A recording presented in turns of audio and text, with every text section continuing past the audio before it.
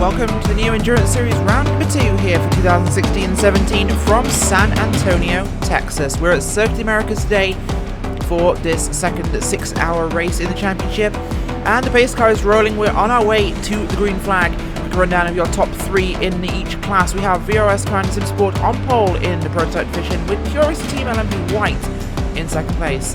Core Sim Racing in third position. Down in your GT field, it is Torrent Motorsports with VRS Crown Sim Sport and Radicals Online in third. Down in GTS, we have Thrustmaster Movano GTS, Pure Racing Team GTS, and Atomic Motorsports in third. As we wait for the cars to come through turn 19 and turn 20 before we get that green flag here and the start of 6 hours of racing at Texas. Pace car pulls to the inside and we will go green in just a few seconds time. Martin Cronk at the wheel of the VRS Crown Sim Sport number 1 machine as they come to the final corner. Prototype field tightens up and we're racing in Texas. Big lead for Team VRS Crown into turn number 1 as the GT field behind them will get through turn 19. Spread out, they will be going now through turn 20 for the GT field, and go for Torrent Motorsports. They're moving now with your GT field, GTS field, with the lead of Thrustmaster Movano. Turn 20 now, and they'll be going in just a second's time. GTS field are rolling with green with all 3 classes here at Texas, and looking back towards the front, the VRS Crown Sim Sport car. Early lead for Martin Cronke. So late, folks. We've had a few little technical hiccups. I'm Rachel White, of course, joined as always by Cam Walsh and Jimmy Broadbent for this event today. Early run by your prototype field. Good start by them. No particular incidents at the moment. We do have an issue with Rubergaline Racing. They qualified out of position. They are starting from pit road. That is a pre-sanctioned penalty, of course, for that team. Heading through the turn 13-14 backstretch for the first time, and Jimmy, the GT field getting going very early. Yep, nice start indeed for the Hisconville core car, making a position very early there in the Thrustmaster Movano Racing GT. Interesting to see in this race that the Corvettes are a little bit more competitive. We've got the Corvette running in P2 at the moment. That is the VRS Coanda Carly number 48, driven by Renz Brockman. You may remember from the last time around, highest placed Corvette I think was 5th or 6th place, so they were really struggling at Sebring. Not so here though, so hopefully a more mixed race in our GT field today. Certainly is. Just want to issue a quick correction. I said San Antonio. I meant Austin. I don't know why I mentioned San Antonio. So much Texas going on right now. It's crazy. I was talking to somebody on Facebook about San Antonio, so it slipped my mind. But Cam, your GTS field getting very good at the moment. Some big competition there last race, of course, at Sebring, as pushing wide there. Pure Racing Team GTS 71 machine, as they are at the very front of this little field. They got ahead of Thrustmaster Movano in the early running. In fact, Movano down to 3rd place.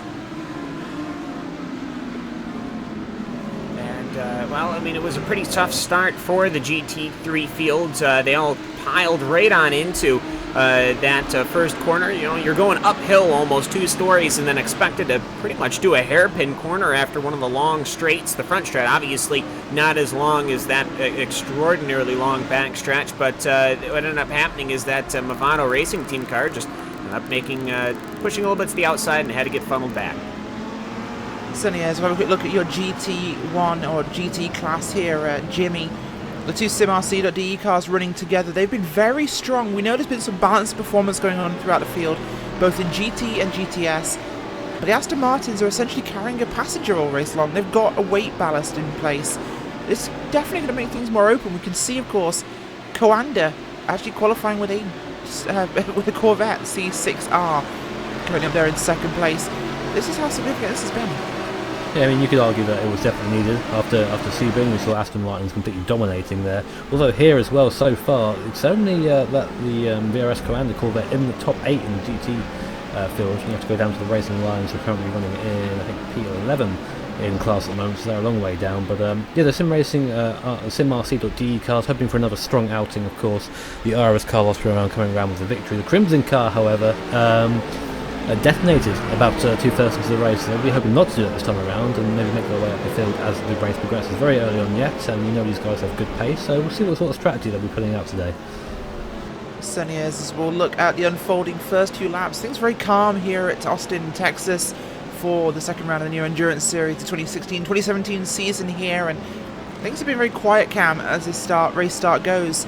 We've seen some crazy action, but this track does tend to open up the field very rapidly throughout our different classes, and the split start, it certainly improved things.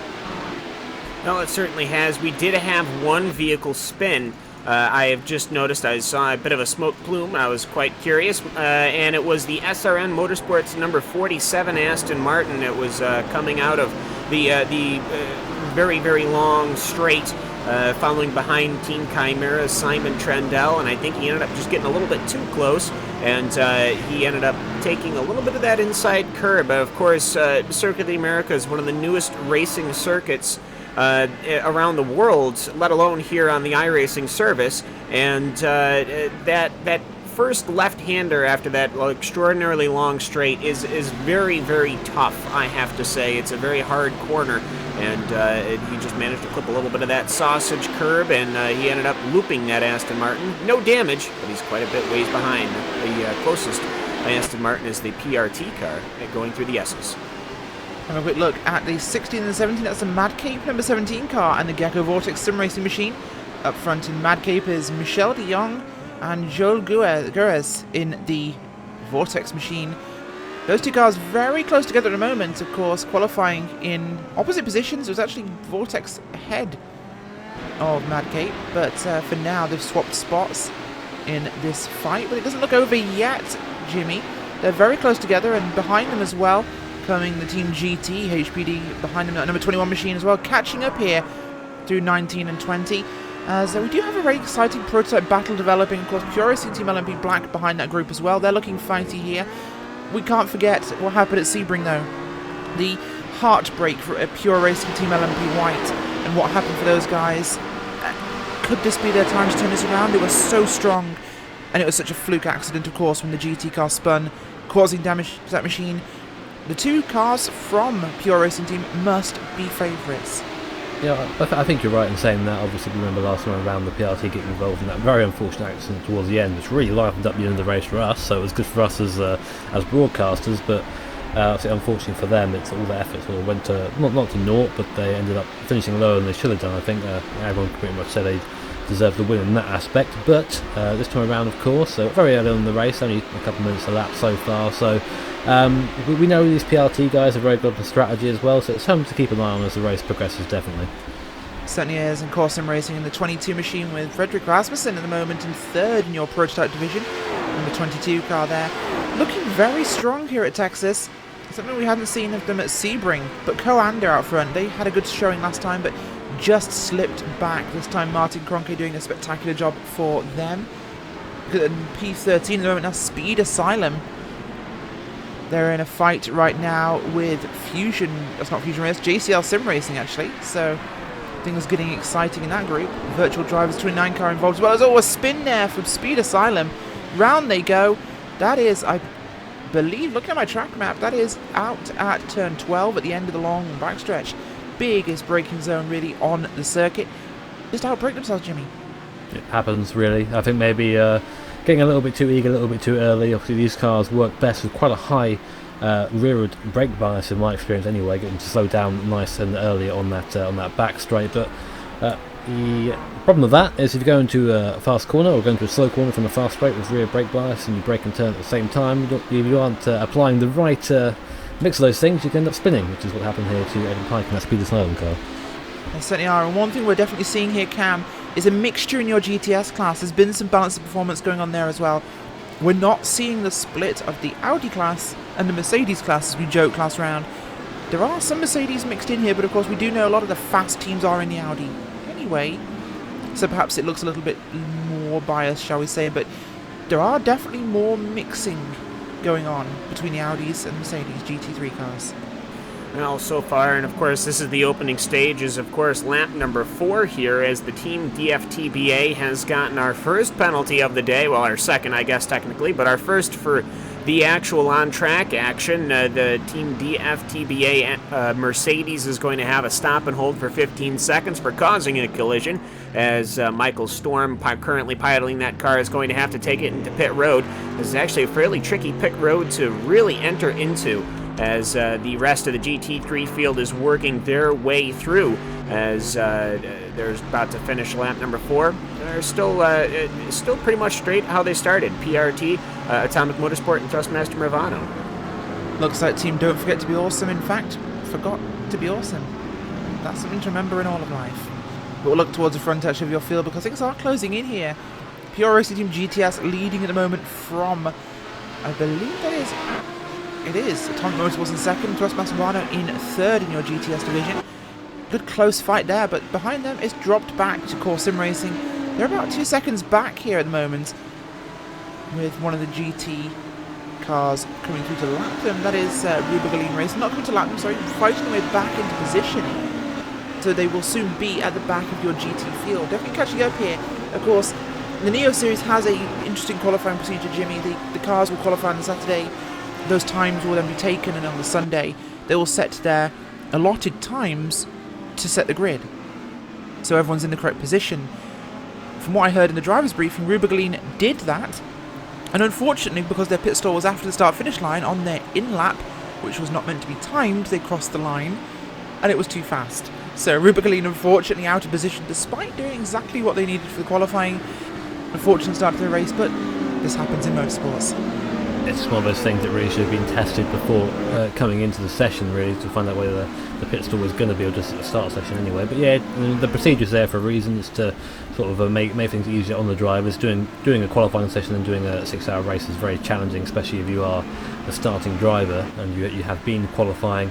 But in this case, it's just a matter of procedure going wrong there. It's the same rules to everybody. Ruber just didn't follow it, and now they're having a difficult time now because these guys don't have to get out of the way, frankly. I mean, they are different classes, but they're now coming into the top 3 of our DTS class is Massimo Patello there in the Aston Martin. But he has to make his own way past without disturbing this battle now. That he is the outsider.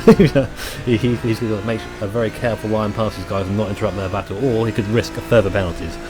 Well, we'll keep our eyes on this with the 46 Ruber Racing Team car, because he has made some very aggressive passes on GTS cars to get up through this field. So as he passes Thrustmaster Movano, we'll see what he does now with the 2 Audi R8s ahead of him from Atomic Motorsports and Pure Racing Team GTS, the 90 and 71 cars. Will the Aston Martin push through quickly? Will he just try and get past here to get back involved with the rest of his field? Of course, he is about, we'll look at where the last car is from your GT field. That is 17 seconds at the road, so a lot of work for them to do at this point, Cam. You will have a long way to climb. Oh, absolutely, and that's only going to grow every single lap. As you can see, that Aston Martin, that number 46, is going to lean onto the inside of the Atomic Motorsport number 1 car or number 90 car, excuse me, of Lef Van Ganetchen, as that is going to be a fair pass. But what ends up happening, though, is he's starting to split up this front 3 running cars. PRT GTS already had quite the gap, and you can start to see the speed of the Aston Martin, that GT1 car, powering onto the inside as the Ruber car is going to try to get it under braking. This is actually fairly difficult, Rachel, and actually Atomic Motorsport's going to look to the inside, possibly challenging for the lead. But I was going to say it was pretty difficult because that Aston Martin does not have all of the customer driver features that a GT3 standard car would have. It certainly did not, and it was very much a cat amongst the pigeons moments there down in turn number 12 as the Ruber Racing 46 got past your leaders in GTS, almost causing a bit of a stir, but they're through safely with no major problems. That one is dealt with for now. We'll have a look back towards the front of your race. Coanda Simsport out front. The VRS machine is still 1.3 seconds clear of second place. Pure Racing Team LMP White. So that's the 2 of the big stars, really, of your prototype division at the moment. Jimmy, we've got, of course, Martin Cronke behind the wheel for Coanda. And in Pure Racing Team's car, Maximilian Benecki.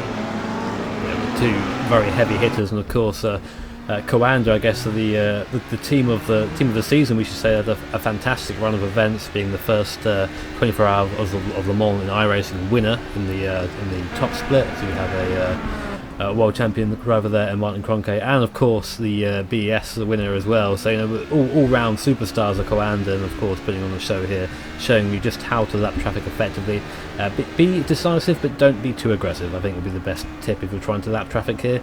You don't want to be predictable enough so the GT driver knows what you're doing, but you have to make the move quickly. You can't dither around, you just end up losing time, and that's where you find, that's what you separate the really top drivers from the good drivers.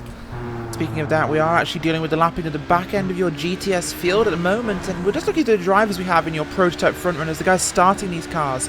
For VRS Kind of Sim Sport is Martin Kroenke. Pure Racing Team LMP White, we have Maximilian Benecke. Core Sim Racing is Frederick Rasmussen. Chimera with Jack Keithley. Friction with Marcus Hamilton. Movano with Enrico De Loreto. And Radicals Online with Paul Hill. Bring some huge names there starting these prototype cars. Of course, Michel Dion back in Mad Cape for the number 17. So huge names for these guys as they are dealing with those cars. One thing Martin Kroenke was telling me, Jimmy, before this race was that it's very difficult sometimes to predict GTS cars around this circuit. The GT cars, depending on the rubber, depending on how fast they are, depending on corner compromisation, they can sometimes take very different lines at this track, and it can be a really difficult job for the prototype drivers to get through here. Of course, you yourself, you drive prototype cars. Just what is the challenge when you come to one of these tracks, these big open wide tracks, ones where you get one corner wrong, then it changes your flow for the next 6. It could affect you predicting where a GT car will go. we look at the first sector, for example, here, very fast, snaking section, and it's very difficult. There's one line through there for a GT car, and as a prototype you rely a lot on downforce, which involves you being at a high speed, and if you aren't, if the GT car doesn't see you coming, and you're coming at high speed from behind, and they move out maybe to take their line, then it can very quickly become a very scary situation. We're fortunate here at COTA to have a very large back straight as well, which does allow a little bit of filtering through for the faster cars, the faster classes, but the GT cars, especially the Aston Martin and the Corvette, actually, they're both very similar on straight lines, I should say. It's actually quite a challenge to get past here, because you run I'd imagine quite a high downforce setup to be quick through those S's, and you sacrifice it on the back straight. But that's something I'll be interested in asking some of the drivers when they come in and they're willing to share what sort of setup those prototypes are running around here, because it's a very, very mixed track for downforce. Certainly will be, and we've seen the effect of the traffic already. VRS Kind of Sim Sport in the number 1 machine. The gap was 1.3 seconds before they hit traffic cam. Now, well, before they hit traffic, cam, not before they hit a traffic cam, that would not be a thing. But the gap before was 1.3 seconds, now it is 2.7 seconds. So they've gained over a second and a half here with lapping traffic. This is something we know VRS Kind of Sim Sport can do. They are very good in traffic. Last year here at Circuit Americas, of course, that car was almost unstoppable. Well, and it's not just because of the car itself. We know that VRS Kind of Sim Sport, of course, always bringing the best package that they possibly can to whatever series they're racing in. But you have to remember that Martin Kroenke, for all of his open wheel driving, of course, our current reigning world champion in the open wheel series, he is actually extraordinarily proficient at getting around and through traffic. I mean, he manages to take a risk where you're like, I don't know if that's going to work, but then everything just melds together like a zipper, and then he's able to just pull out and get on past, and that's no problem for Kroenke to get through the traffic. And that's not to say that Maximilian Benecke isn't. He, of course, racing in the VLN series, of course, that you could watch on RaceSpotTV as well, back when that was active. He certainly knows his way to get through traffic, but perhaps a little bit different in this HPD compared to your standard GT3 car. We're just looking back at your GT field at the moment. That is Vendaval Sim Racing, the 32 with the 2 Sim RC cars, the 34 and the 33. They're trying to work their way around the Vendaval Sim Racing car at the moment with Juan E. Lopez behind the wheel, of course, Sim RC Iris with Sven Demmel behind the wheel, Crimson with Jürgen Frank. Those 2 cars very prominent so far, Jimmy. They've been very good in performance. In fact, there they are. There goes Crimson up the inside of Vendaval towards turn 12. Easy textbook pass, not much of a fight. These cars have been very, very prominent, and they're working their way towards the front after what we can only really call a poor qualifying. Oh, I was surprised to see the Sim RC cars qualify so far back after Sebring. I mean, had it not been for a mysterious double downshift at the end of the back straight to Sebring, we would have seen, I think, these guys come away with a 1-2 in the GT class. But currently running 5th and 6th at the moment, so they're a little bit off. The top end, sorry, 6th and 7th, I should say. They're a little bit off the top. We've seen the top 3 cars sort of start to pull away now from the rest of the GT field, but I'm not really surprised that Vendaval got out of the way there, because it's early on in the race, and at this point Jürgen Frank is the faster car, and you don't want to be defending too much, so you just end up both losing time, and you don't want to get too far into the race and then realise you have the next car 30 seconds up the road because you've been busy fighting the entire time. So We'll see how these guys go. I won't be surprised if we see a split strategy from these MRC guys. Again, we saw that at Sebring as well, so definitely interesting to see which one will pay off this time. What we are certainly excited to see here, of course, is the 48 car of VRS kind of Simsport with Renz Broekman behind the wheel. He's only a second back from Torrent Motorsports and Kevin Siggy here. But the pair of them are about 2 seconds clear of Radicals Online GT1 with Alexander Manea, Hukkersveld Core Motorsports with Niels Koch, and Thrustmaster Bavano Racing GT with Sebastiano Filosa. Those 3 cars in 4th, 5th and 6th, or should I say 3rd, 4th and 5th, sorry. Running very close together. Of course, the front 2 cars pulling away at this stage, but we're seeing a Corvette there, Jimmy, hanging with your leader and actually staying in contention here. I know it does sound like we really are somewhat a little biased towards VRS kind of Simsport, but we are rather impressed with this feat in your GT class. I mean, well, yeah, at the last race we were same again, overly impressed with the VRS Coanda car, because they were putting the Corvette where it had no business to be. I mean, as you said at the start of the broadcast, these Aston Martins now have been balanced the weight. I think they have about 60 kilos more than before now, so obviously that's pulling them back a little bit towards the Corvettes, make it a bit more balanced, make it a bit more fair for people who have chosen the Corvette as their car for this season. But it's all played into the hands of VRS Coanda, because they were running 5th in the last race, and now the same pace, they're running in 2nd place, and they're looking pretty threatening. They aren't falling back too much, they're just sort of following Torrent around at the moment, which is probably the best thing to be doing in this race. You don't want to be getting in too many aggressive battles too early on. And yeah, we know we've got Jorn Jens in that car, we've got Renz Broekman as well, so I'm looking forward to see what these guys can bring today. I think this is definitely going to be a car that can challenge for the lead. Certainly is, Jimmy, and as we look just forwards a little bit, we're having keep our eyes here on Sebastiano Filosa from the 31 car, Thrustmaster Bavano Racing GT. Those boys catching Hukkersveld Core Motorsports here in Radicals Online, looking for them to move forwards out of that 5th place. But keep your eyes behind them, only 2 seconds back now is SimRC, Iris and Crimson. Those 2 cars coming on strong. These 3 will have to pick this pace up if they want to move forwards. Cam, what's going on down in GTS? Well, GTS is still following along your basic line right now, though there's quite a big involved battle involving actually that Rubigaline Racing team, Aston Martin. He seems to be finding himself surrounded by 3 HBDs, as they are all trying to work their way through Team GT, GCL, as well as PRT. And as the cameras can stay along watching that, I'll give a quick rundown of our GTS field right now. Of course, PRT has got quite the lead right now as far as GT cars go. They currently are running about 0.6 of a second ahead of Atomic Motorsport. Thrustmaster Movano running in 3rd, about 1.5 seconds back. Chorus Sim Racing is about 2.4 off of that. Shinya Machini Racing is currently in 5th in class. Odox is in 6th, as well as IRDK, Gathering of Tweakers, Team RSO, and then Team GT's GTS effort. And these guys, well, it's about 30 seconds from your front-running GTS car to your 15th running Hellenic Racing GTS car. Certainly is, as we'll keep our eyes glued towards the field at the moment. We look back to the front at the moment. VRS Coanda Simsport 4 seconds now over Pure Racing Team LMP White. Those cars were swapped around last race at Sebring. That's quite unusual, but the traffic management has definitely been a factor. Of course, Sim Racing back in 3rd place. They are 5.8 seconds clear or behind your leader in Coanda. Looking down towards GT. Jimmy, this battle with the 3rd, 4th and 5th place cars, that is really continuing, and it's costing them a little time here, as if we look behind them, your leader actually, that is Martin Kroenke, lapping the 2 SimRC.de cars. They've brought that gap down to 1 second now to 3rd, 4th and 5th. We're going to have a very big fight in a few moments. This HBD coming through as well could be very interesting for the traffic. I think it will catch them just as they get to the straight, so maybe it won't get involved in this fight for 3rd, 4th and 5th, but it's really come together now. It seems that the Radicals Online GT1 just doesn't quite have the pace. It's come back from the first 2. It was matching 1st and 2nd place in class. It was matching their pace right at the start, but now it's just coming off, maybe pushing a little bit too hard at the start there as our leader works his way through this GT battle.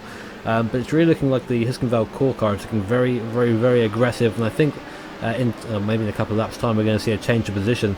It looks like the Thrustmaster Movano car actually lost out a little bit there in traffic, maybe got off the throttle to let the HBD through and ended up losing quite a few car lengths. It's very easy to do that here, and it's going to really well, traffic is going to play a big part in the ebb and flow of this race. We talk about it all the time, how there are some laps where you'll lose time and some laps where you'll gain time relative to your competition. But it's trying to put that damage limitation out there so you don't lose too much time. And look how close that Husqvarna core car now is, that Radicals Online GT1. It certainly does, and well, they are in the middle of a sandwich as things stand, but that sandwich is rapidly closing. In fact, the meter's slipping out between the bread because Husqvarna Core Motorsports really are under threat now from behind. Not Sebastian Movano, but it is those two hard-charging Sim RC cars.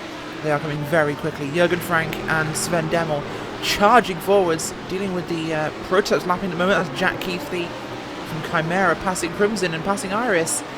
That was course sim racing with Frederick Rasmussen getting past there in the number 22 machine.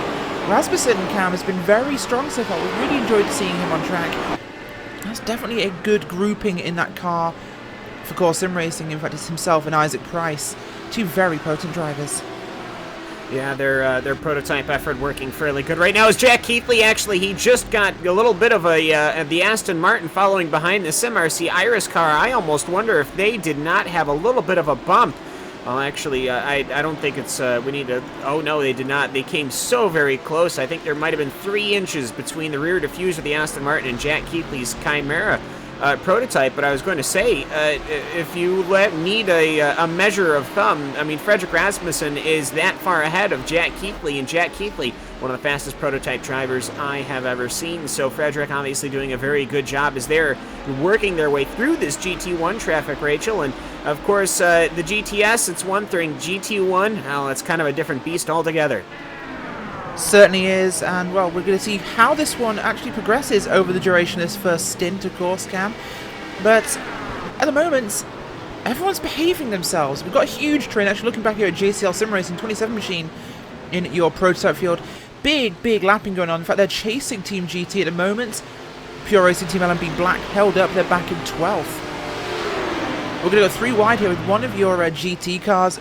That is the 61 car of Torque Free Racing. As Team GT defending to the inside here for turn 12. Can they hold it in there? They will clear JCL. So that's a good defensive line now taken into turn 12. Through 13 and 14 now. Big train of traffic as they go back part, Jimmy, of your prototype field are starting to head through the GT cars as well. So this field, the lapping has happened much quicker than we thought. We're on lap number 14 already. We are about 30 minutes into this race. And time flies. It does indeed, and just to quickly take the focus back to third place battle here. Bad exit out of the last corners. Open Radicals Online to an attack from Niels Koch and Ismail Corge. Going to go up the inside at turn 1 there, making it very tight onto the apex. It's going to be a little bit slow off. Oh, one of the prototypes tries to get past almost. There's no room there at all. Try and come through on the 37 Aston, but that is a change for your third place there. Niels Koch being very quick to act there and up the inside of that Thrustmaster Movano GT, sorry, the Radicals Online GT car. So no, it is the Movano one, I'm very sorry, but he's back into third is what I'm saying now. And is just looking that Movano HBD just got by the Movano GT car, and they almost had a knocking going into corner number 1, and then your Radicals prototype car and your Aston Martin are going to be going into corner number 11 side by side. So team cars are trying to, they really can't afford to make it easy for their HBD drivers because of just how close these GT cars are. And for really for VRS COTA Sim Sport as well as Torrent Motorsports, they're absolutely loving this because there's a massive gap, Rachel, now between the VRS COTA Sim Sport car and your Heisgenveld Core Motorsports car.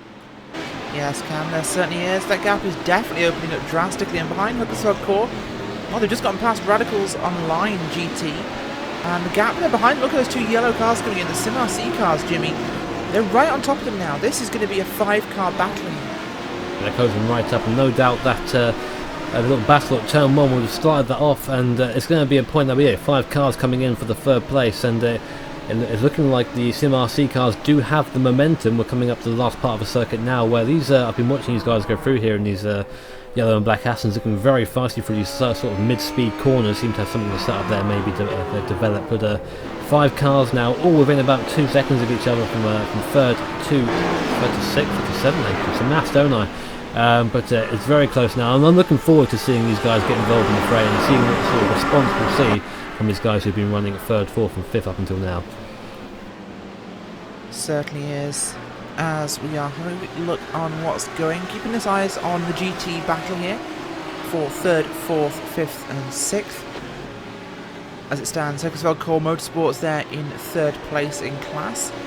Radicals Online GT1 in 4th. Bruce Austin Milano Racing GT in 5th.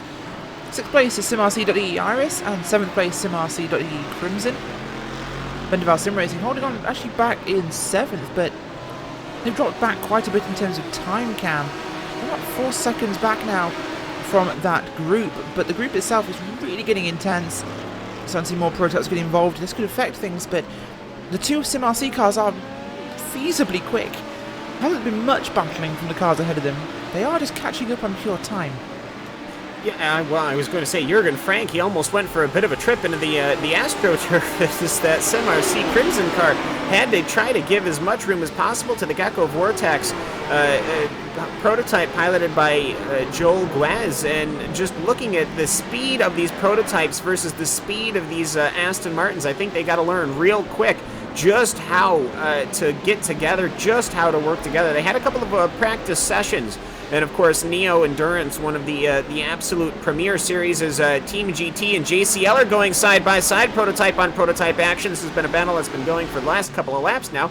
Bryce Michelin, Michelin even, if that can English properly at some point, is trying to go on the outside, but Ricardo Schiavon ending up having a very good counter, Rachel, and that Team GT prototype staying up ahead as they are closing in now on your 2 Aston Martins of SimRC. Oh, nearly had contact there as we saw the Movano Racing GT car. There's number 31 up the inside of the Radicals Online car, and they were nearly door to door there on the front stretch, Jimmy. Incredible scenes there, almost seeing sparks flying between those 2 cars. As looking for the undercut, here comes Radicals Online, and they execute it perfectly. Textbook undercut there from the Radicals Online, and the driver, Alexander Menea, didn't quite work out because of the corner sequences, but set that up perfectly. He did. The Movano car was very close to the back of Radical's car. Now we're seeing the favour being returned because a little bit of a biff coming out the second to last corner. Oh, here comes the prototype through very late there. The number 21 prototype. What was his dive there?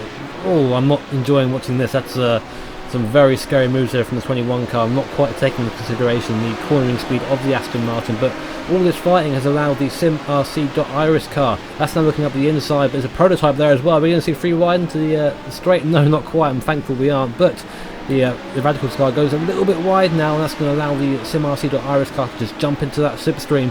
And now I think we're going to see a move coming into the corner at the end of the straight here. Here we are, starting to come to just coming closer and closer to that rear bumper. The Radicals car going to the inside too. As I say, I'm going to defend this, but the Sven Demo going to go to the outside now. An interesting move. Is he going to hang it around the outside? Oh, it's going to be difficult. No, the Radicals car just cutting him off there and just about defending his position, but Radicals car just going backwards at the moment, not quite able to keep up with the pace of these top lot. Certainly exciting stuff back here in your GT class as the battle for 3rd through 7th hots up here. We're in hour number 1 of the new Endurance Series, round number 2 here at Circuit of the Americas here in Texas. And boy, are we getting some good racing. They say everything's bigger in Texas. Well, right now it is. The GT racing battle is getting very, very exciting, but the prototypes are definitely the story at the moment, Cam. Little too keen at times trying to get through traffic. We knew there could be an issue, but just pushing a little hard in some certain cases. But it's something we always see from prototype racing.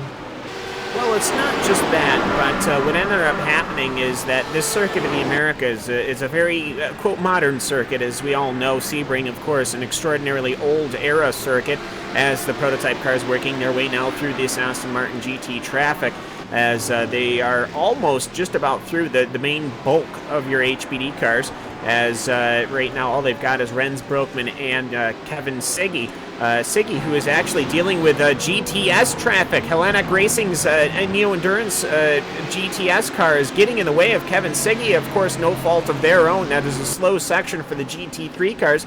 Renz Broekman, there's going to try to capitalize that and just close up that gap just a little bit, as Siggy locks him up trying to get into corner number 11. But anyways, just these prototypes and these GT1 cars seem to be relatively matched through quite a few sections here, and I think that is going to be starting to cause a bit of trouble down the road. But you know what? We've gotten through the big thing now, and now it's going to be watching these GT1 cars going through these GT3 cars.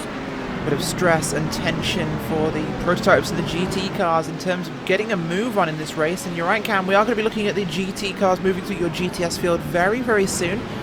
And as we head towards the end of our first hour in this first stint, things are going to be interesting in the pit cycle, so we'll keep our eyes on what develops there. Looking at the 85 and the 74 in your GTS class, they are down towards the bottom as MSP Drivers Home 1, and that is the 74 car of Team GT, GTS Audi R8, that's a long name, we'll call them Team GT, it's easier. MSP Drivers Home, they're down behind them at the moment. This is towards the bottom end really of your field. Team GT have dropped back. MSP moving forward in the 85 car. In fact, they've got their team sister car behind the Team GT entry. That's the 83 car, the Mercedes AMG. Let's see the Mercedes performing a little better here, Jimmy. We are seeing them moving up through the field. There are Mercedes further up the order. IRDK Endurance, for example, are running a bit closer to the front. Not many at the sharp end, but as we mentioned earlier on, there are, well, most of the, shall we say, top teams did choose the Audi, so we're likely to see those cars fast regardless of what they're in. I think it's still an improvement from last race. Last race, for those who were not around to watch it, unfortunately for you, there's a big divide in the GTS field. We had the Audis pretty much about a second a lap everywhere, across all skill levels, faster than the Mercedes, which just meant that we had two separate GTS classes pretty much. It's a bit better now. We are seeing a couple of cars mixed in. You mentioned IRDK, they're a little bit more in the fray now. But maybe still some work there, because we are seeing a lot of Audis at the top. You do make the point that a lot of the fast teams are in the Audis, so maybe that's why we're seeing that, but of course we still expect a little bit more of a mix here. Same story is true for the GTs as well. Of course, you have our VRS Commander SimSport car leading the Corvettes. He is second in class at the moment, so doing a good job in that. But the next Corvette after that is the Racing Lions car, which are down in 10th in class, so that's just a difference there.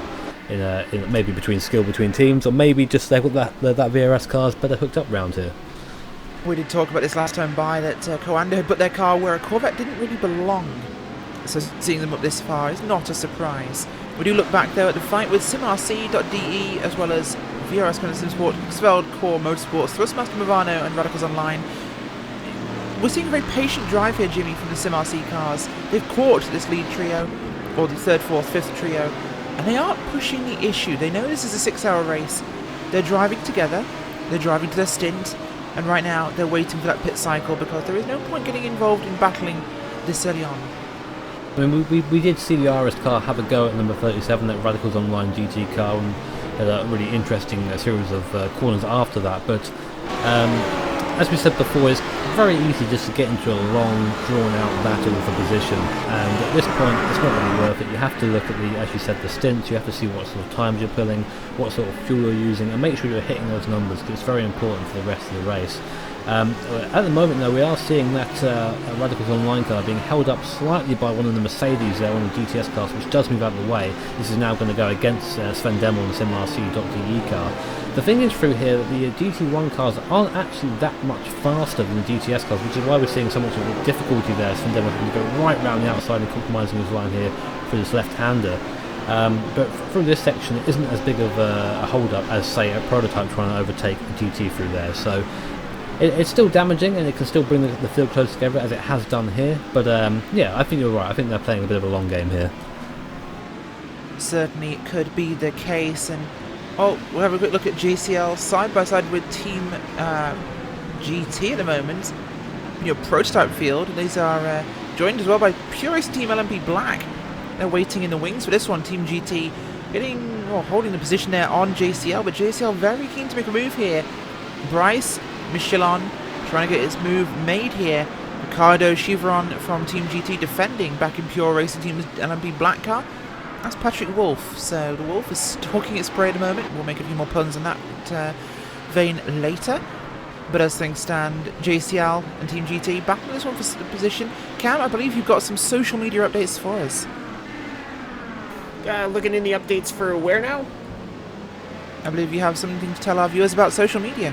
Oh, no, well, I was making social media. That was That's what I was doing. Just sent that out. But yes, of course, anyone would like to get in touch with us is hashtag IRNeo. Of course, we're on Twitter and all of the older social medias and Facebookers and whatnot.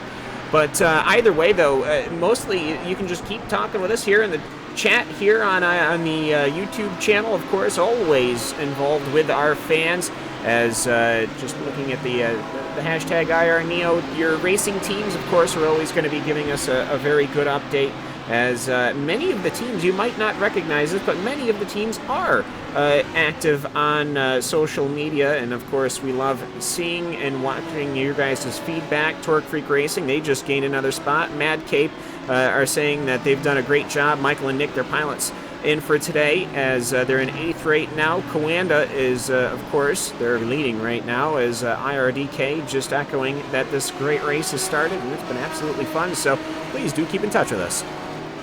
A quick look down. Thank you very much, Cam, for that feedback. But quick look back at Radicals Online and Thrust Master Bavano in your GT class 31 to 37. But whilst we're looking at the GT cars, we're going to have a quick chat to Alvin Nieves from the Neo Endurance race control team. Alvin, we wanted to talk to you about the balance performances that have been done in this event for your various classes. Tell us what you guys have done and what you've changed for this round. Okay, so after the first round, Neo and Sebring, and then the 24 hours of Le Mans race that we just recently had around 2 weeks ago, we noticed that there was an imbalance when it came to the GT class on an endurance format. Yes, the iRacing does have the Proto GT series, but we felt that the way the cars may be balanced in that series may not do justice to the type of racing that we do here, which is the endurance type of racing. So for this round, we decided to check both cars and did full stints for like 3 weeks on this track with the Aston Martin and the Corvettes. To see how they behave not only on single lap performance, but more importantly how they behave over a whole stint. And we discovered that there was definitely some imbalance between both cars. So after that, we decided once we had an idea of what the imbalance was, then we went into looking at how we can better balance it. We went at first looking into adding ballast just after the race was done, but there was something going on within the service that did not allow us to add any ballast to the Aston Martin, which was the car that we were looking into balancing. But then later that was fixed, so once that was fixed, then we went back into deciding what was the ideal ballast to add into it. So after some back and forth testing, we decided that 60 kilograms was the correct amount of ballast that the Aston Martin needed to balance both cars, at least on this track, of course. This is something that we will look on a race-by-race basis. This is not a definitive ballast that will be just fixed for the rest of the series. We will look this on a race-by-race basis. And of course, if for the next race, which is Twin Ring Motegi, if I remember correctly, there's gonna be another build update coming up. So if there is an update that iRacing does put in for these cars, we also looked into it and Alvin, sorry, Alvin, but we have something we just need to quickly look at. And this is the fight between your GT 3rd, 4th, 5th position cars. Involved here is the Radicals GTS Audi R8 there, getting in the way of their sister car, and a huge tussle involving themselves and Movano there and down in GT. With SimRC Iris looking on, very excitingly. They're catching MSP Drivers Home 83 car as well ahead of them. We hopefully had the cameras on that one because that was definitely breathtaking. But Alvin, just to summarise, you are making this now a race-by-race basis in terms of your analysis of the performance. You're going to be making changes there, and which is of course a great benefit of the series. Have you done anything to your GTS classes, just quickly?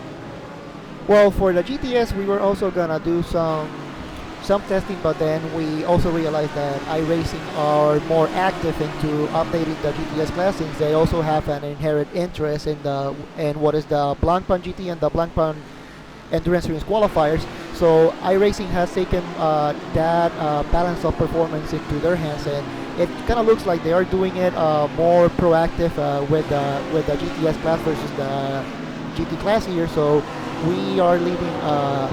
We are pretty much relying on what iRacing is doing in terms of balance of performance for that class, and so we are trusting that their balance of performance should be okay. Oh, great news from yourselves and the race control team. Hopefully some good performance will be coming from them later on, and we'll see what you're doing later. We'll have a chat with you later on, Alvin. Thank you for joining us, and well, have fun with race control. Alrighty, thank you. That's interesting to hear what they've been doing with that. We've had some incidents, of course. Cam, what's happened? We've had an extraordinarily large incident between 3 cars in three classes. The Simotalk Esport car of David Soranzo was leading into corner number 1 when the Aston Martin of Jürgen Frank's MRC.DE's Crimson car went to the inside. They made left rear to right front wheel-to-wheel contact, which then, after grinding together, they ended up punting that Simotalk car out in front of Speed Asylum. Aiden Pike had nowhere to go, and he went hard into the Armco barrier, damaging his prototype car.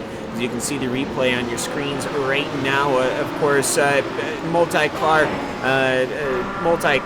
action is always with risks, and corner number 1 especially so. This is 3 cars in 3 different classes, and I believe that they have already been handed out a penalty. That is affirmative from Race Control.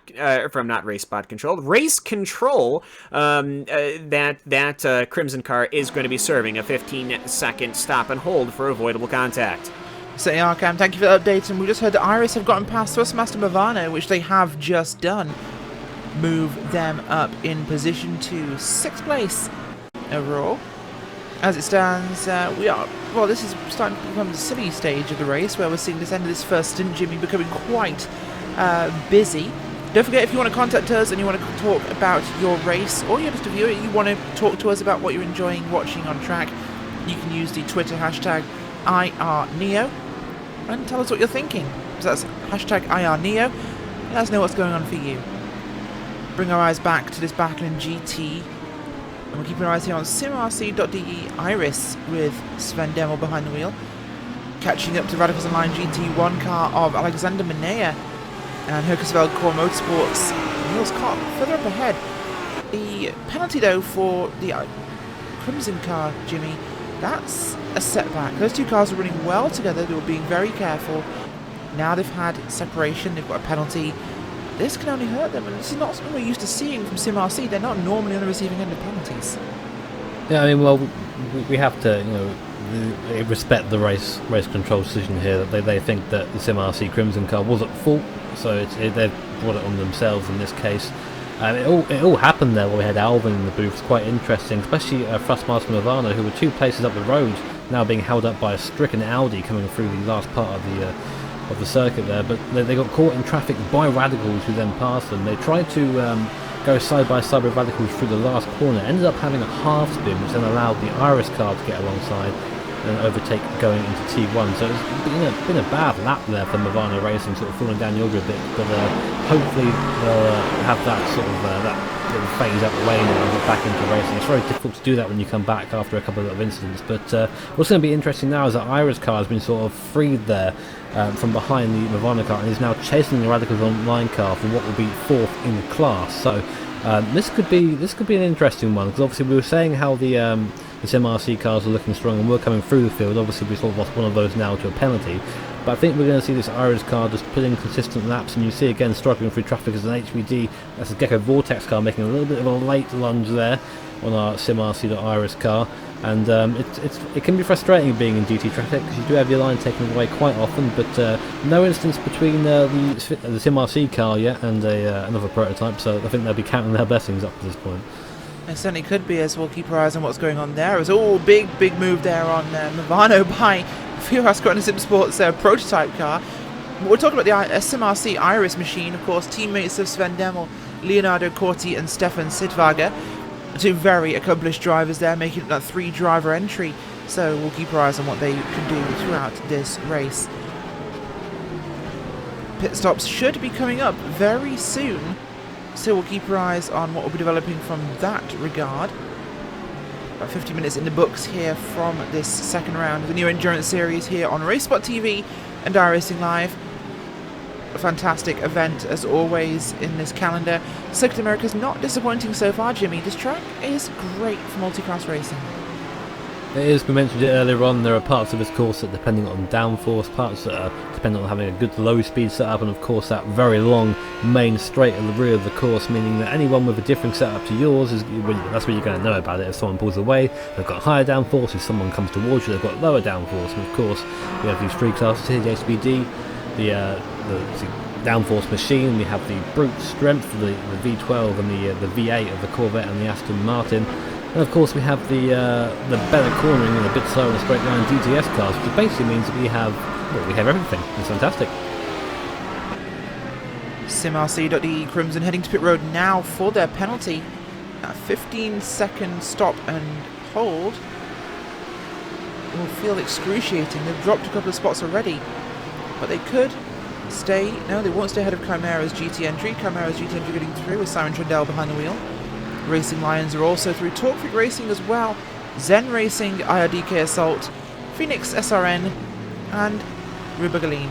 So really going to the very back now. In fact, they are to the very back of your GT field for SimRC Crimson.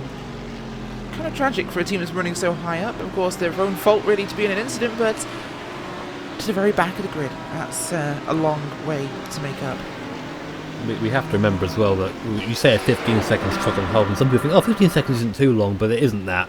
It's pulling into the pits, hitting the speed limiter all the way to your box, then doing the 15 seconds stop and hold, and then pit limiter again all the way to the end of the pit lane. So it ends up being somewhere nearer to about 45 seconds or so you lose out. And it sort of goes to show, even after this stage, that's just how close these fields are in terms of skill. You have that penalty and you go right to the back. That's it, you're done. And now it's all to play for in terms of trying to get rid of that damage limitation for SimRC DE and that Crimson car. So we'll keep an eye on them, but that Crimson car never seems to be able to catch a break, does it? They do not. Of course, last time out at Sebring they had equally bad luck. So we shall keep our eyes on what's going on. Oh, looking at the 29 and the 19 in your prototype field. Virtual drivers there and Acme Racing. Those two cars side by side here. Feels like they're going up the inside there, taking position away from that virtual driver's car, but better run out the corner there for Cyril, and that virtual driver's car is going to go to the inside now. So this is what I was talking about. Looking at that virtual driver's car running just a little bit less downforce than that Acme Racing car, making him get up the inside. Let's see, oh, very late braking there by the Acme car. Is he about to keep that? Yes, he is. Very good. It seems that the virtual driver's machine there just didn't really want to get involved in that battle too heavily, and sort of let the Acme car go. So that is a change of position there, and that is for 14th in the P2 class. And they're still at it here, as it was nearly a bit of a late lunge from virtual drivers to the inside of Acme Racing. Acme might need to get their big mallet out to deal with this one. They're going to go around the car from Pure Racing Team's GT entry. No particular problems. The Pure Racing Team GT car struggling here, Jimmy. They are very close to the back of their field. Very unusual to see them that far to the lead. They actually are at the back of their field, from what I can see here, in terms of, well, before the GTS cars start. And yeah, I mean, we associate PRT in Neo anyway to running at the top of the field in the LMP1 class, and seeing them at the back here, last lap at 2:17.8, as you see going through turn 1 there, almost like the car is damaged. They're really having trouble getting the rear end to comply with where the front end wants to go. So maybe there's damage. I'll have a quick look for the replay, see if we can find anything that's happened to this car. But from what I know so far, the car looks okay from the rear anyway. But I'll have a quick look, Rachel, and I'll see if I can come back to you on that. We'll let Detective Jimmy get to work on that issue, of course, but we'll have a quick run through of what we have in terms of car positioning throughout your field and go down the running order before we have our first pit cycle. Up front, it's VRS Car and SimSport in the lead for your prototype division and overall race lead. They got 6.1 seconds over Pure Racing Team LMP White in second place, Core Sim Racing down in third. Fourth place is Team Chimera, Friction SimSport bringing up fifth. Down in your GT division, it's Torrent Motorsports with VRS Car and SimSport, the only Corvette in your top 5. Behind them, Hooksfeld Core Motorsports in third, Radicals Online and SimRC.de Iris in fifth. down in your GTS field. We have Pure Racing Team GTS leading the way ahead of Atomic Motorsports in second, Thrustmaster Movano GTS in third, with Core Sim Racing GTS and Shinuma Shimi Sim Racing in fifth. Great to see those guys in there as well. Jimmy, we've got a fantastic one here. Circuit America's definitely not disappointing. This track has lent itself to some good racing so far, but everyone's been fairly well behaved. A number of small incidents, but in general, a very, very well-tempered event. But this is a track that really lends itself to good racing, and we're seeing that so far across all three classes, of course. And that's what makes multi-class racing so fantastic. If there's one class that maybe the field is spread out a bit, you just go to another one and see them fight instead. But it's been pretty clean for position. It's just been the lapping manoeuvres that have been a little bit off so far. Hoping the drivers will calm down a little bit as they realise that it isn't a sprint race, as I remember sitting in the race briefing today, and then the race control telling the drivers that this isn't a sprint race and reminding them of that. I'm sure maybe that needs to be echoed a couple of times, but we've had no fatal contact so far. We've had no cars flipping like we had at Sebring, so hopefully we won't see any more of that here. And no, we like to see as many cars finish as possible, and that is the aim of the game today. We certainly do. Multiple cars pitting now, very similar in actual strategy, because we've just seen Phoenix's GT Corvette coming into pit road. We've also got virtual drivers Acme and Fusion Racing have all been into the pits so far. Gecko Vortex also in the pits, or have just left. So Simotok have been in for 15 minutes as well, says Cam Walsh. That's something to keep our eyes on. But we're seeing pitting now between your prototypes and GT1s. So perhaps fuel looking a little more similar at this track than at others, perhaps, Jimmy. Yeah, it seems that way. Not quite on the hour, these guys, just before the hour, which will be something that they'll be a little bit upset with. It's a lot easier for strategy's sake to have a pit stop every hour and sort of do it that way, but we're just before here, so it might mean a little bit of a splash and dash at the end, but it might also mean for those drivers who are able to save that little bit of fuel, they might be able to avoid that pit stop at the end altogether, and that could be really interesting in terms of strategy and positions at the end of the race. But we'll keep an eye and see what sort of pit times we see. Are people going to be taking tyres or fuel? Something to keep in mind. Look at the 24 and the 15 now in your prototype class. There's Team Chimera's NES number 24 car and Friction Sim Sport, of course, Friction Racing, now Friction Sim Sport, I guess, but Friction and Chimera, they're side by side in the run to turn 12. Friction going for the outside line. Can they hold the outside, or will Chimera get the turn-in point? They have, and they cut across the nose, so nicely defended by Team Chimera and Jack Heatley. Marcus Hamilton in the Friction Sim Sport car behind them, doing his best to make the pass stick at this stage, but just not able to find a way through a 12. Looking through this infield section now. 13, 14, 15, 16 corners before we head to the big, fast right-hander, almost flat out of these GT cars, Jimmy. Prototype cars even, not GT. They are. I mean, there are a couple of fantastic corners around here if you're a prototype driver, where the downforce does all the work and you have to just make sure the car is pointing in the right way. Of course, you have to sort of think about what you value around your circuit if you're a prototype driver, because you can have lots of downforce, be very fast through the first and the third sector, or you can just take a little wing three off. of them in. We've just seen Chimera, Friction, and another prototype, Radicals Online, also hit pit road as well, as does Madcape. So a bunch of cars hitting pit road now. In fact, a bunch of prototypes hitting together. That was quite interesting. Actually, Movano, Friction, and Chimera came in as they were running on the racetrack. All three pitted at once whilst they were racing. And they are in the pits, nose to tail, with VRS Crown and Simsport in the pits as well, ahead of them. So it is a flurry of pit road right now. We'll keep our eyes on Chimera, Friction, and Movano. Driver shot from Movano. It is as well. So are Radicals too. Radicals, yeah. So who's in for Radicals? Chimera as well. Paul Brinken for Radicals. It's a very long-term driver there. I'm interested to see who gets away first. Maybe we'll see a different strategy here. Will they be all doing the same thing? Maybe full fuel and tyres? It's anyone's game. There goes Commander Simsport out front. The VRS Commander Simsport car leaving pit road. They had pitted a long time before the others. We'll see who from this four leaves first. We're expecting it to be Chimera at this stage.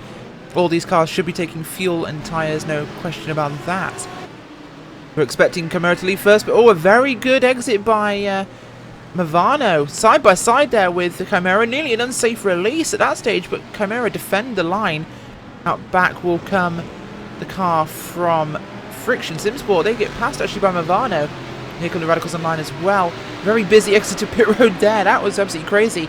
And Jimmy's telling us the PRT cars, Jimmy, They're going much longer on fuel again, just like last time, as we see Pure Racing LMP White hit pit road. And they have gone past the hour here, so that is very interesting. Critical. Looks like PRT are going to be trying to do that strategy we mentioned earlier of saving that little bit of fuel there, so Benecke coming into the pits now. We'll see how that pans out over the course of the race. Of course, you might see other drivers with better fuel-saving tactics, or maybe others with worse. That's the part of multi-class racing. It isn't just one driver. The car is handled by 2, 3, sometimes even 4 drivers in these races. Something to keep an eye on, but that is critical for PRT and something that we'll definitely be keeping an eye on as the race progresses. Yes, we shall indeed. Pit road very, very, very busy there as a few more cars heading out of pit road. Back onto the racetrack to filter back in order here. We're seeing multiple pitting now from GTS and so the GT and prototype divisions. Huxfeld Core Motorsports in as well as our VRS Grand Simsport in your GT class. Here comes SimRC Iris as well to make their pit stop. These are 3 of your front runners in the GT division.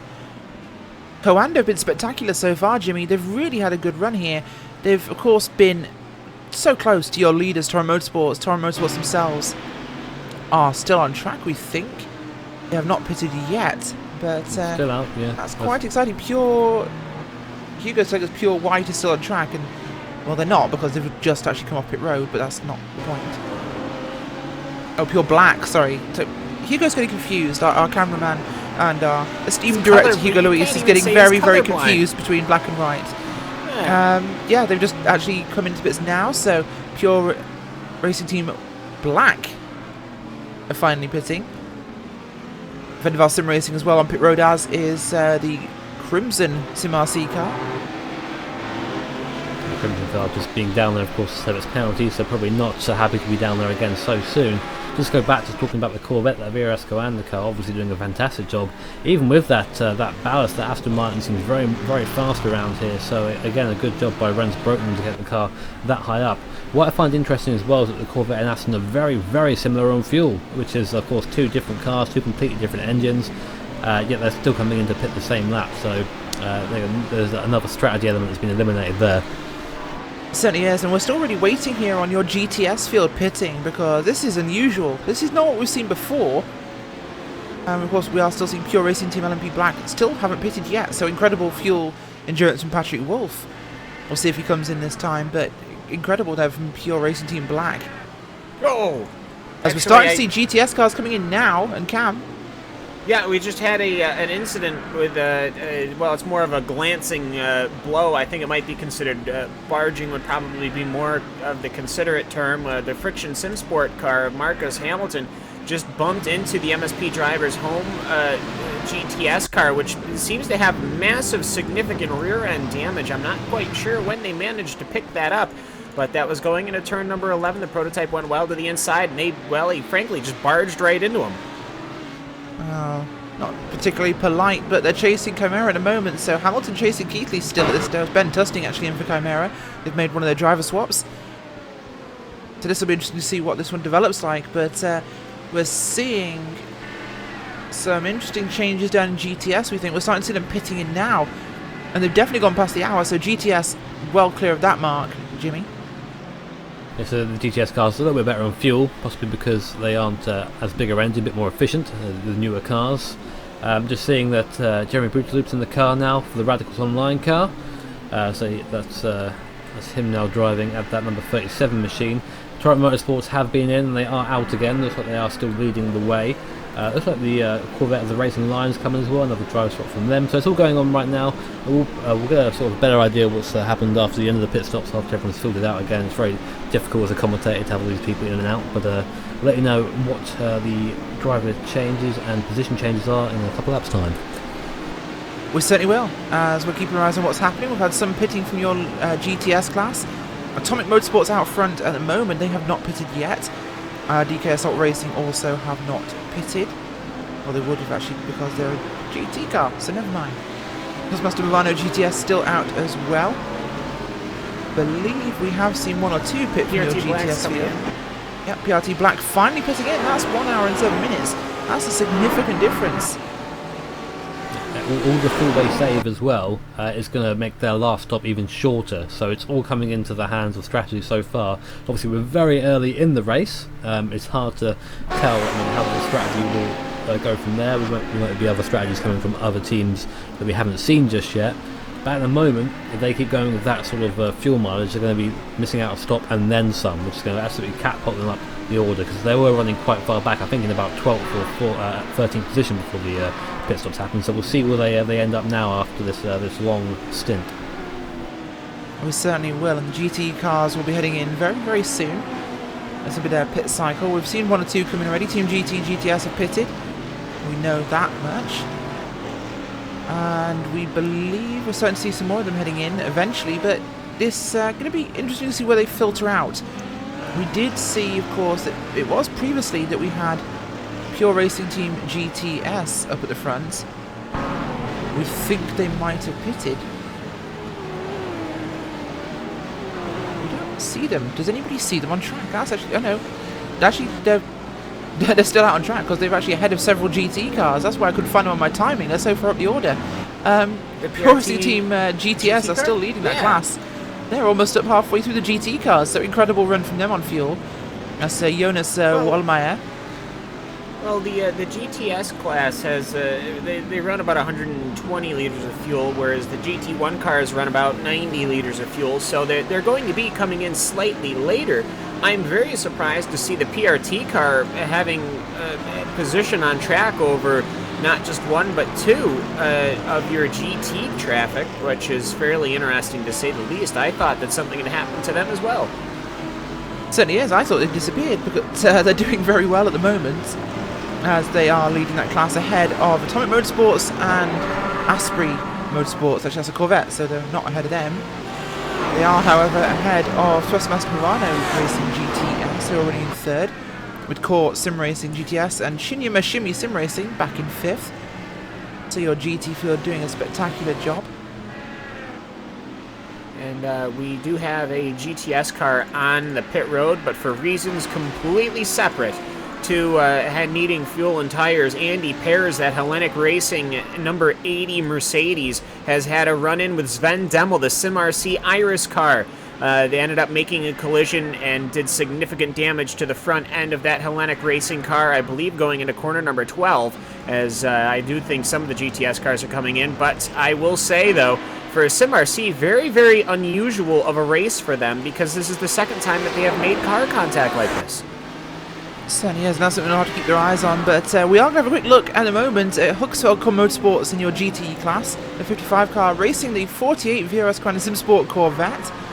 It's Corvette versus Aston Martin, and they're very, very close at the moment. Closer than they have been all race for 2nd and 3rd. In fact, I think it's time, folks, for some RaceSpotTV fan immersion.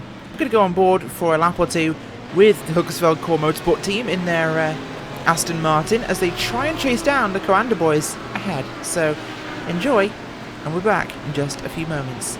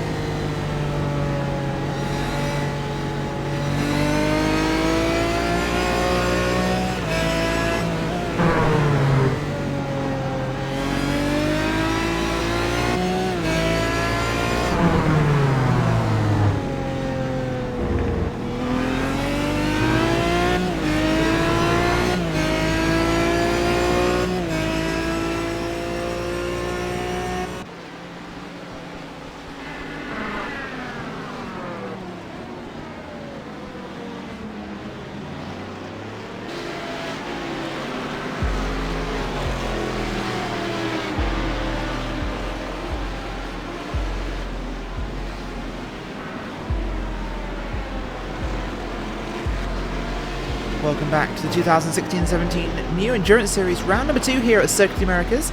Rachel Whiteford, Jimmy Broadbent and Cam Walsh here bringing the action. Who's been on board for a few laps with Huddersfield Core Motorsports there in their Aston Martin, chasing down the VRS Grenadier Sport Corvette C6R. It's been a good first hour. We've had a couple of little moments, but in general it's been clean and calm, and the racing is great here in Texas. In fact, Cam, I believe you've got David Barraclough to talk to us from the 61 car.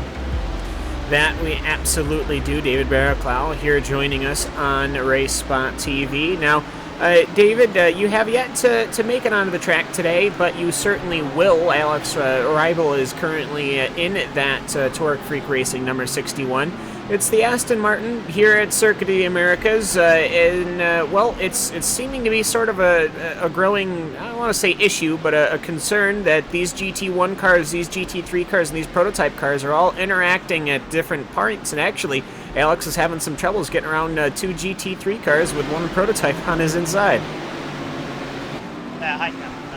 Yeah, it's very difficult. The nature of the track is that it's really only one fast line, and unsurprisingly, everyone wants to use it. So it's a give and take.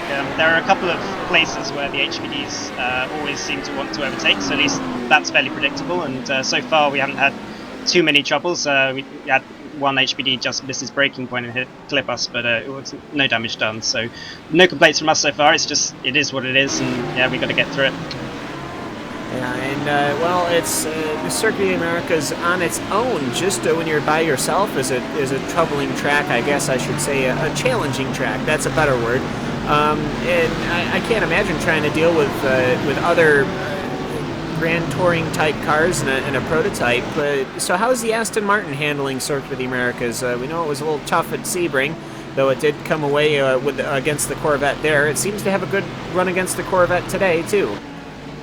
Yeah, it's really interesting actually. We've had to set up the car, I'll just say, quite differently to Sebring, in a very different way actually. And but so far it's running really well. Alex has started in the penultimate position, 16th, and we're currently running up inside the top 10. So we've been able to make it work so far, get past the Corvettes.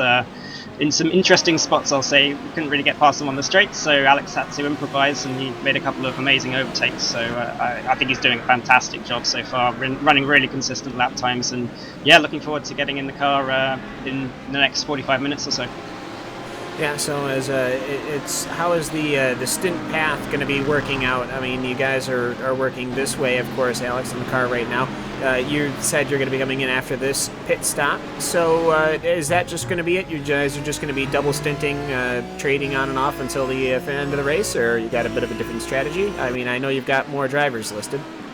Let's wait and see. I mean, I'm jumping in next. I hope to do a double stint. And then we'll see what happens after that.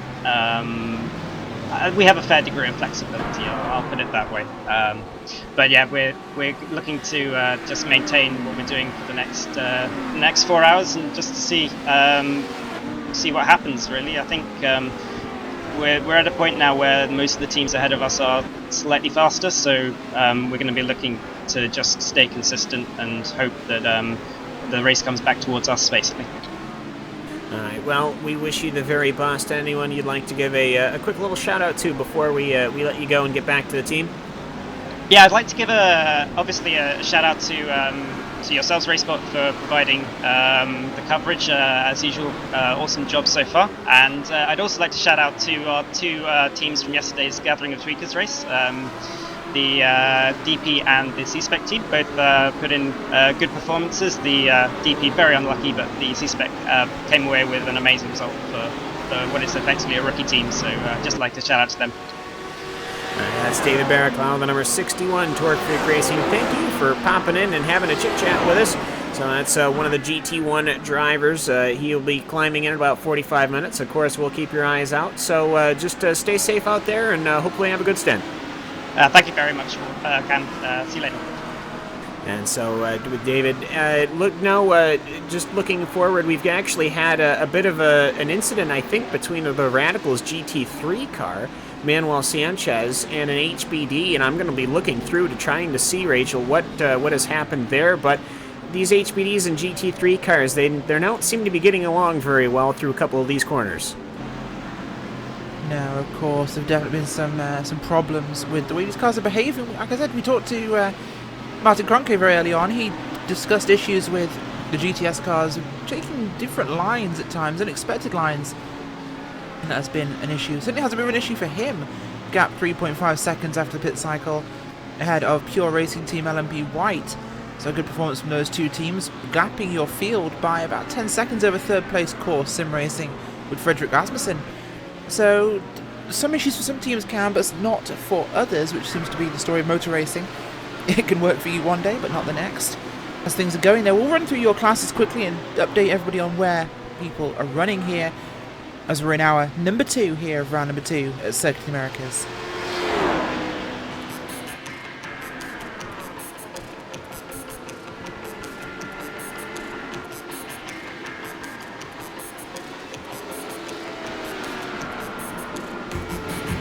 Out front in your overall lead and leading the prototype class is VRS Coanda Sim Sports number 1 car, ahead of Pure Race Team LMP White, who was so nearly winners at Sebring until a late race disaster struck.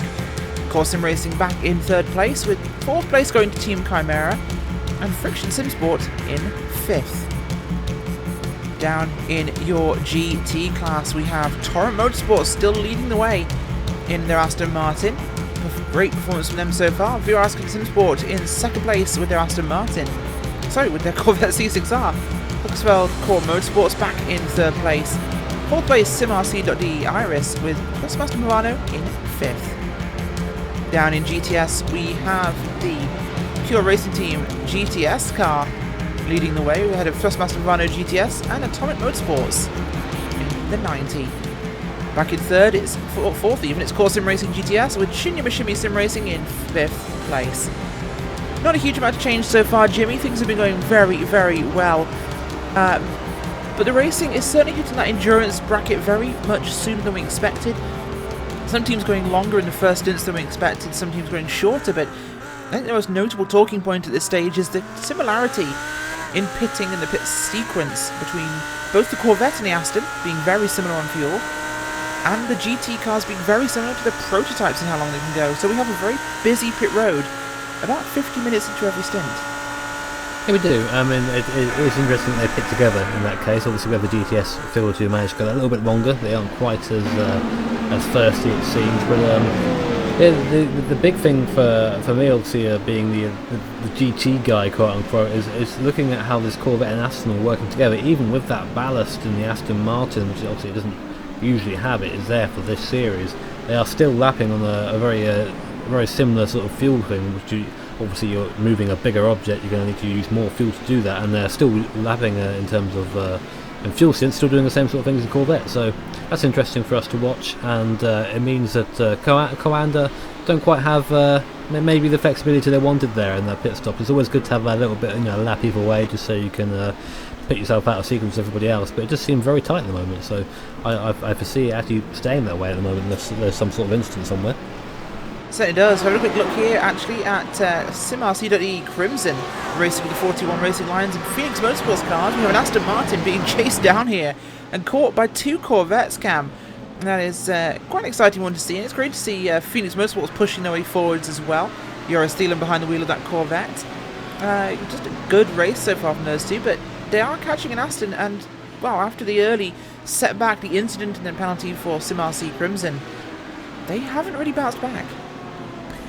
No, but I have to say, though, if you look at it, they pitted, took a penalty, and are still ahead of a pair of Corvettes, so that is something to be said as well, especially with that right front damage. They have not necessarily had a ton of time to fix that when they were in the pit. I'm sure the crew ultimately was able to repair it to some effect, but ultimately, though, that's still carrying damage. It's had a penalty, and it is ahead of the Racing Lions and Phoenix Motorsports Corvette, so I know a lot of teams, and this has been coming through the comments, that the Aston Martin has, with this extra 60 kilograms, has been quite the bear to try and set up this week at Circuit of the Americas. Yet we're still seeing, outside of Coanda this week, the Corvettes just not really able to keep up with them. I'm almost thinking at some point when these Corvette drivers are going to start crossing their arms and kind of leaning up to each other and saying, hey, you know, what are you doing to find speed? And I wouldn't be surprised if some of these teams start trading information, because obviously the Aston Martin, fairly good running car. And actually, there's a boatload of traffic ahead of that battle that we just saw. There's going to be 2 GTS cars ahead of 2 Corvettes, and then they've got an HPD, the Pure Racing Team LMP black car, which this is not going to help with their fuel strategy. I'm trying to get through, and actually he manages to catch a lucky break that final corner, that final right winding corner, Rachel, before the last pair of 2 lefts, managing to get past 4 cars. Certainly did. Great move there around the outside that corner, but a flat corner for the prototypes, definitely not for the GT cars, as that is 2nd and 3rd place in your GTS class. That is Movano and Atomic being passed now by the GT cars from Phoenix Motorsports. That is just there, Rachel. Sorry, Racing Lions. Atomic there taking advantage there of the Corvette, following it through and actually overtaking the Movano DTS car on the T1. I think the Movano car was sort of opening the door for the Corvette and didn't expect the Atomic car to jump through as well. So that is a fantastic piece of driving there. That's classic multi-class driving, just using the other cars in class to your advantage, and there Atomic is the beneficiary from that one. It certainly does look as though it's working at the moment for those guys, and a successful positioning, really. But this is definitely a fight to keep our eyes on, as it's very busy now. SRN Motorsports, of course, catching this fight as well, up to the back of Phoenix. That's one of the Aston Martins. We'll see what they're doing as they have a quick look to the inside. They're not going to have a good run. Cam. There is currently an open investigation by Race Control on our race leader, number 1 VRS Coanda Sim Sport. They had an incident with a number 88 GTS car. That is the Core Sim Racing GTS. Both cars, they look okay, but that's not to say that there wasn't something that happened that we might have missed. Well, we're going to have to try and find out what this was, Cam. If you could look back for us and locate what happened, we'll try and get a replay of this up and have a look ourselves and judge for ourselves what's happened here. But this could change everything for VOS Coanda Sim Sport out front if they have a penalty. And judging how Race Control have been strict so far, we could be looking at one coming very soon in that regard. So that's a big story to keep our eyes focused on in terms of what's developing. That could be a change to your race lead. This could promote, of course, Pure Racing Team LMP White to the lead overall. And with 10 seconds back to Core Sim Racing, it could be a fairly comfortable one for now. Maximilian Benecki. That could be a large hill to climb for Coanda, Jimmy. It could. I mean, Coanda aren't the team that we usually see getting involved in these sort of incidents. Usually a very clean, very precise team, which is why they have the reputation that they do. But the prototype field is so tight. I mean, we said that a stop and go is about 40 seconds, give or take, if it's a 15-second hold. And that'll put, in this case, that'll put Max down below Radicals. He'll be down to 8th position, and obviously then he has to go through that field again. So, not something he's probably hoping. Martin's probably hoping that isn't going to be the case, but we'll see. We'll see what happens. We certainly will. We've found the incident. We're going to have a quick look back to see what's actually happened. But this was about 20 minutes ago, guys. About 1 hour and 8 minutes into this race. So it was after the pit cycle for the prototypes, but before for the actual prototype for the GT cars. So we'll need to look at what's actually happened. I think what might have happened here is that on the exit of the S's, this is corners number, it'll be just about coming off of corner number 9. And then working your way up towards actual corner number 9. So you kind of just take that 8 and then you go up the hill with a very quick left and right. There's a bit of a nudge from that Coanda car. I don't see contact, Cam. I'm looking at this from a different angle, and I actually don't see contact at all. It's as though the core car loses the back end himself and turns around. But I mean, I hate to break the fourth wall of commentary, but we could be looking at netcode in this case. It could be an issue, but it's not something we expect to see from both parties. Yeah, I mean, if it was a nudge, if not, that's just how it'll go. But overall, though, I mean, I have to say, as far as all places on the track, to have contact where both cars can continue, that's a pretty safe spot to do it. There's a couple of places here at Circuit of the Americas where if you have a bad contact and you get pushed the wrong way, you're looking at significant damage. So both cars lucky to continue without damage. Certainly are, and well, we'll have to see what Race Control decide in that regard. I mean, you, of course, the viewers, you have your say. Tell us what you think, but this is one that could decide to finish the race. We'll have to keep our eyes on that one as it develops. Of course, these S's, Jimmy, were an area we thought there'd be problems with, of course. We knew that they could provide issues with the one line the GT cars can take, and GTS cars, of course, versus the prototype's ability to be flexible. Would you have done what Commander Car did? It's very hit and miss, and when you're in the moment, and if you're leading a race trying to pull away from a car behind you, you take every opportunity you can, obviously, in that case, and that might be what we saw from the Commander car. I mean, after a time you start to get a feel for where the moves are on and the moves are not on, and there Martin thinking that it was definitely on there.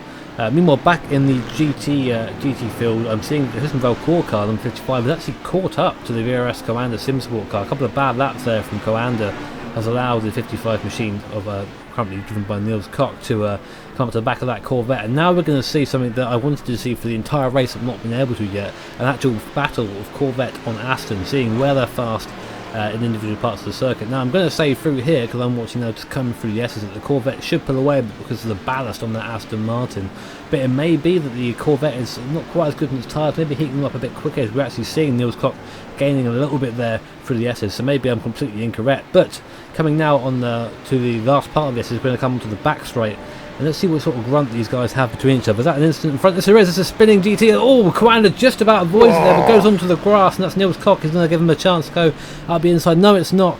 Niels, the Commander car just about staying ahead, but that was a very close, too close to comfort there.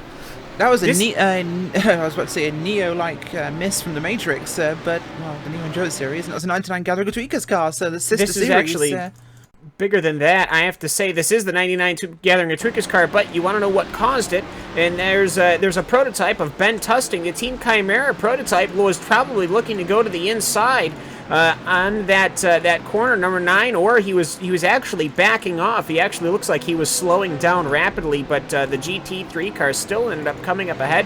And I don't know if he lost it on an own here. I'm not sure if that was actually a touch or not. Off, Cam. It looks like the prototype did back off. Yeah, but there could be issues for the 99 backing up into traffic as well.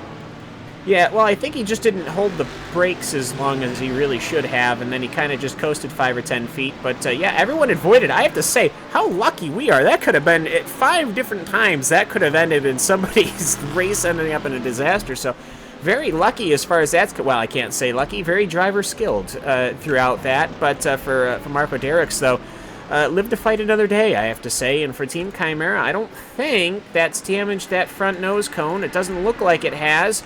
And so both cars will be able to continue once again. We're starting to get a little nip and tuck, to say the least. Yes, it is. And we just found out there's no further action on the incident with Coanda and the 88 car from Core Sim Racing. So that one has not changed yet. Of course, we had the result there. That was no further action to be taken. But I'm sure we'll see a similar investigation into the actions of Chimera and the Gallagher Tweakers car, the 99. So looking at the 19 and the 8 at the moment, they are down in your prototype field. That is Acme Racing and Fusion Racing. Acme have just gotten past Fusion, so I'm going around the outside of the Pure Racing Team GTS car, the leader in your GTS field. Acme have been doing very well today, Jimmy. They've actually been pushing forwards, and it's great to see the progress from this team. They are moving up from a solid mid-pack entry. They're in 14th right now, 13th in fact, but they're looking like they have good consistency. It's not the first time these guys have been fighting either. It's actually a replay of what happened earlier on, pretty much. We had the Acme car catching the Fusion car, overtaking and pulling away. So maybe something happened in the pit stop that meant that Acme fell back a little bit. We didn't quite catch that, or maybe a bit of traffic somewhere could have affected that. But yeah, good running from them so far. Consistent, not quite in the top 10, but obviously a couple of incidents up top of the field, and that could change very quickly. It certainly could. We'll keep our eyes on what's happening in this stage, because Fusion are still very close here. No listed friction, Fusion, friction, getting mixed up between those two, but we'll deal with that one as it comes. Cam. I know we don't normally talk about these things because we're talking about things that actually matter, aka the racing, but am I the only one that thinks that orange and white is getting to be a little bit old? No, you're not. I think a lot of teams are doing that now. It's becoming quite the pairing by a lot of teams, and we're also seeing a lot of cars which are black, red, and white. Like, way too many cars that are black, red, and white. Well, and it's becoming a little difficult to work out who's who, because we've got people like gathering the tweakers. We've got Even looking on this straight, you've got the SRN Motorsports number 47, that's white and orange. You've Core got Sim Racing. the JCL Sim Racing, that's black, orange, and white. You've got Racing Lions, which is black, orange, and white. And then you've got Acme Racing, which is black, orange, and white. and you've got Friction Sim Sport and Core Sim Racing. I think Friction No, only they're have in that turquoise white, job orange, for and- one job Yes, and they're running white, back to orange, the- and black. today? Because they started they started Sebring in a turquoise car, and did they I go think back? you're imagining Chimera because Friction have never run turquoise, Cam. I could have swore they did. Basically, there's a but- lot of white, orange, and black at the moment, and whilst some of these are gorgeous paint schemes, they're not very similar, in fact, indeed. But at a glance, it's quite. I mean, quite I love orange. I owned an orange. I owned an orange Honda Element. I loved it. I love the color, but we can find other colors. There's at least 3 other colors in the entire book of crayons. As the Torque Freak Racing Aston Martin has a spin in front of that Acme Racing prototype, the Axel Arrival. Number 61. He collects it though, very well timed to not have anything in the way. As we mentioned, That's- Cam, we talk about colour combinations that are very popular. If we look in GT and well, all the classes, I should say, Torrent Motorsports, black, red, and white. We look at Radicals Online, black, red, and white. We look at black, red, Nirvana, white's black, another one, red, yeah. and white. This seems to be orange and black, red, and white, and the colours for everybody in this series. It seems to be very common, but we do occasionally get some very standout schemes. If you have a favourite, let us know, folks. Of course, if Jamie you have a Wilson favourite has- livery.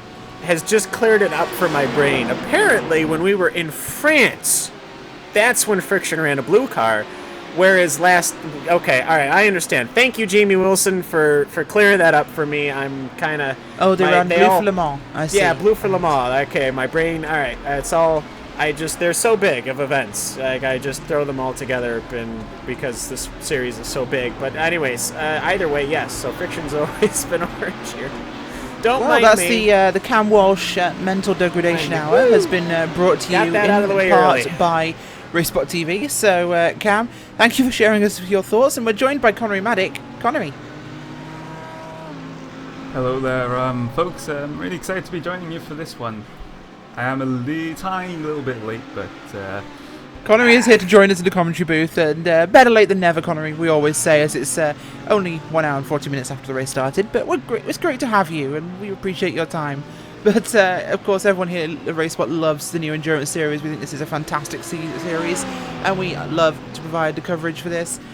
Commentators queuing up here to get involved as well, so you'll see a few of us take a few moments out in the next couple of hours over the mid part of this race, so we keep ourselves fresh for whatever could happen at the end. Of course, Connery, you remember you were here last time for the finale, and you saw what happened with Pure Racing Team LMP White. They're doing well today, but Coanda, they're a different car. yeah, and if I remember correctly, last time I counted, they didn't really have the best of luck last time out at Sebring, so if they can keep their car clean today, it'll be interesting to see what they can do. It certainly will be. Looking at the 95 and the 77 at the moment, they are running, believe, down. It's Odox Motorsports, and it is IRDK Endurance. So we have an Audi and a Mercedes fighting, which is something we definitely didn't see last time, Connery.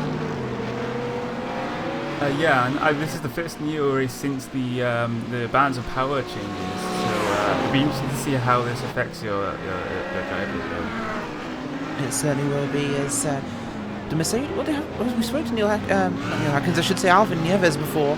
They haven't really changed much for the GT cars, apart from the fact that iRacing themselves have, whereas they have put ballast into the cars for the Aston Martin.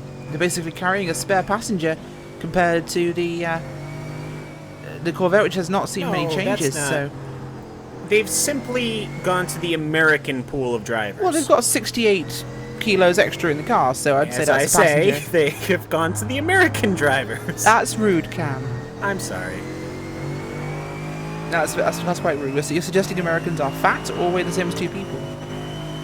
I mean, it really Let's is not that do a that, different shall we? thing? Let's not go down this that's- road. Let's really not go down this road. There are plenty of skinny Americans, we know this, so let's leave them alone, Cam. You're the American, you started this, just for the record.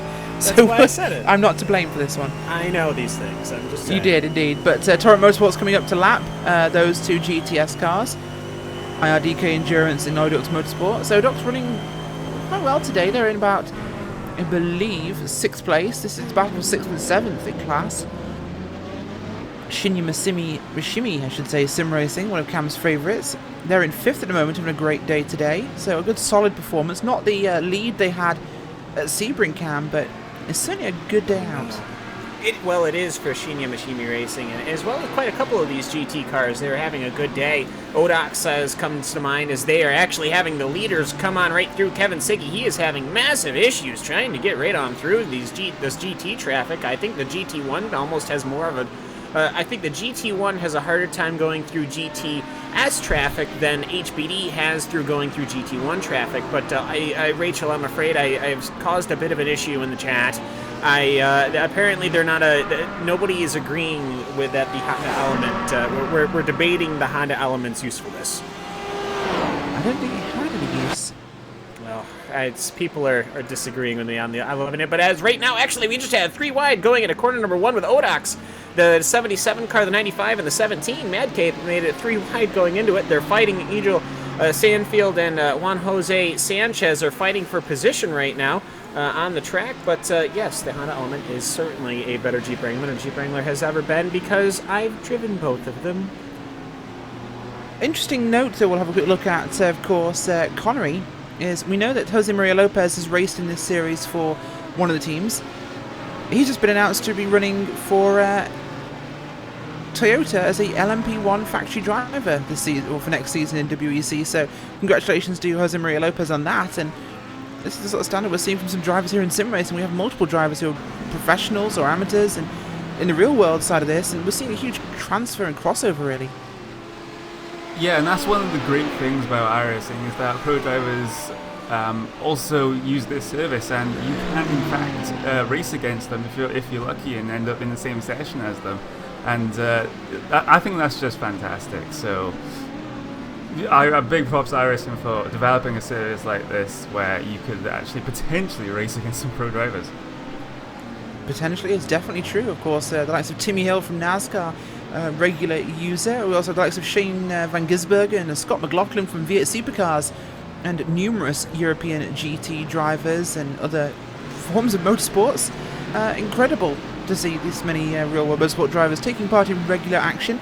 We know the likes of Benny Simonson and Lando Norris, regulars in the open-wheel cars, both of them running in Formula 3 and Formula 4. Of course, big congratulations to Apex Racing UK's Graham Carroll, who was this weekend able to actually test a Formula E car out at the Grand Prix, or the E-Prix I should say. So incredible opportunity for him, who had been up to that point a Formula 4 driver. So Graham Carroll, congratulations, that's awesome. But he of course is running in the Pro Series and WCS. So Graham Carroll would have spectacular performance last season in the iRacing World Championship Grand Prix Series, qualified up to stay in again. So best of luck to him. We'll run through your order just to remind Connery what's happened so far. At the moment, it's Coranda Simsport leading the overall race with Core Sim Racing in second. As we have Team Camera in third, and I'm just trying to work out what the hell has happened to Pure Racing Team LMP White. Max Benecki might have pitted, we think. Oh, Purity White had a crash, according to our people here. I don't see. Oh, I do see. Okay, all right. I will find out what happened. I'll get back to you. Yeah, you find this out, because this has changed everything. The LMP Pure Racing Team LMP White were doing so well, running in second place. Now down in the order in 11th place. It's tragic for those guys after the absolute disaster at Sebring. Rachel, I have found the incident. I'll give Hugo the pertinence, but while that's happening, I have to say, very frightening when you're looking at it fast forwarding, I will say. Yeah, either way, it was the PRT white car going through your corner number 11. Contact with a GT car. Yeah, that was involving, I believe, the number 61 car from Torque Freak. Yes, Torque Freak Racing. As it's difficult to really analyse what happens there, other than Torque Freak seemed to come across to take the racing line, not clear, and spin out Pure Racing Team LMP White, and they nearly crossed the track in front of the both of them. That could have been huge. We're going to replay it for you, of course, to show you what happens, but that was a dramatic incident. I think replay there for you now on screen. Is that, as you can see, they're going into corner number 11. Now, this is interesting because it started on the entry to 11. Jürgen Frank was ahead of Torque Freak Racing. They were side by side going into corner number 11.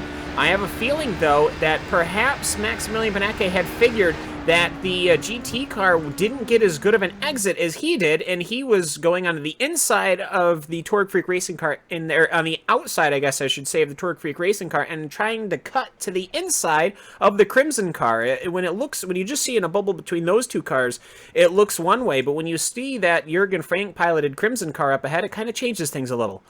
It certainly has indeed, and Connery, that's a big change. We're going to run through the order, we probably will still, of course, but this has promoted Chimera into 3rd place, Friction Simsport in 4th, Thrustmaster Movano in 5th now, down in your GT category. Still Torrent Motorsports from Coanda, from Hookersfeld Core Motorsports, SimRC, Iris, and Radicals Online in 5th. Down in GTS is Pure Racing Team GTS, Torrent Motorsport, Thrustmaster Movano GTS, and Core Sim Racing with Shinya Mishimi in 5th, but Connery, to see that happen, and this is one of those issues we see with multiclass racing, this time it wasn't really the prototype's fault. The GT car just moved to get the racing line too soon. Yeah, and sometimes the GT drivers, they can misjudge slightly the closing speed of the prototypes. The best GT drivers are the ones that can judge that the best. As I believe the prototype of Gecko Vortex Sim Racing, they have already come down pit road, so the pit window for your prototypes is open.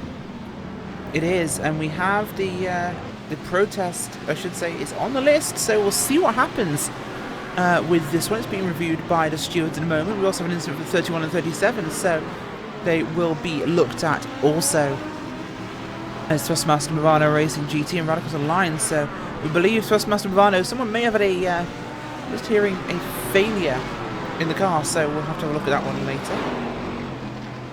Running through to see what action we have on the racetrack. Things are a little quiet as things stand. We are looking through your order. There is not a huge amount of racing here in this second hour. We are, of course, seeing pit stops, as we mentioned. 48 and the 55 are battling. This is, I believe, down around VRS Conda Simsport and Team Chimera. So, Team Chimera's this car, is the VRS Command That's 55, Corvette. not 45. It's 55 Hookersfeld Core. So Hookersfeld Core Motorsports are catching Chimera. That's definitely going to be making things a bit more interesting in that regard, Cam. I almost wonder if perhaps as they're getting closer and closer to the pit window once again here, as we are currently running 4 hours and 16 minutes, so yeah, it should be about pit window-y time for these GT1 cars.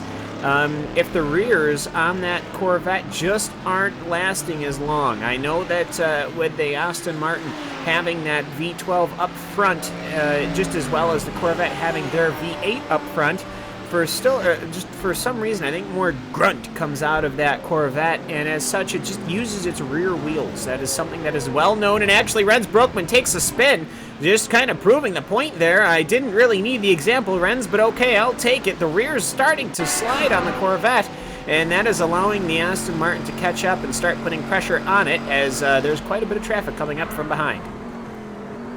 That certainly is, as well through goes Hookersfeld Core Motorsports there, and Coanda Simsport dropping down a spot into 3rd in class, which they're going to try and fight back for us. Through will come the Team GT prototype there. The lap at that field. Quite incredible really to see what happened to those guys, and we are surprised at some of the changes we've seen so far, Cam. Gecko Vortex Sim Racing down a lap in your prototype field is unusual. That is very surprising. Yeah, and I think I can't think of off the top of my head why, because something along the lines has happened with their prototype effort. But, I mean, we've had the Chimera car. Oh, actually, that's because I have everything listed by the numbers. Yeah, Gecko really normally is running quite a bit further up. I mean, JCL is normally a bit further up as well. The Virtual Driver's prototype car has been sitting without a driver for quite a couple of laps now also. That's your last running prototype car, the number 29 car. I'm actually going to try and figure out what has happened with that number 29 car, with that Virtual Driver's car, and see what's happened to it. We certainly will. And don't forget, folks, if you want to get in contact with us and join the conversation, it's hashtag IRNEO. You can tweet at RaceSpotTV or at Neo Endurance, of course. As Isaac Price says, 1 hour down, 5 to go. Currently running a lonely third, but a lot of action to go. Cam Walsh as well, saying currently Neo Endurance 6 hours of COTA is on RaceSpotTV. Cam, I think we know that one. But Commander SimSport are currently leading. Well, they are, so that's still a true prediction. Well, it wasn't a prediction. I was just saying where people were then, as I'm trying to figure out what's happened with Matthew Prodholm, and I haven't really found anything yet. I think the number 29 car just it came down into the pits, no issues, and pulled it in, and perhaps that driver had a bit of an issue and needed to get out. There wasn't anybody to climb in the car, which is very unfortunate, but certainly, Rachel, can happen. Seems that way as we look now at the Gecko Vortex Sim Racing car, the 16 and the 8 of Fusion Racing. Fusion under attack right now from Gecko Vortex. Ashley Owen in for Vortex, with Fusion Racing piloted by Neil Middleton. So quite the battle developing here, down for 13th and 14th in your prototype class. Two teams that have had some great performance so far, but we're slightly down the order from where we'd expect to see both of them. But looking like Ashley Owen, now he's in the car, could be doing a little bit better. These two, I believe, may have pitted just wide and scored one lap down, but either way, not able to really hang on with the front runners. Yeah, as we see Ashley Owen in the Gecko Vortex Sim Racing car, diving it down towards the very, very tight hairpin of turn 1, and he gets that pass done very, very easily. Gecko Vortex Sim Racing had pitted and Fusion Racing had not pitted, so Ashley Owen using the tyre advantage there to get past. Certainly is, as towards the front we're seeing traffic right now as Huddersfield Core Motorsports have been caught by Coanda in their Corvette, right as these two prototypes come up to try and get involved as well. So Coanda coming back at Huddersfield, who are about to pass Shinya Mishimi in the GTS class. It's now 2 wide, 2 deep there, with Core Shinya Mishimi 3 wide there into turn number 11. As nearly a spin there, contact. That was nearly a full sideways movement there from Gecko Vortex. Get your replay of what happened there. Big dive 3 wide by Gecko Vortex, possibly a little brave, slight smear spin. Core Motorsports slam into the back of them, Gonna keep on it. and that really kills their momentum, gives the run there to Coanda, who are alongside the braking zone for turn number 12. Through goes Renz Broekman and Coanda Simsport, but potential nose damage there for Huddersfield Core Motorsports. This is not going to do them much good after running into the back of a prototype. I haven't seen any damage, but I think they hit each other square because the rear diffuser on that Vortex car looks perfectly fine as he is ripping right around the outside of a GTS car, as that is the team Diftba, as now the Fusion prototype is following along that VRS Coanda Simsport car, and VRS, what a fight back, as he is now going to set us up with a replay. Just how dramatic. I almost thought for a second the Coanda car was going to take it 4 wide, but that just didn't happen, Rachel. Thankfully, I have to say, the very least, as they finish out lap number 54 for Heisenveld Core Motorsport. I mean, you spent all that time, all those laps, all that pressure, right back to where you started. Certainly is, as they're fighting back now at this stage and trying to catch up to the Coanda car, but some more traffic coming through prototypes, and they've got GTS cars ahead here in the S's, but this is definitely heating up around this battle of 2nd and 3rd in GT, Connery. Yeah, and you can just see how much more comfortable that Aston Martin car is in the first sector here with all these S's. The Corvette does not deal with that does not deal with it well. It's more of a point and squirt car, so it's just losing time to that Aston Martin in the sweeping section. Just look at how Niels Koch is now currently right on the back of Renz Broekman in that VRS kind of Simsport car as they deal with DFTBA. They go down the inside of him. DFTBA won't fight the position at all, of course, a different class. Now Niels Koch and Core Motorsports will have the draft all the way down this very, very long straight. Certainly is, and we're keeping our eyes focused here for this GT podium fight. And the comeback from, as we see, Keik Schub is actually suiting up in pit road, so he'll be getting into one of the cars soon. That'll be interesting to see. But as it stands, Huddersfield Core Motorsports on the fight back now. We are nearing pit sequence here for these two to come in, so will they try and swap positions, Cam, before the pit cycle, or will we expect them to hit pit road as they are? Well, it wouldn't surprise me if people are starting to get into their own numbers now, where it's people are just looking at their own strategy and saying, you know what, I'm going to pit now. Whatever is comfortable for us, because some drivers may even try to do a third stint in their car, whereas some might have another driver to fit in. So those things all have to be taken into consideration also, as well as how many times cars have had to lock it up, how many times they've overheated the tires trying to chase other people down. That's the good thing about these second pit stops, is we're looking at the 31 and the 32 car fighting for position, as that's the Movano Racing GT and the Vendeval Sim Racing, two cars we haven't really seen a lot of, as they're fighting for action right now. As it's well, as I said, it's Juan Lopez versus Sebastiano Filosa. Certainly is, and well, this race is beginning to develop now. We've got JCL hitting pit road as well as we speak. A number of the prototype cars hitting, Vendeval Sim Racing on pit road from GT. They've been one that we've really been keeping an eye on as well, because they were fighting amongst the Sim RC cars until, of course, the incident for Crimson, but Crimson are fighting back. They are just behind them, so that one could definitely still develop. Crimson fighting back from their early penalty. There's Vendeval on pit road, Juani Lopez out, and Matti Kaidasoja heading into the car. Camera's back on the fight, though, for your battle between Coanda Sim Sport and Hookersfeld Core Motorsports. Just passing the Core Sim Racing Audi R8. Nothing to do with the other core. There are multiple cores. It's a multi-core race. That's the thing. That's a computer joke if you didn't get that one. Got it. Yeah, just checking. But right now, Hookersfeld Core Motorsports stuck behind, dual core. Right now, there's one core blocking the other, as he's trying to find a way through on the GTS car from Core Sim Racing. And this is just helping Coanda, as up front there, Renz Brotman just scampers away here in turn 17-18. Oh, again, blocked. Hookersfeld Core trying to find a way through, and they're getting blocked so drastically. Bit of a bump and run there, tapping, let me through please, I am sick of sitting here. As Hookersfeld Core Motorsports get through finally on Core Sim Racing. Up the inside goes Keithley, he gets one, he's not going to get two. Actually, it's Tusting, not Keithley. It is indeed. But if you look at the gap now, it's opened up between Hookersfeld Core and VRS Coanda Sim Sport 48 car. That is a huge gap now. Well, it is, and that's just their multi-class racing. Gave him a little bit of a bump, a little bit of an LO governor, as he didn't say move him out of the way. He just kind of reminded him politely that, in fact, and actually there's been a bit of another tap swing, actually in the same area.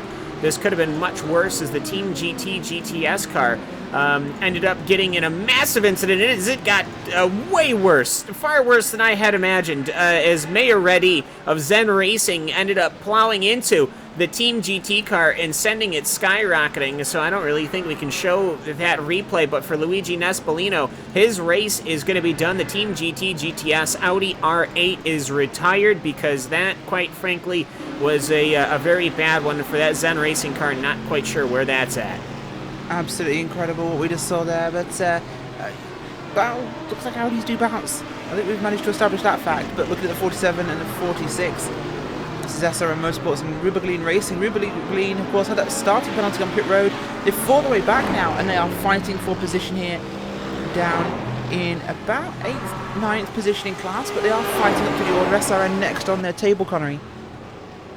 Yeah, but as they go down into the very, very tight hairpin of turn 1, Ruberglein trying to chase down the SRN Motorsports car. I'm just going to have a look at the times last time by. Ruberglein did a 2:03.9 and SRN did a 2:04.0. So they're very, very close times, but Ruberglein with a very slight advantage.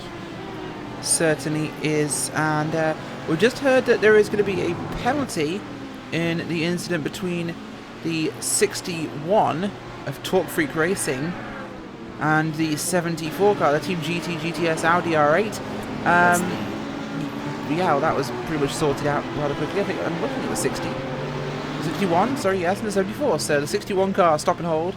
And no further action on the incidents, of course, we saw between Movano and Radicals, and the incident between Gallagher Tweakers, of course, and Chimera.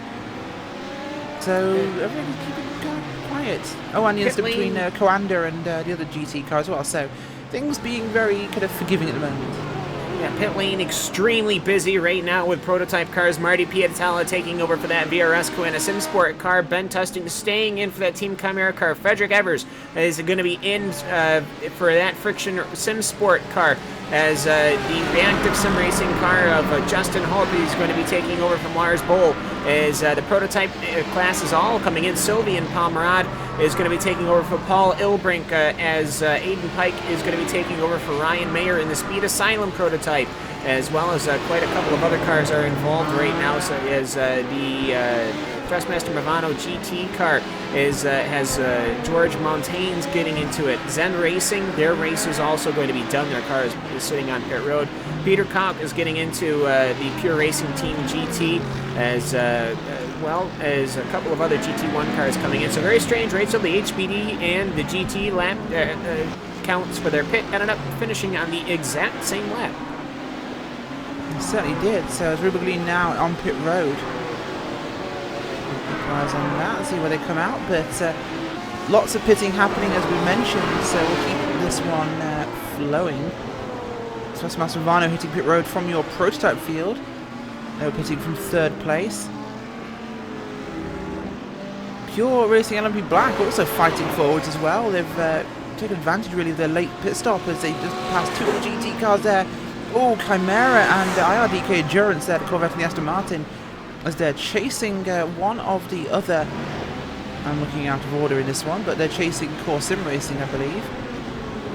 And getting quite good at this one. They've got some good movement going forward now. We thought they weren't going to be as quickly, Connery, but Pure Black are definitely moving through this field. Yeah, and they're ahead of the Pure Racing Team LMP White car. Of course, Pure Racing running two teams in this series right now. Usually we see the white car with the slight advantage, but Patrick Wolf piloting this the PRT LMP Black prototype. He's doing very, very well at the moment as VRS Coena Sims will get back into the lead since Trustmaster Movano paired. We certainly will. And well, we're joined by Michelle de Jong here. Michelle, race going so well for you guys so far? Oh yeah, pretty well. I think we're in 9th place or something. So our Mad Cape number 17 car is trying to get a top 10 this race, and so far it's going good. Well, you're currently running in 12th place overall, but you have pitted, of course. So yes, that car is got Nick Rowland behind the wheel at the moment. So definitely a very quick driver there. We'll have to see what he can do in terms of moving you back through this pit cycle, but we are seeing the prototype cars pitting almost at the same time as the GT cars here, and certainly in some of these faster corners, tighter corners even, you're definitely not as quick as you might have hoped compared to those lap cars. well, yeah, with the fuel, some prototype teams seem to be going quite a bit further than us. I don't really know why, but we're just going to try to run our strategy and hope for the best, basically. Well, the best option, of course. You're hoping for a top 10 overall, is what you just told me. Yeah. But in terms of points you could achieve in this one, last time out, of course, Sebring wasn't a great race for you guys. A solid top 10 would be a good result. Do you think, based on what could happen in the rest of this race, top 5 might be possible? Well, seeing the quality in the prototype field, top 5 is just basically asking for too much. At Sebring, we already knew we were in a bit over our heads. The quality at the top of the field is just astounding this season, and it's pretty much an honor to even be in this championship, to be honest.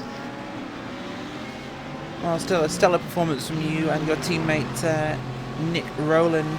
A spectacular performance, in fact, overall, but you are running in the middle of these supposed esteemed drivers. You're doing exactly what you need to do to keep yourselves in here. So best of luck with the rest of the race, and thanks for joining us. Thank you very much. Good luck to you guys as well. Thank you very much, Michelle de Jong. That's from Mad Cape Racing, the number 17 prototype he is showing with Nick Rowland, of course. And they are having a great run here, Connery. They are doing very well in this one, as they are... They're holding their own. We're seeing new teams come into this series all the time. We're seeing this series really infused with new blood, and they are really disappointing. Yeah, they're doing pretty well for a new team in this series, as we were just watching the battle between the MSP Drivers Home GT car and the Radicals Online Pro-Am car. The MSP Drivers Home car is struggling with a little bit of rear end damage there. You can see that rear wing is bent all out of shape, but they're still managing to hang on to the back of the Radicals Online car, but it looks like they're a little bit down on street line speed, so they're just going to try and sit in the draft and try and negate that. And I will say before anything else, though, that Mad Cape number 17, no orange on it. Absolutely, but we are going to have a quick break, so we're going to give you some beautiful RaceSpotTV fan immersion, and the hosts for this run will be MSP Drivers Home 1, the 85 car, and they are chasing down Radicals Online Pro-Am in your GTS class. So we hope you like Audis, because here's some Audi with some more Audi. We'll see you in a moment.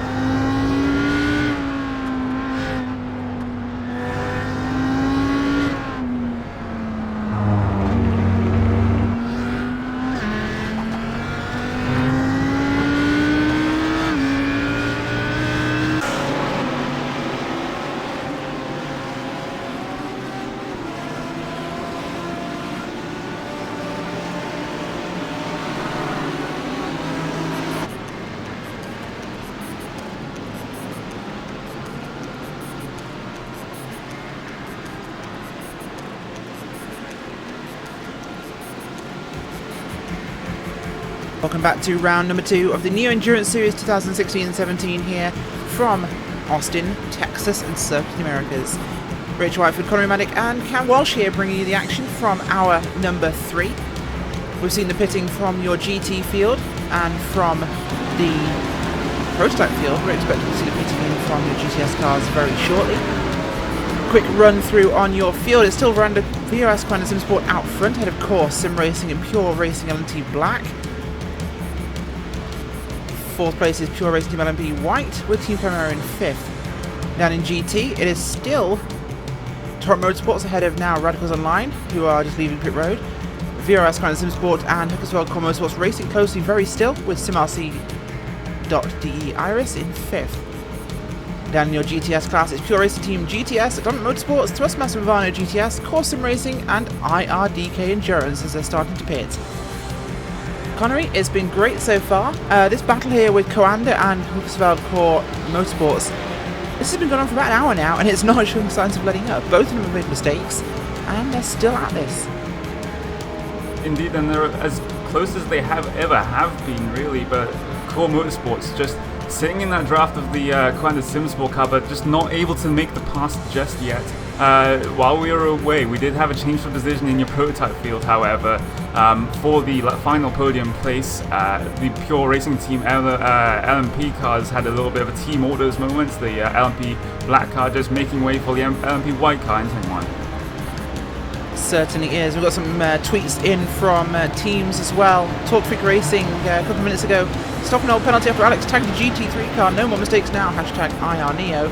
With SRN Motorsports saying, after the first stint, Steve still trying to claw back time. Lost an early spin, but we're making progress back up the field. Hashtag IRNeo. Also got Ricardo Castellado saying, looks like our strategy isn't working as expected. We'll see.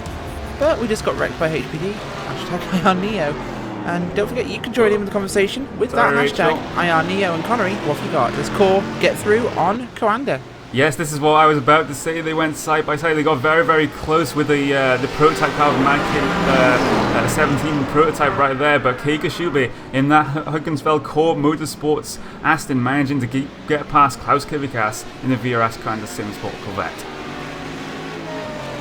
They certainly are, and this battle is still very much under discussion because it's not really stopped. We'll have to see if they can change positions yet again. And this one's still going on here, really the podium fight of GT class, and it's becoming quite the exciting one. They've been really with each other all day long so far. Of course, in our number 3 of this motor race. Coming towards a halfway point in about 45 minutes, Connery, and they've not really showed signs of slowing down. No, they haven't, and yeah, this battle between the Core Motorsports and the Coanda Simsport cars in this GT field just exemplifies that. As we see, I believe the Pure Racing Team LMP Black, they are coming down pit road. They are indeed, Connery, and well, looks like it's our GT. Oh, look at huge traffic jam here, actually. SimRC Crimson behind the GTS Pure Racing Team car. Ahead of them they have, I believe that's Chimera. A few other cars, so a big group of cars getting involved in this one. Yes, and just overall, though, I mean, I think what's ended up happening, just looking at this track map, it seems like every 3 or 4 laps, it seems that there's a coming together of cars. As right now I'm watching is the PRT white car, the car that was involved in the incident, Maximilian Benecke. He's managed to get around the cars that we just went on board with, the MSP driver's car and the Radicals car, as well as Peter Coach. He's trying to go around the PRT GT car.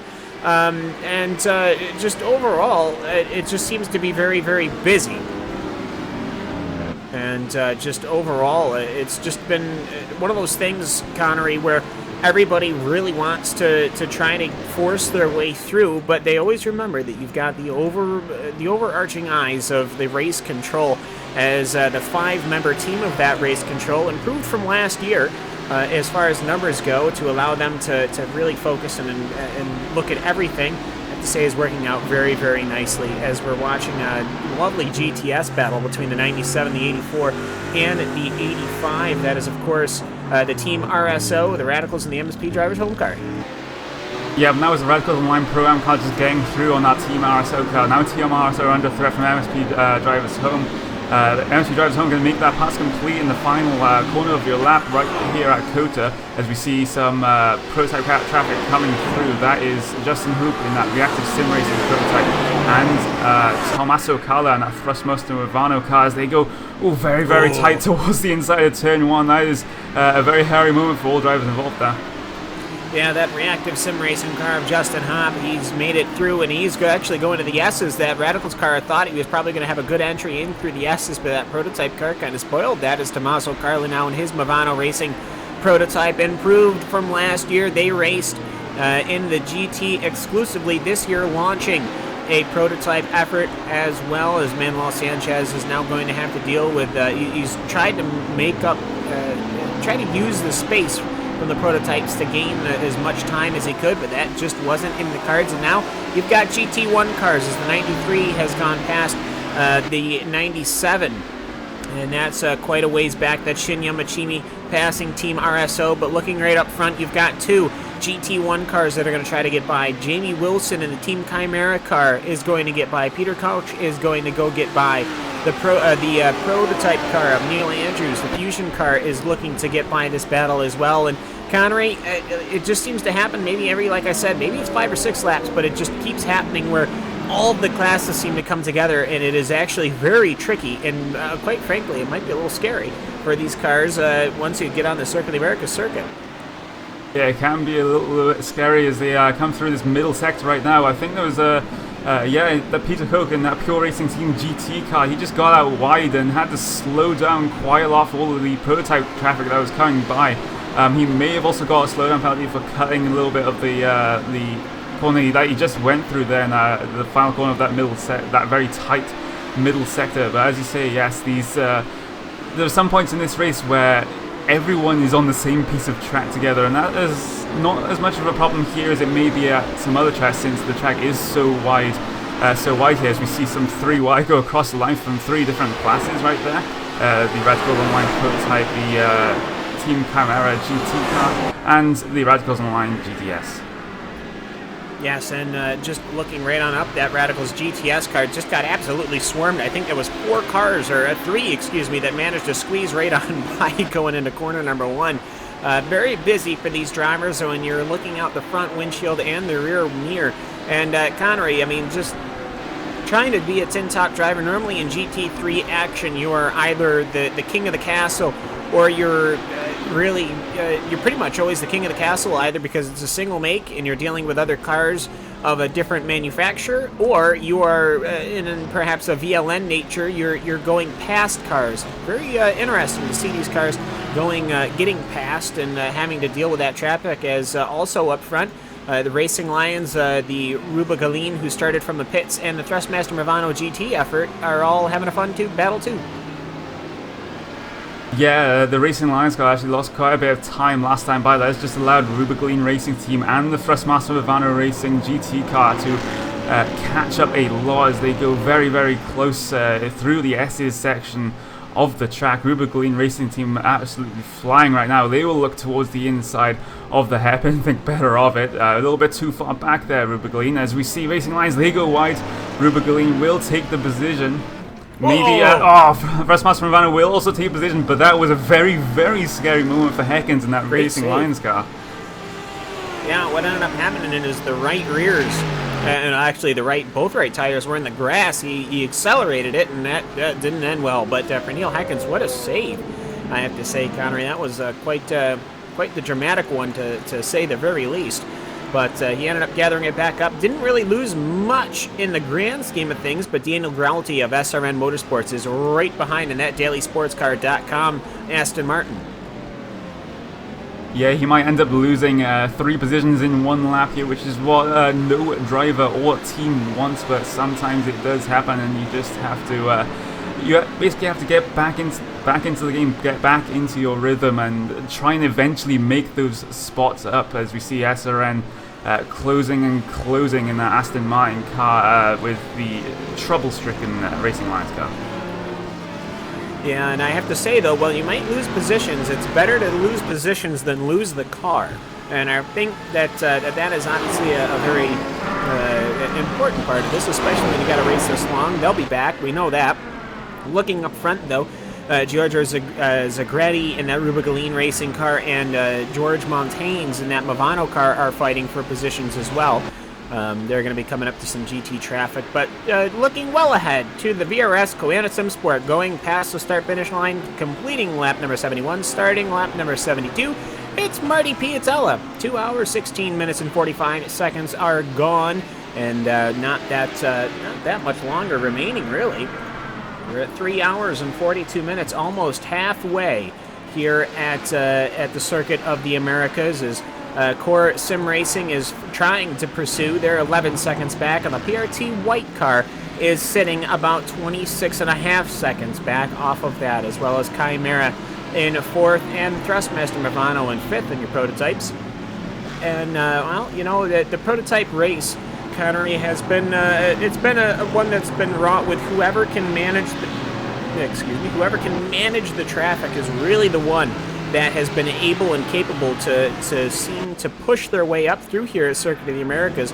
A bit different from other tracks where really it's just dependent on your car setup and that driver's speed. And this one, it all seems to be who can actually get this traffic.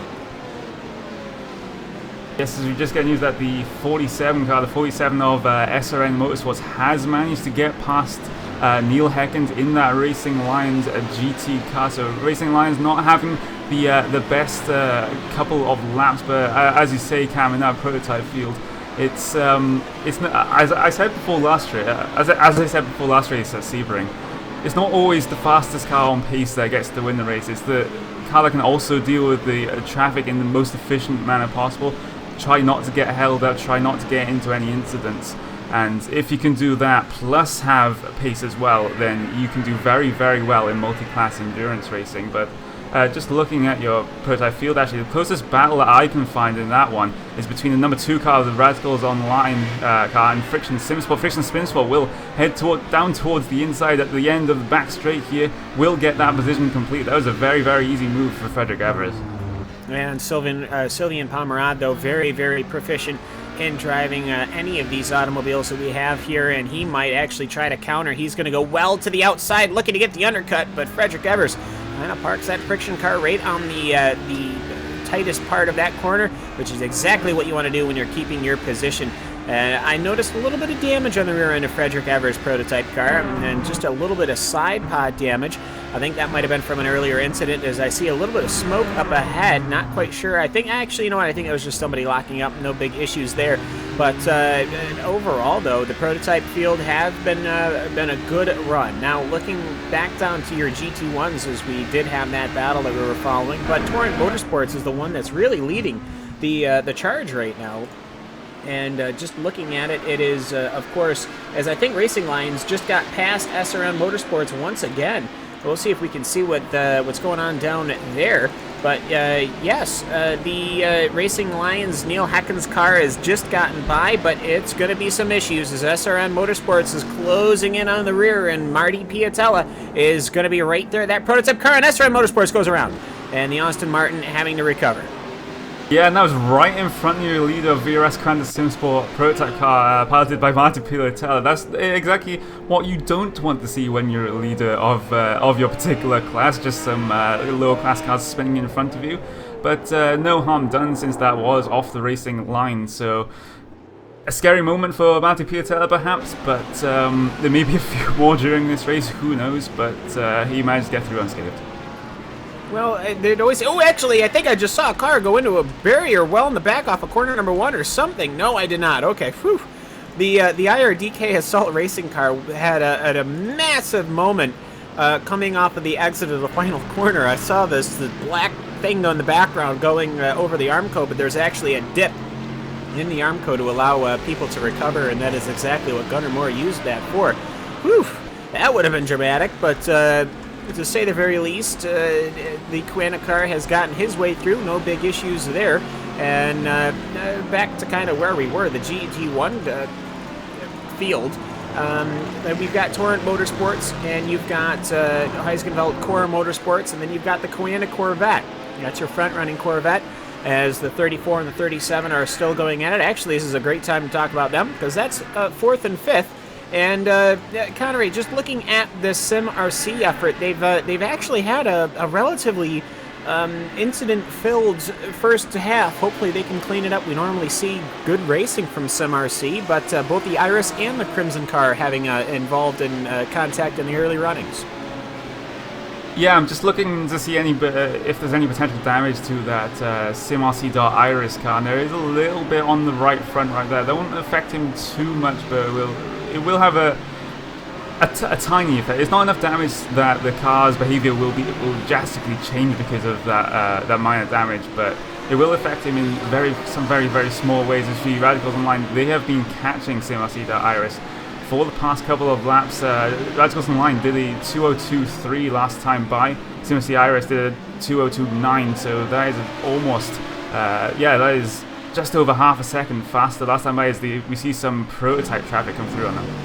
Yeah, and that Fusion car is a lap down. That is not for position. Otherwise, it would have been very dramatic. But that Vortex car is going to go take the draft from the Aston Martin, and that Fusion car very smartly letting their way through as that Vortex car manages to take 2 positions away. Now, this is, I think, the most troubling spot for all prototype and multi-class action here. This section right here, 12, 13, and 14. This is very troubling as Fusion is trying to get by. You can actually see that lime green car. He can't seem to figure out how to get by. Oh, he closes right on up. He's going to have to park it right between the 2 Aston Martins. That's not a great position to be in because you've got heavy braking from the inside, and then hopefully they brake on the behind you. But now this is a good section right here. It kind of goes from riches to rags, or rags to riches, I guess I should say, because that long winding right-hander allows the prototype car to just hold the throttle flat and go around these GT cars, both of them, as they most certainly can't hold it. But so we've got that GT battle going on. We've got Team Chimera trying to catch them on up. Vendevil is also not that far behind. Phoenix Motorsports is another front-running Corvette, as he is dealing with traffic right now. Rubigaline, then Movano, then Racing Lions SRN, IRDK, Assault Corvette, Asbury Corvette, Torque Freak, which has had a fairly exciting race, to say the very least. And then you finally get to your Pure Racing Team GT, who is just 1 position ahead of the PRT GTS car, who is our front-running GTS car. And actually, looking at GTS right now, Wynn Stockmans has taken over for Lef Van Ganechen. And your Atomic Motorsport, they were running in the 2nd position, and now they're actually having to get back out on track. They're having issues do it. Connery, pit lane is a tough entry, is a tough exit. Indeed, it is, especially when when the first corner after that pit exit is the very, very tight turn 1. That could be a very, very interesting corner to negotiate, especially with multiple cars in the same space of track, as we see the battle continuing between the SimRC.de Iris and the Radicals Online GT1 car. Ricardo Castellito will dive it down towards the inside at the end of the straight. SimRC.de Iris has to pull wide there. Radicals Online will try to hang it around the outside. Decides better of it, tries to get the cut back, but Ricardo Castellito desperate to get past right now, Count. Absolutely, that Iris car is, well, you can see the tire smoke, and he has actually had to go off track 3, 4, 5 times to get to keep that position, and I think that's going to start keeping the eyes of this race control. Like I said, they've got a refreshed race control. They've got 5 people keeping their eyes on track right now, and I almost just wonder how the track limits are going to start to play, because quite a couple of times now the cars are starting to go very, very wide, and now massive counter steer from that Iris car. I have a feeling that might have taken away the GT1's the Radicals car's speed, but he's going to have to draft. Oh, driving right across to take the inside line. That's his one defensive move, but that doesn't matter. Then there's contact between the Radicals GT1 car and Leonardo Corti, and there's a GT3 car that had to stop Dirk Turlings. But for Radicals Online, they recover first and they get the position there. I don't think anyone's going to be happy with that.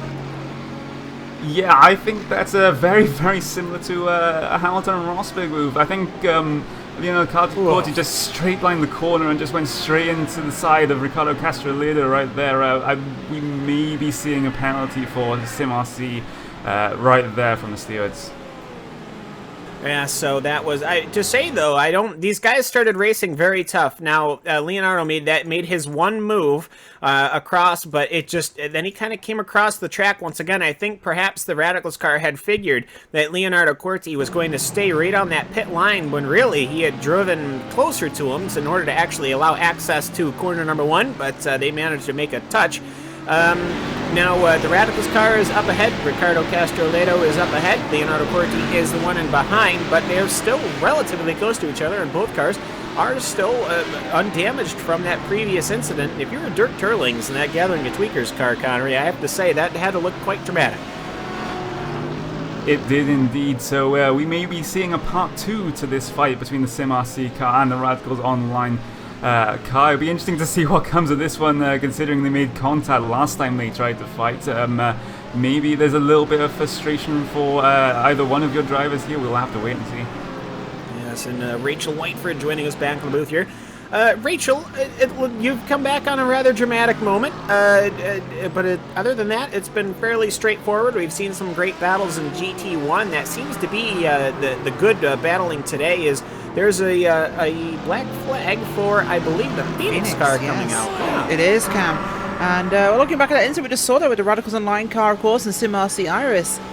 Not sure I can entirely not blame the Radicals car, actually. I think the Radical came across in the braking zone after the Iris car had taken its line to the corner, so maybe not my position to talk about this as the commentator, but I can't help but feel that was a little bit of 50-50 going on there with that incident, so we'll have to see what develops, but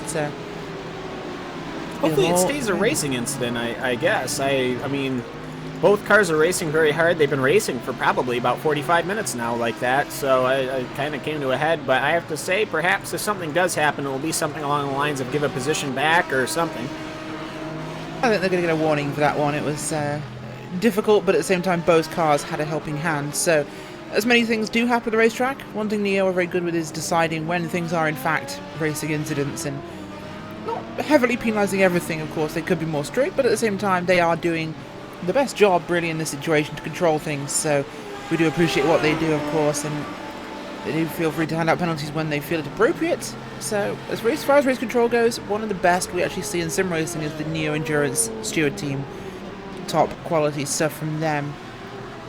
Looking out front, though, Coanda are running up against some traffic. I think that's Pure Racing Team LMP Black are about to go down a lap, actually, as they're going to pass the Crimson SimRC car. Up ahead of Pure Racing Team LMP Black is the Madcape 17, so they're both going to go down a lap here to your overall leader. 6.5 seconds here lead over Core Sim Racing in the 22 machine. Last time by, there was a 154.227 for them. 155.1 for Coanda, and Marty Piatella behind the wheel now. A little bit slower, but they're definitely still holding that gap up at the moment, and the gap back to third is significant. Keeping our eyes here on the Coanda number 1 car. Deals with traffic and also attempts to lap cars in its own class. Connery, this is the difficult territory where you are lapping cars from your own category. The advantages aren't as obvious apart from speed, and cornering is not the best place to do it. And of course, these two cars also fighting for position as well. The PRT LMP Black and the Madcape 17 car were fighting for position, but we just saw Marty Piatella in that VRS Canada SimSport prototype just getting through on the PRT LMP Black car right there. Just impeding the LMP Black car a little bit in his fight with the Madcape car. But again, the Madcape car may get impeded as well. No, he goes very, very wide during turn 1. That allows the PRT Black car to catch right back up again. Certainly does, and we'll keep our eyes on what happens there. Let's have a quick look down to the GT field and see what's going on with Hookersveld Core Motorsports and Coanda in the... Oh, they've been passed here by Phoenix Motorsports cars. Phoenix goes round there, going through... I believe that's turn 16. So Phoenix have just spun out. That's unusual. Not sure where Phoenix were in this order, but they were down a lap over Coanda. They were actually had that penalty, so spinning out there, not great for them. Klaus Kiverkas behind the wheel of the Coanda Corvette. Still technically behind Hookersveld Cam. That is the second time that a car has spun out right in front of a Coanda car, not necessarily the Corvette. The first one was a prototype while you were away, and the second one now has been in front of the Corvette. These Coanda guys are picking up just a bit of that luck that we know them for so very well. Yeah, absolutely. And as this develops, we need to see what Klaus Kvyat can do speed-wise. 2:02.8, 5 last time for him, and it was 2:01.8 for Kei Kashube in the Core Motorsports car. So it's the battle of the Ks and the Klaus and the K at the moment. So we'll see who can kick ass here more. But looks like Klaus Kvyat a little bit slower in his Corvette than Kashube, Connery. Kashube definitely putting in the more rapid average laps.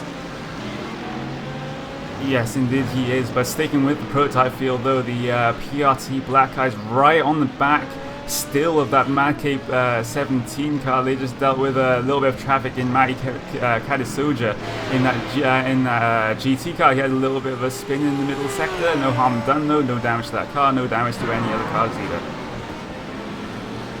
Certainly not. Do just want to run our eyes down now to your GTS field. Pure Racing GTS still out front with Maximilian Weng behind the wheel. Thrustmaster Movano doing a good job there, catching up at the moment though. Fabio Gonzalez looking pretty rapid behind the wheel there. 2:07.9 last time for him. 2:06.4 though for Pure. That is a huge speed difference. Atomic Motorsports 2:06.9, so they're catching up to Thrustmaster Movano. You could see that looking at the back of Racing. Well, we certainly can, as they're closing right on in on each other. Movano doing well in both prototype and GT, but looking down at GTS right now is Juha-Pekka Lamy. The Core Sim Racing GTS and Shin Yamashimi Sim Racing are dealing with some prototype traffic, as well as that Thrustmaster Movano GT car. Of course, your class reigning GT car from last season, as Philippe Mitrevsky, he's working to allow Friction Sim Sport to get on by, as Acme and Friction is actually going to use the lap traffic to try and get on by Rachel, as it's going to be Friction Sim Sport behind Core Sim Racing, Acme Racing, which is very hard to announce. But either way, though, the prototype traffic just trying to get on through. They certainly are. The prototype traffic very busy at the moment. Of course, Speed Asylum in there, as well as the Radicals in different laps, and I think also Core Sim Racing involved in that little fracas as well. Seems very busy on track around that part of the field as we watch what's going on. Junior Mishimi at the back of that line, as is the GT car from Thrustmaster Movano. Core Sim Racing's Audi R8 there as well, so that's an interesting one. We could see a pass for position here, 4th and 5th place. Shinya Mishimi catching up to that Core Sim Racing car, Connery. Felipe Mastrowski last time by, 2:06 flat for Shinya Mishimi, a 2:06.5 for Core, so there's definitely an advantage. Yeah, they've just got a few more prototypes that have to come by here, but other than that, it is pretty clean sailing for the time being. So Shinya Mishimi can focus on catching that car right there that he is trying to catch right now, because I can't really find that car, interestingly enough. Yes, they are beginning to struggle at the moment. Things are getting very busy here, but we'll keep this one focused.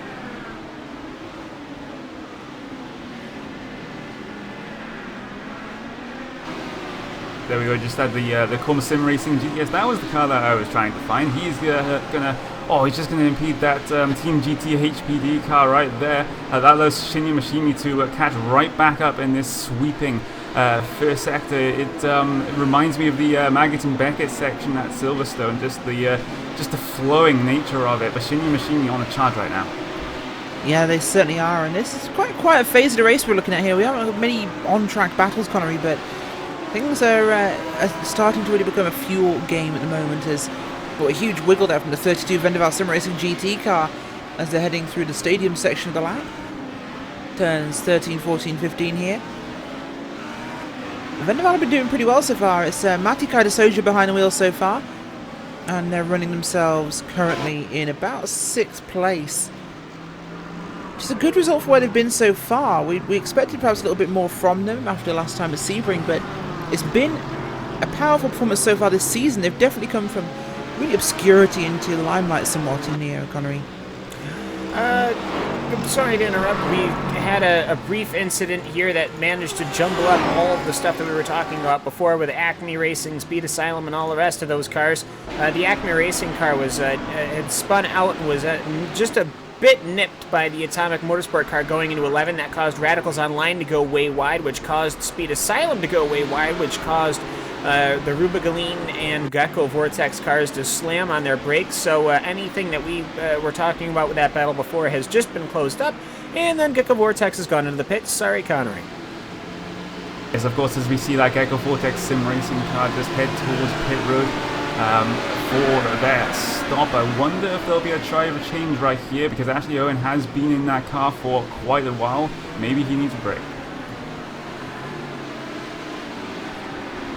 Can certainly be true, as we are going to be expecting that pit cycle to start up again in fairly short order. In fact, about now. We had our first pits around 50 minutes in, of course, Cam, for prototypes and GT cars. Then we expected them about 1 hour 40 minutes, and we're looking at about 2 hours and 30. We just had them starting now, so we're in that bracket for pitting. Well, we certainly are, to say the least, as there's some prototype battling. There's the Mad Cape and PRT black cars, two cars with no orange or with no orange on them, to say that. But Mad Cape getting closed in down by Lennart Rart, as well as the JCL sim racing car of Damien Haselois. As I'm sure that's a butchering of that last name, but they're coming up right now through the hill, and Mad Cape just ahead of that Lennart Rart car, and there's actually also a Gecko sim racing car that they're chasing down. So interesting prototype battling here, interesting even more so, Rachel, as you say, when they come into the pits.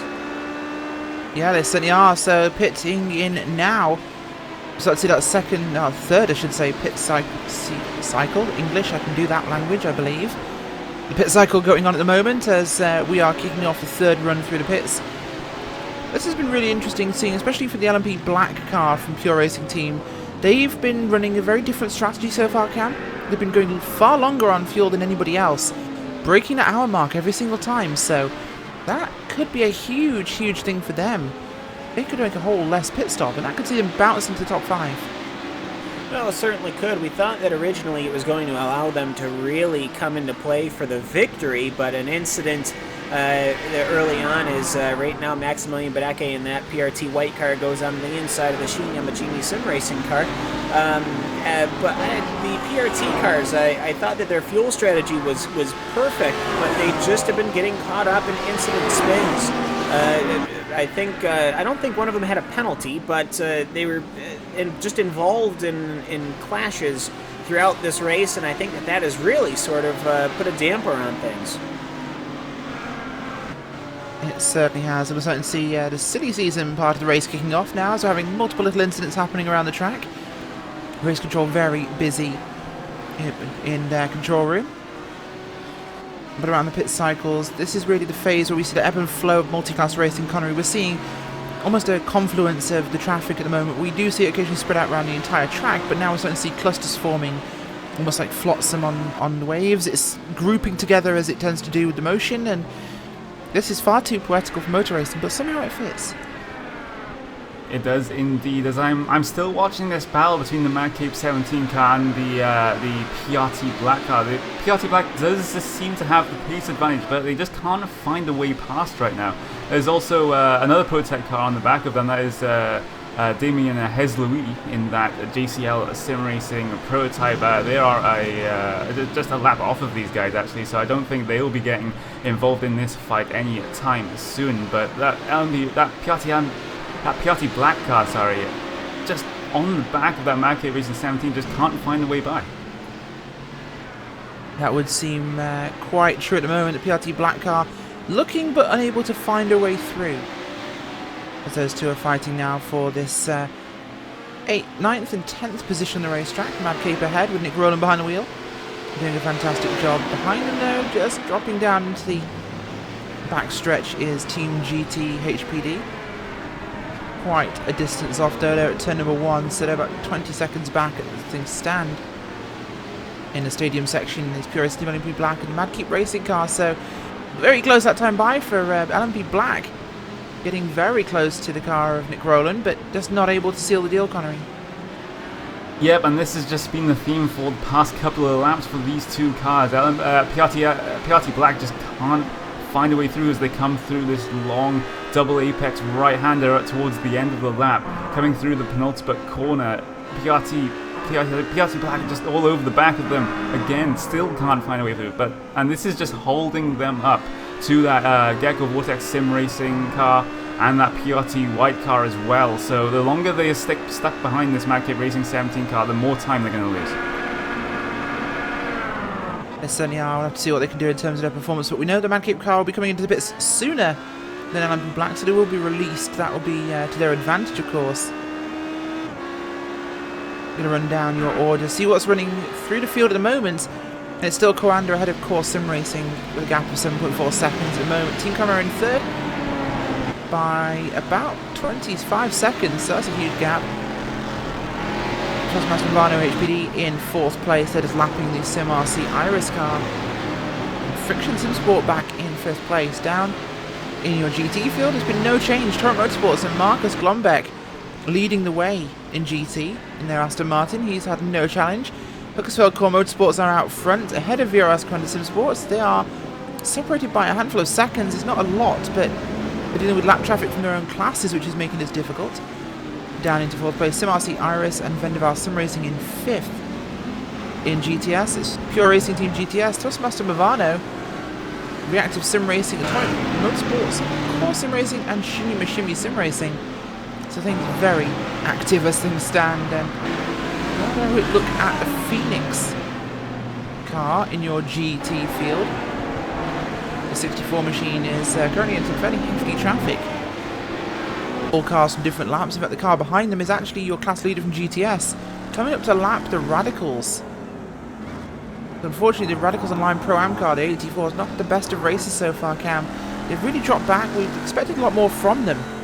And it's Hugo Barbosa behind the wheel, who's definitely one of the quicker drivers they have.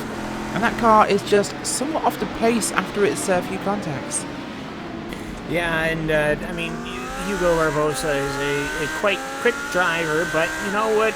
If I were to look at the overall efforts, I mean, Radical, they just came off of a blank pain effort in the Pro Series, so really they should be a bit further up. But you know what? It says it kind of right in the name, Pro-Am. You have Hugo Barbosa, Manuel Sanchez, and Rob Cuss here today. Oh, very close.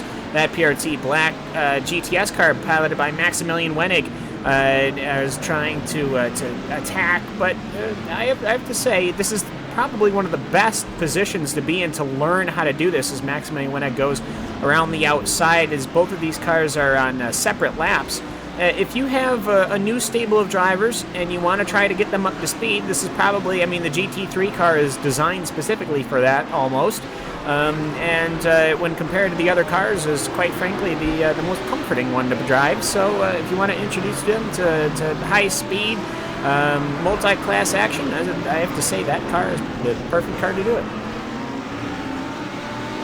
It certainly would be. Don't forget, if you want to get involved in the conversation, join us with the hashtag IRNEO.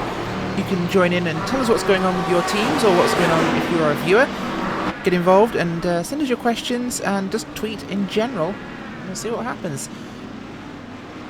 Heading up now 10 minutes from the halfway point here in the second round of the new Endurance Series here at Circuit of the Americas. And it has been fantastic so far. Looking at the 12 and the 17, Madkeep Racing and Pure Racing Team LMP Black. Very close there as they pass Odox Motorsports.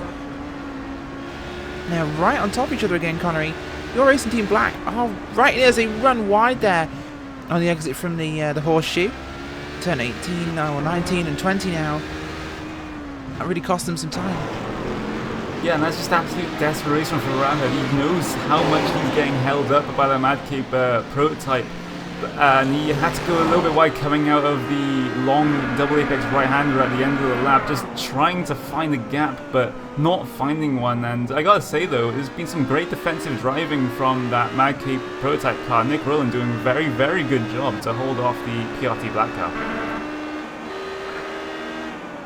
Certainly is, as at the moment the battle is still going. They're getting around the IRDK Endurance Corvette. Shouldn't be any major problems for those two cars as they will filter through, heading towards turn 11 and 12 now. At the bottom of the hill, this is where we can see Pure Racing Team LMP back make a move cam. They're certainly close enough to get a good draft exit. They have to focus on widen that to get a good run through the corner and see what they can do.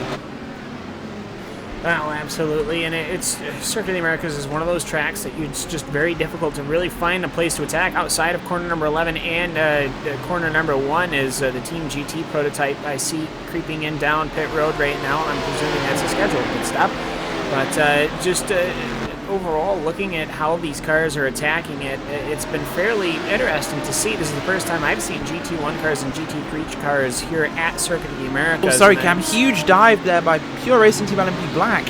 An absolutely massive dive into turn number 12. Possibly well outside the braking zone potential, but got the inside of Nick Rowland, who saw it coming. Ron tried to make the undercut, but didn't quite get back. And oh, that lunge by Leonard Rath just worked beautifully.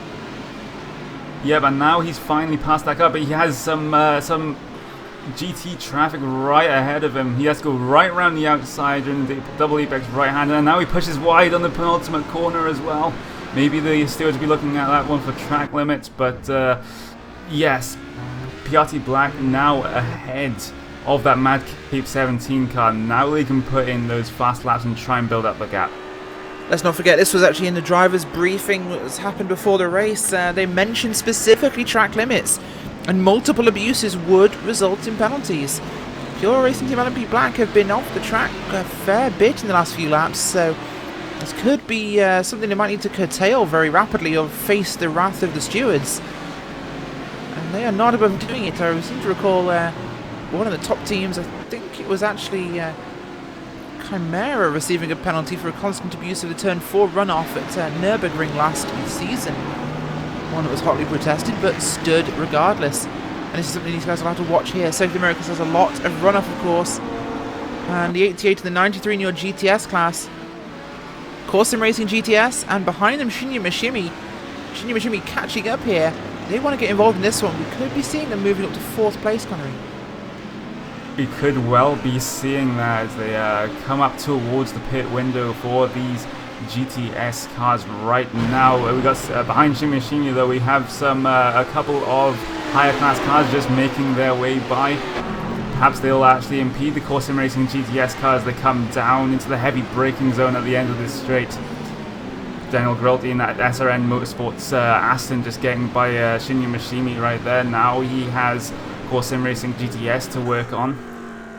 But yeah, this is just interrupting this fight just a little bit as we see the Thrustmaster Movano Racing prototype car also try to come through. But this is what makes multi-class racing interesting, because sometimes the fights that you're having can be changed somewhat by the cars on laps ahead of you, just coming through, and then you just have to be patient and maybe try and use the cars coming through as a pick to try and get past. They certainly are at this stage, and this race is hotting up. Look at the distance now coming down between Shinya Mishimi and Core Sim Racing. There's Philippe Mistritsky for Shinya Mishimi. Core Sim Racing has Jana Pekilami behind the wheel. Both Audi R8s, very closely matched in performance, braking behind one of the SRM Motorsports GT car. Both of them into turn 1 and 2 now. This is a fast section. This really lends itself to the Audi's mid-engine design cam. The car can really rotate here in this section. Right now, though, Shinya Mishimi is definitely closing in. Last time, it was a 207.19 for Jana Pekalami. And for Filip Mitroviski, it was a 207.2. So, similar lap times, but a little bit quicker for the core car. Yeah, well, I mean, it's Audi versus Audi, so it's just perhaps that these cars are fairly equal as Philippe Mitroviski is trying to catch up to Juha Pekalami. But overall, though, I mean, it seems that Core Sim Racing GTS car is just absolutely on it as far as the laps go, at least for now. Especially with that all-red visor of Juha Pekalami as he's working his way now towards corner number 11. Whereas the Shinya Mishimi driver, well, he only has the by default shaded visor. Perhaps that Rachel is helping, and neither of them are on flashing their headlights, so clearly an equal battle here on the track. And that certainly is true, as we'll keep this one as a main focus for the next few moments. We're approaching that third hour tick over. We'll be in hour number 4 here of the Neo Endurance Series round number 2. And, well, the race will be quite an exciting one. I can't believe that Shinya Mishimi himself has just logged out, considering his car's in a great big battle. But as it stands, they are doing a good job in this event. Shinya Mishimi Racing comprises of Vincenzo Amico, Shinya Mishimi, and Philippe Mitrovetsky. So, a 3-driver entry, I should say. For Sim Racing, of course, Yuna Bekalani, Yana Jekuru, Claudio Calma, and I believe also Malik Bush. So 4 drivers for that car, which seems a little on the large side, Cam. Well, yes, but either way, I mean, it's just been, well, you know, size makes a difference after all. But either way, just as I believe we have one of our front-running core cars coming in, as there's also a race for position in GT1, which is going to come in nicely because they're about to finish their lap. But Gianni Vecchio and Jamie Wilson are fighting really hard for 21st position. The SimRC Crimson car picking up a position from the Chimera car, but pit cycles are starting starting to catch up, but there's only 7 cars left on the lead lap, which, as the Coanda car fits into the picture of this battle between these 2 cars, I have to say, actually, is that Coanda car coming to the pits? Yes, okay. All right, Marty Piatella coming to the pits, Rachel. That is true, as Corsim Racing themselves have just come out of the pit road, so they have served their pit. That's the second place running car, Corsim Racing's 22 car, with Isaac Price behind the wheel. As we mentioned, yes, Marty Piatella is on pit road. Vendaval Sim Racing just pitted ahead of them. So once again, the GT cars pitting with your prototypes. We'll keep an eye on Marty Piatella's pit stop now. See what will happen from this one. Chimera could be reacting as well. We'll see if they react and come into pit road. They're pulling across. Yes, Chimera are pitting. Ben Tusting reacting to the pit stop from VRS Coanda. So we'll keep our eyes on how that one develops and what we can see from this.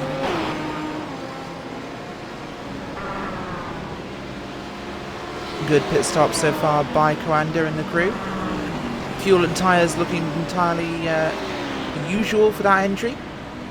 Chimera also on pit road. Ben Tustin just hitting their pit box now.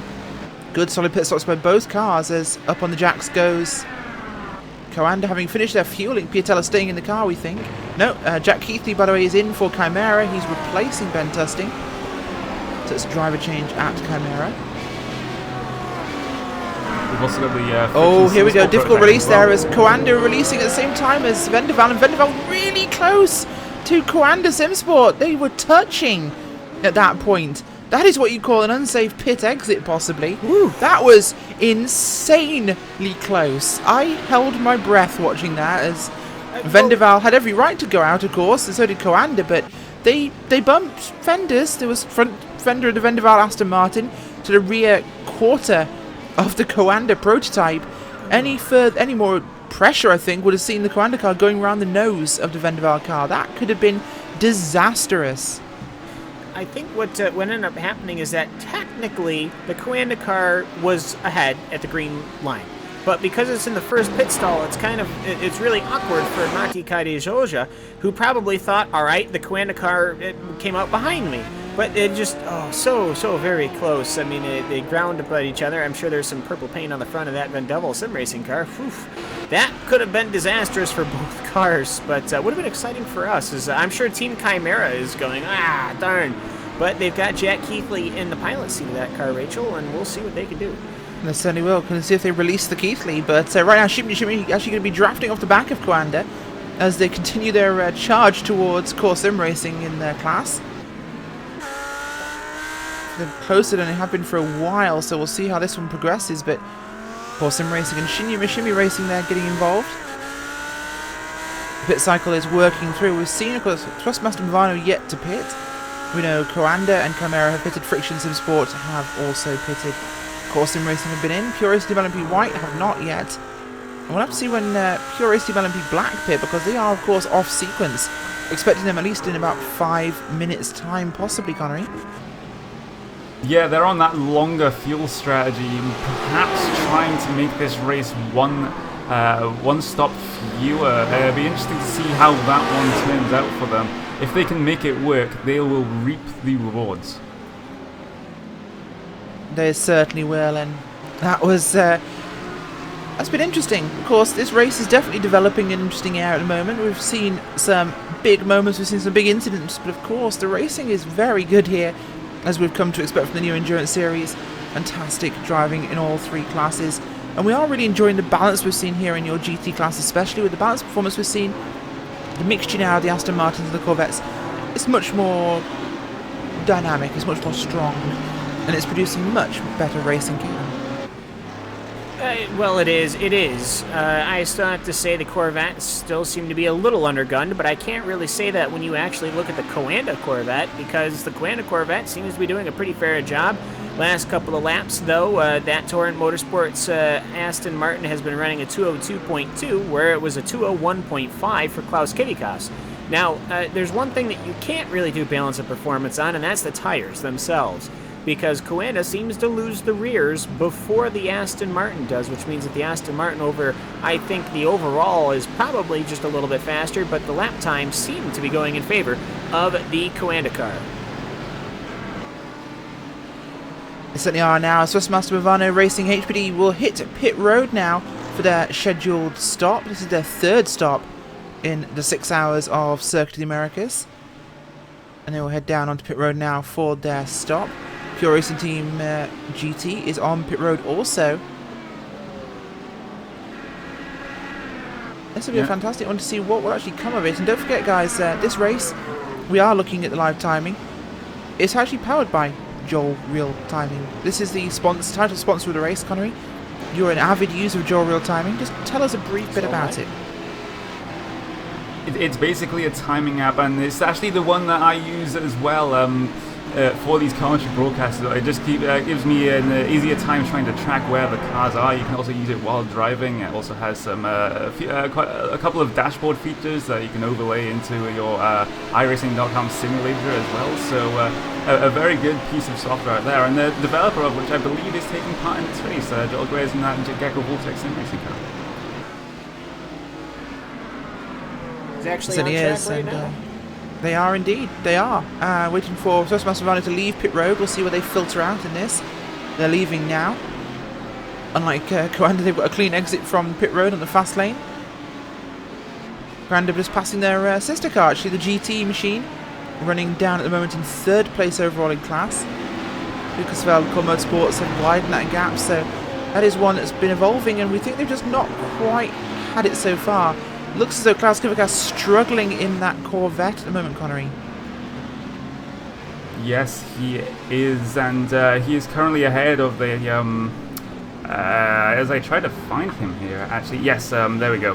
Klaus Kivikas in a VRS kind of SimSport car. He is struggling just a tiny bit. He has the Radicals Online GT1 car. There's actually quite a bit behind him right here, so he's not coming under too much pressure from behind, but he's going to be struggling a little bit with that Corvette, especially late on in the run, because it is a point-and-squirt car, and those rear tires can get heated up or can wear out quite easily, and that becomes very, very sketchy on the throttle there, as we just saw him just get past Fabio Gonzalez in that Swiss Master Movano Racing GTS car. The back end just stepped out just a tiny bit as he was just trying to get past him, and that is a very common occurrence in the Corvette.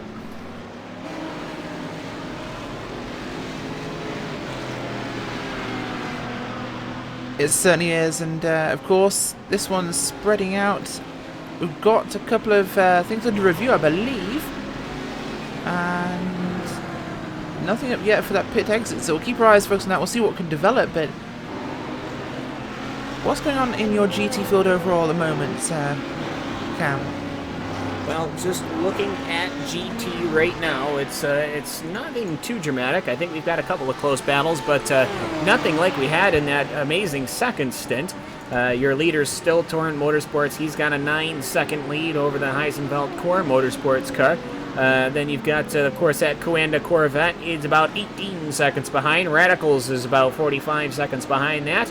Not that far behind the Radicals car is... well, actually, the SimRC cars... okay, I had that backwards. The SimRC Crimson car isn't that far ahead of the Team Chimera car, so they're about 2 seconds apart.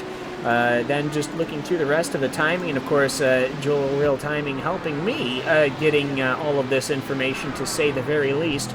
As quickly clicking right on through, you can see all sorts of lovely information. I can even see their apex speed, which if I was making a setup, that would be really cool, but I don't really need to know that. But if you wanted to know, though, as the SimRC car has just entered the pits, according to my timing screen. They certainly have, and I believe it is the SimRC Crimson machine is on pit road. They're getting service now, trying to work their way back up the field. They were in, I believe, 5th place before they pitted. SimRC ticking away. Iris, though, are not. They're actually further back, but they are still running, so we'll see if they're hitting pit road soon. They're not coming in this time by. Core Motorsports and Coanda GT cars are also in the pits. That is true. So just let's see. They should be able to do. Okay, they're lowering down Gianni right now. He's off and away in 53 seconds in the stall, and he's pulling away, getting that up to the very, very slow speed of 39 miles an hour. He hits the commitment cone, and he is off and away in 1 minute and 18 seconds out on the field. Great start from them, as more drivers are going to be getting in the cars in the next few moments. We're past the 3-hour mark, folks. We're now into hour number 4 here. We're past halfway in the new Endurance Series round number 2. What a fantastic event we've had so far. Looking at the 19 and the 27 in your prototype field, that is Acme Racing and JCL Sim Racing. Getting very close there as JCL off the track a little bit there, sliding around Acme Racing. As we mentioned earlier, lots of cars with orange, black and white on them, and those are 2 examples, one of them just inverted from the other, almost. But this is definitely a battle that's hotting up a little bit. Yeah, we just saw the GCL Sim Racing car just get by that Acme Racing car, and they've already pulled out a little bit of a gap right there, so GCL Sim Racing definitely faster at this stage in the race than Acme.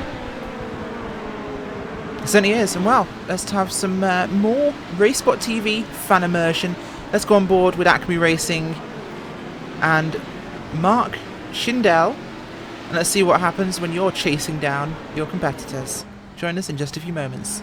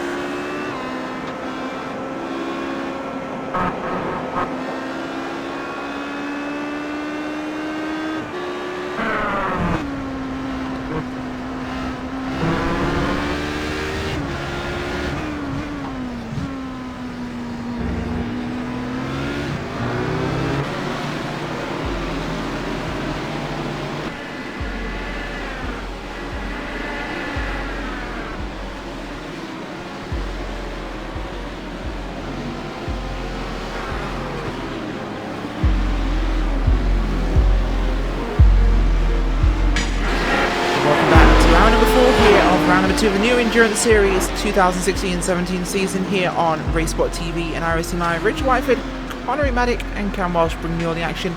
Hugo Louise directing, of course, as always. I've just been on board for a few laps. JCL Sim Racing has been chasing Acme Racing, and this has been a fun one actually for these guys. They've definitely had some good action going on. There's been some busy traffic as well. As we are in a really quiet phase of this race, Cam, things have calmed down a lot. Everyone's just logging laps, running their fuel strategy. And in terms of fuel strategy topics and the real conversation of this race is Pure Racing Team LMP Black. They're the only team in your prototype division who's made it to the hour mark. Most of the rest of the field have been pitting along with the GT cars about 40 to 50 minutes. So, what are they doing differently? And could this be a surprise high finish for them? Of course, we know at Sebring they had that successful second place, that podium I should say, when their sister car, the white car, had its incident with a GT car. Could they be looking for a similar result? Well, it's going to be interesting to see here. That's the only prototype that is really pushing the envelope as far as strategy is concerned, so at least here so far at Circuit of the Americas, and I'm very interested to see what they can do. They're a minute and 13 back right now, but you never know. They can pull out of the bag here, that PRT black car. Yeah, they certainly are, and that will be one to keep our eyes focused on. See what develops from this. Currently running in 7th place on the lead lap, so we'll keep our eyes on what they can do. The Radicals Online GT1 car currently running down in the 5th position in class. They are ahead of the Crimson machine, but not by a lot, as Crimson's catching them up now, as are Vendaval Racing. In fact, SimRC Crimson just passed Vendaval Racing, so they've managed to get back up the field quite successfully. Could see this one becoming quite exciting as soon as this will have to cycle through. Chimera have dropped back a few spots. In fact, they're about to get lapped by their class leader, who are on a separate lap. So this could be them going down a lap to Torrent Motorsports, Connery. Marcus Glombeck doing a fantastic job behind the wheel for that car. Yes, he is, but I'm still just keeping an eye on this battle between the Radicals Online GT1 car, Jeremy Boot behind the wheel of that one, and Gianni Vecchio of SimRC Crimson. SimRC Crimson have been on a little bit of a charge recently. Radicals Online just having come out of the pits, I believe, since they technically didn't set a lap time last time by. Yeah, the Crimson car just getting very, very close to the back of that Radicals Online car, coming down into the hairpin right here. Important to get a very, very good exit here, since it is a very, very, very long back straight. Certainly is, and well, things are definitely on at the exciting front with this, and we'll keep our eyes on what develops, but it's becoming the race of strategy. Yeah, here comes Vecchio down the inside, and he will get that move complete on the brakes, coming down into the braking zone at the end of the straight right there. That was a very, very easy position gained by Gianni Vecchio. It really was. The SimRC Crimson machine making that move on the Radicals Online car of Jeremy Bouclé. Bouclé not quite got the pace of Vecchio at the moment. Of course, they had pitted this lap, so that is not, well, it is for position at the moment, but it won't be filtering out later. Once again, Radicals Online find themselves in a SimRC sandwich. RT Black's coming in. RT Black hitting the pit road as we thought after the hour mark, so they've gone a little bit further than we thought. This is really going to make their final stint very short. We're looking at maybe 30 to 40 minute final stint for them, and it should be a pit stop less than the other teams. It should well be, as they come down towards their pit stall. They will get that car stopped. definitely going to be taking some fuel and tires just to brim that tank and just do those hour-long stints that they have been managing over the rest of the prototype field. I believe Lennart Rath, he's going to stay in the car for the next stint as well. That's looking likely as the traffic really is hotting up now. Here comes Vendaval Sim Racing actually as well. Matti Cardasoja looking like he's going to try and make a move here on the Radicals Online car of Bootloop. Bootloop struggling for pace. 203.7 last time for him. Vendaval with a 203.0. And SimRC Crimson with a 202.5. So Bootloop not as quick as his teammates in that car. Of course, Jeremy Bootloop in the car with Ricardo Castroledo and Alexander Manea. So the two French drivers there with the Central Eastern European driver of Alexander Manea. And just a quick congratulations, of course, to Team Finland in the iRacing World Cup this weekend. They took the win by, I believe, just about over 100 points, Connery, from the UK&I team, ahead of Club Diach, 300 points adrift in third. Once again, a very tight battle. Yeah, of course, and I was actually part of the Oval team for the UK&I, the UK&I club right there, so it is losing to the Finns for, I believe that is the third year in a row. It is a little bit disheartening, but they ran a very, very great race. We managed to beat them on the Oval side, but these Finns, they are just so quick on the road, it's unreal, and we need to put slightly more effort in on that side for next year, but I think we can give it another shot next year. Well, that'll be exciting to find out what will happen, of course. Finland, can they be beaten? Team Finland, OP, please nerf? Maybe? We'll find out, of course. But it's going to be a long one as Jorge Montanez has been black flagged. He will be receiving a 15-second stop and hold for avoidable contact on lap 85, turn 11. So that, of course, is Jorge Montanez, the 2031 car. So I believe that is in fact that is actually Thrustmaster Movano. So that was the incident involving the car numbered 21. So that was Radicals Online GT. So that's one that's definitely been making it itself. Well, that's Movano. Thank you, Hugo. Sure, I said Movano, but we'll move on. At the front, VRS Chrono Sim Sport leading still, 14-second gap over Core Sim Racing. They've widened that gap again, Cam. That gap definitely expanding constantly here. Commander dealing with the traffic very well. Piatella having a much easier time of it than Cronke managed. Yes, and well, the gap is just it's going lap after lap. I mean, to be fair, it was just 0.3 of a second at the start-finish line between Isaac Price, an extraordinarily fast driver who was actually piloting.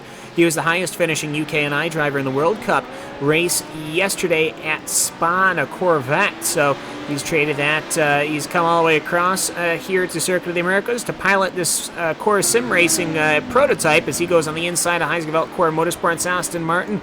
And Aston Martin, I guess I should say, before they, well, 4 cars going on the inside of Wim Stocksman's Atomic Motorsport Audi. But either way, going through this long line of traffic, I have to say, the distances, yes. So we've had technical issues for the SimRC Crimson machine. Gianni Vecchio having mechanical problems with his car. Oh no. That car had to be recovered to the pit road, and Jürgen Frank back behind the wheel. They've lost a lap over their sister car now, so that once again, big troubles for SimRC Crimson. They had Crimson, of course, the car that had a penalty very early on for car-to-car contact. I believe it was with a GT3 car, but it might have been with a GT1 car. But either way, though, not the day that they wanted to have here at Circuit of the Americas. And I'm sure at this point you just start looking forward to Twin Ring Motegi, but obviously another 2 hours, 40 minutes here at COTA. It certainly is. And well, the running order is still very similar from what we've seen all day long. Some action going on in our GT field, actually, as Rubigaline Racing Team catching Team Chimera's 54 car, Connery. They're really managing to go. Oh, look at the inside. Big dive by Rubigaline. Will they hold on to this one? Could be an undercut from Chimera. It is indeed. Chimera hold the position after lunging too hard there. Rubigaline Racing and Massimio Bortello not able to hold that position.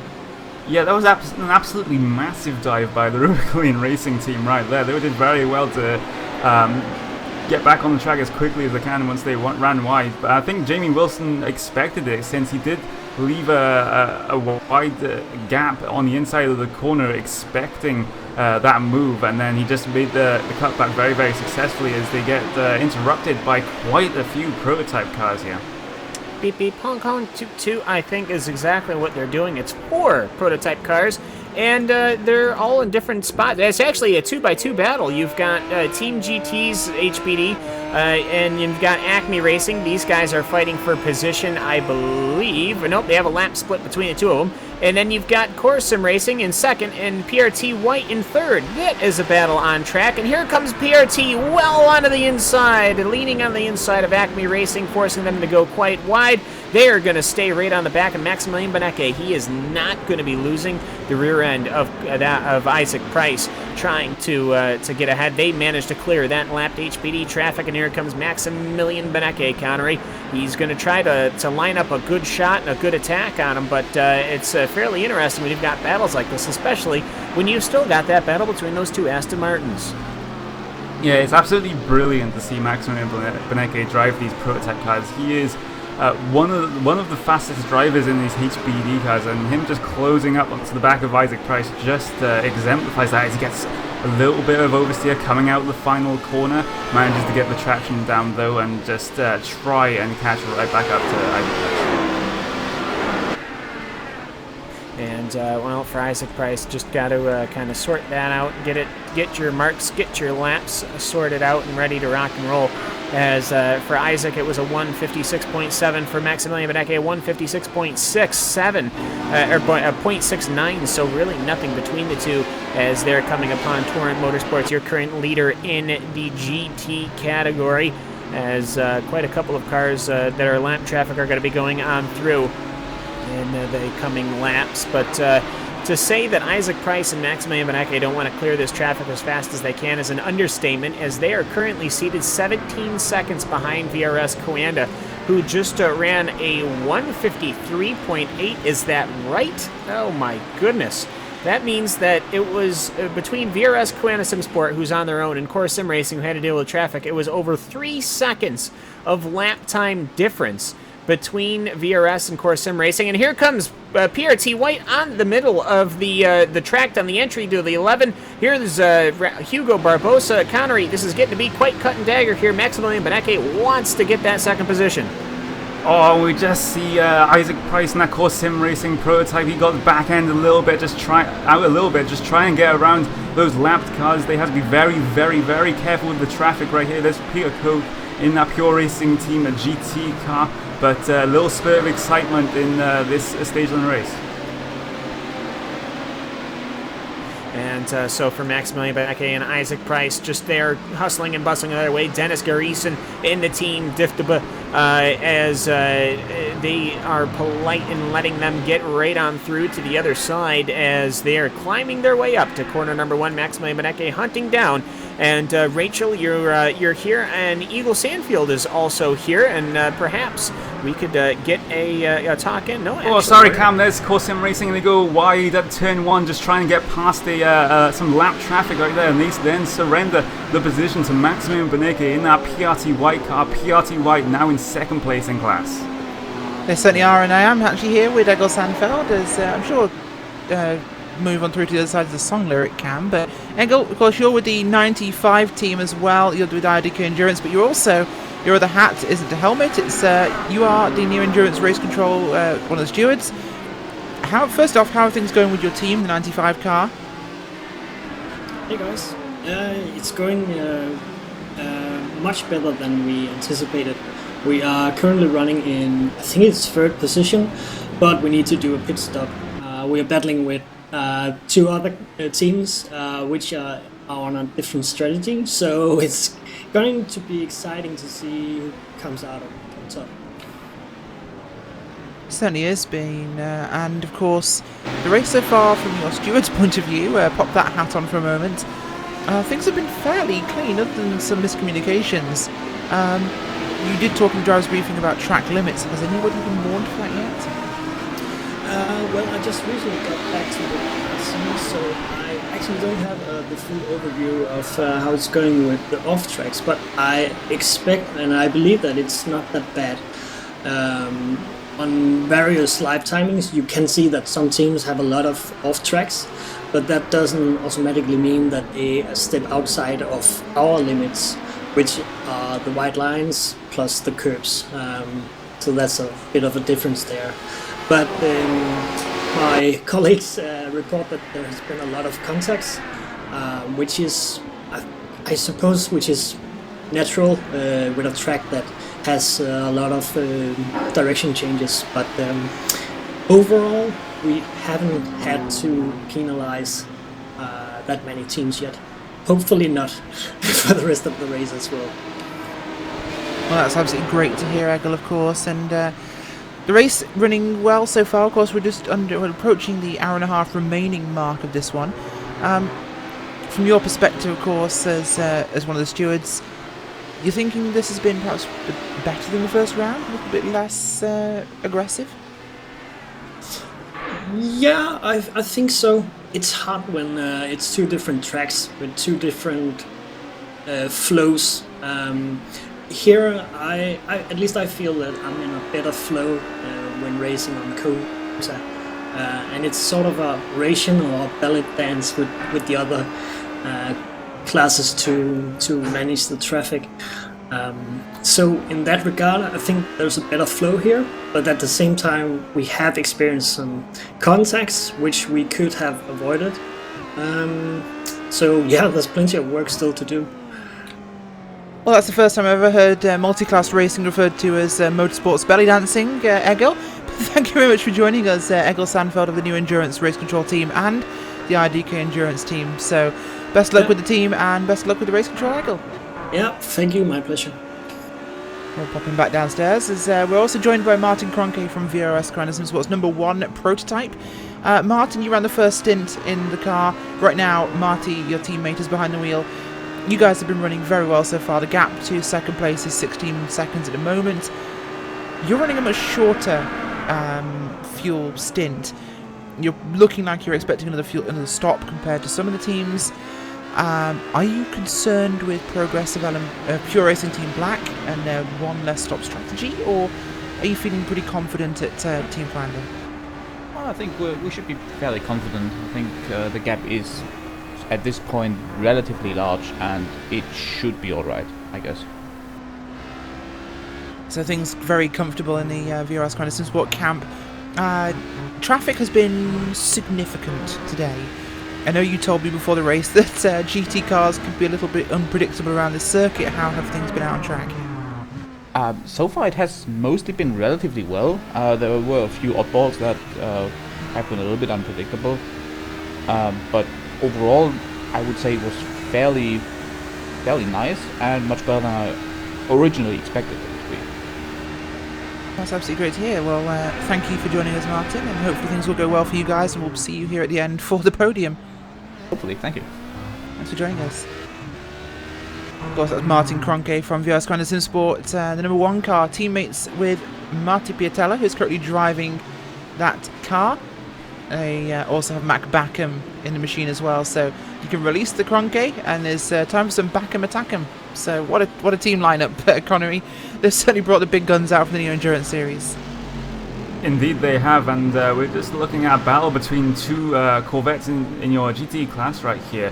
John Hall, currently from Phoenix Motorsports, currently trying to defend from Gunnar Moore in that IRDK Assault Racing Corvette. Just looking at the lap times, the IRDK car did a 2:03.7 last time by, and the Phoenix Motorsports car actually did a 2:09.0, so perhaps maybe a mistake or a little bit of lap traffic just impeding the Phoenix Motorsports car that last lap, which just allowed the IRDK Assault Racing Corvette to catch up and just sit in a draft down this back straight. It certainly has, and well, the IDK Endurance Assault car is doing what it can to make a move. It's going to look to the inside. Gunnar Moore, one of the veterans of that car, wheeling his Corvette very, very well. Of course, been running a Corvette for a long time with that team and making it move work over Phoenix, also long-time Corvette drivers. So, two very experienced Corvettes here running with Phoenix, John Hall behind the wheel again, a veteran of the car. Great to see two drivers who really know their machine battling away here, Cam.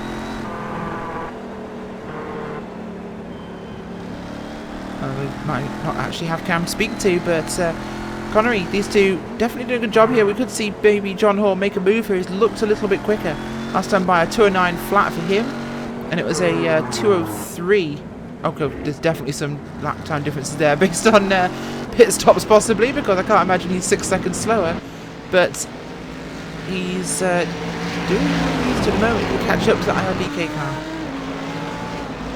Indeed, he is, and John Hall is a name I actually quite familiar with, because he actually develops quite a few community setups for a few cars and posts them on the iRacing forums, just to give the guys that don't quite know how to set up a car or are learning to set up a car a good baseline for their particular cars, so they're not too off pace or they're not struggling with the baseline setup. So John Hall doing some great things for the community here on iRacing, but right now he is trying to chase down Gunnar Moore in that IRDK car. Team GT HPD 21 car with Danilo Plazia has been given a warning for unavoidable risk, or avoidable risk I should say, with the 55 car. That is the machine of Huddersfield Core Motorsports, so a prototype taking a bit of a risk there in the running order here. That's been a problem so far. Looking at where Huddersfield Core are at the moment, running through the stadium section. And Coanda not far behind Connery, so the Coanda Corvette is closing in. Kivakas is definitely making a move here, 202.41 last time for him. And a 202.52 for Kei Koshube, so the Battle of the K is very much on here as the Radicals prototype gets past the Huddersfield car. This one is still looking like it's going to be a race to the very end of the race, very checkered flag I should say, because these two cars are very evenly matched. They do seem to spend a lot of time with one or the other in position. Yes, they have, but the Heugenberg Core Motorsports car was actually about half a second faster than VRS Coanda SimSport that time by. As we have a look at the 31 and the 33 car, they are having a little bit of a battle. Jürgen Frank going down the inside of this, the start of this very, very tight middle sector. Jürgen Frank successfully gains the position right there. Jorge Martinez will not give up though. There's a prototype car, that is Maximilian Beneke in the PRT white car. He'll want to come through as quickly as possible, and those GT cars won't make it hard for them, but they will force them to go around the outside. It's a great corner for the prototypes, of course, there, Connery, because they can go around the outside with very little issue, very little time loss. And SimRC Crimson will make that move on Movano's stick. It's been a bad race for both of them, but SimRC Crimson, nice to see them recovering with Jürgen Frank behind the wheel of that car, pushing themselves forwards. The only other car on their current lap is Ashbury Motorsports, who are just up ahead of them, so there is potential to catch that car. And it is one of the Corvettes there with Ashbury Motorsports, driven by Zach Rupik at the moment. We'll see if they can catch up to them. Your GT feels still fairly predictable. Torrent Motorsports, Huddersfield Core, and VRS Coanda your podium. And I believe Coanda are about to lap Team Chimera, because they are on a different lap to them. So yes, that is Team Chimera's 54 car going a lap down here to third place Coanda SimSport. Coanda taking their Corvette around the outside here. Chimera didn't particularly want to be lapped, and they made them take the long way, but they got that one done with no major drama. Going to run through the running order of the race so far. Here we are at about 3.5 hours complete. It's VRS Coanda SimSport out front by 16 seconds from Pure Racing Team LMP White, who've just come out of pit road as the sequence starts all over again. Core Sim Racing in third place, Team Chimera in fourth, and Thrustmaster Movano HPD in fifth. Down in your GT field is Torrent Motorsports, Huddersfield Core Motorsports, VRS Coanda SimSport, SimRC Iris, and Radicals Online in fifth. Down in your GTS field, we do of course have the car of Pure Racing Team GTS out front, with Atomic Motorsports still in second place. Thrustmaster Movano GTS in third, Core Sim Racing GTS, and Shinyuma Shimi Sim Racing in fifth. No real change in that fourth, fifth position fight there, Connery. We thought there was going to be a good battle between Shinyuma Shimi and Core Sim Racing, but they really haven't closed up again. In fact, the gap has widened, so it's looking to have settled down. Yes, indeed it has, and Core Sim Racing just coming into the heavy braking zone of the straight right now, while Shinny Machine are actually halfway down the straight right now, so that is a visual representation of the gap right there that has been expanding over the past couple of laps. It certainly has been, Connery. I'm not sure if we actually have Cam back with us, but this one has definitely been expanding. Cam Walsh.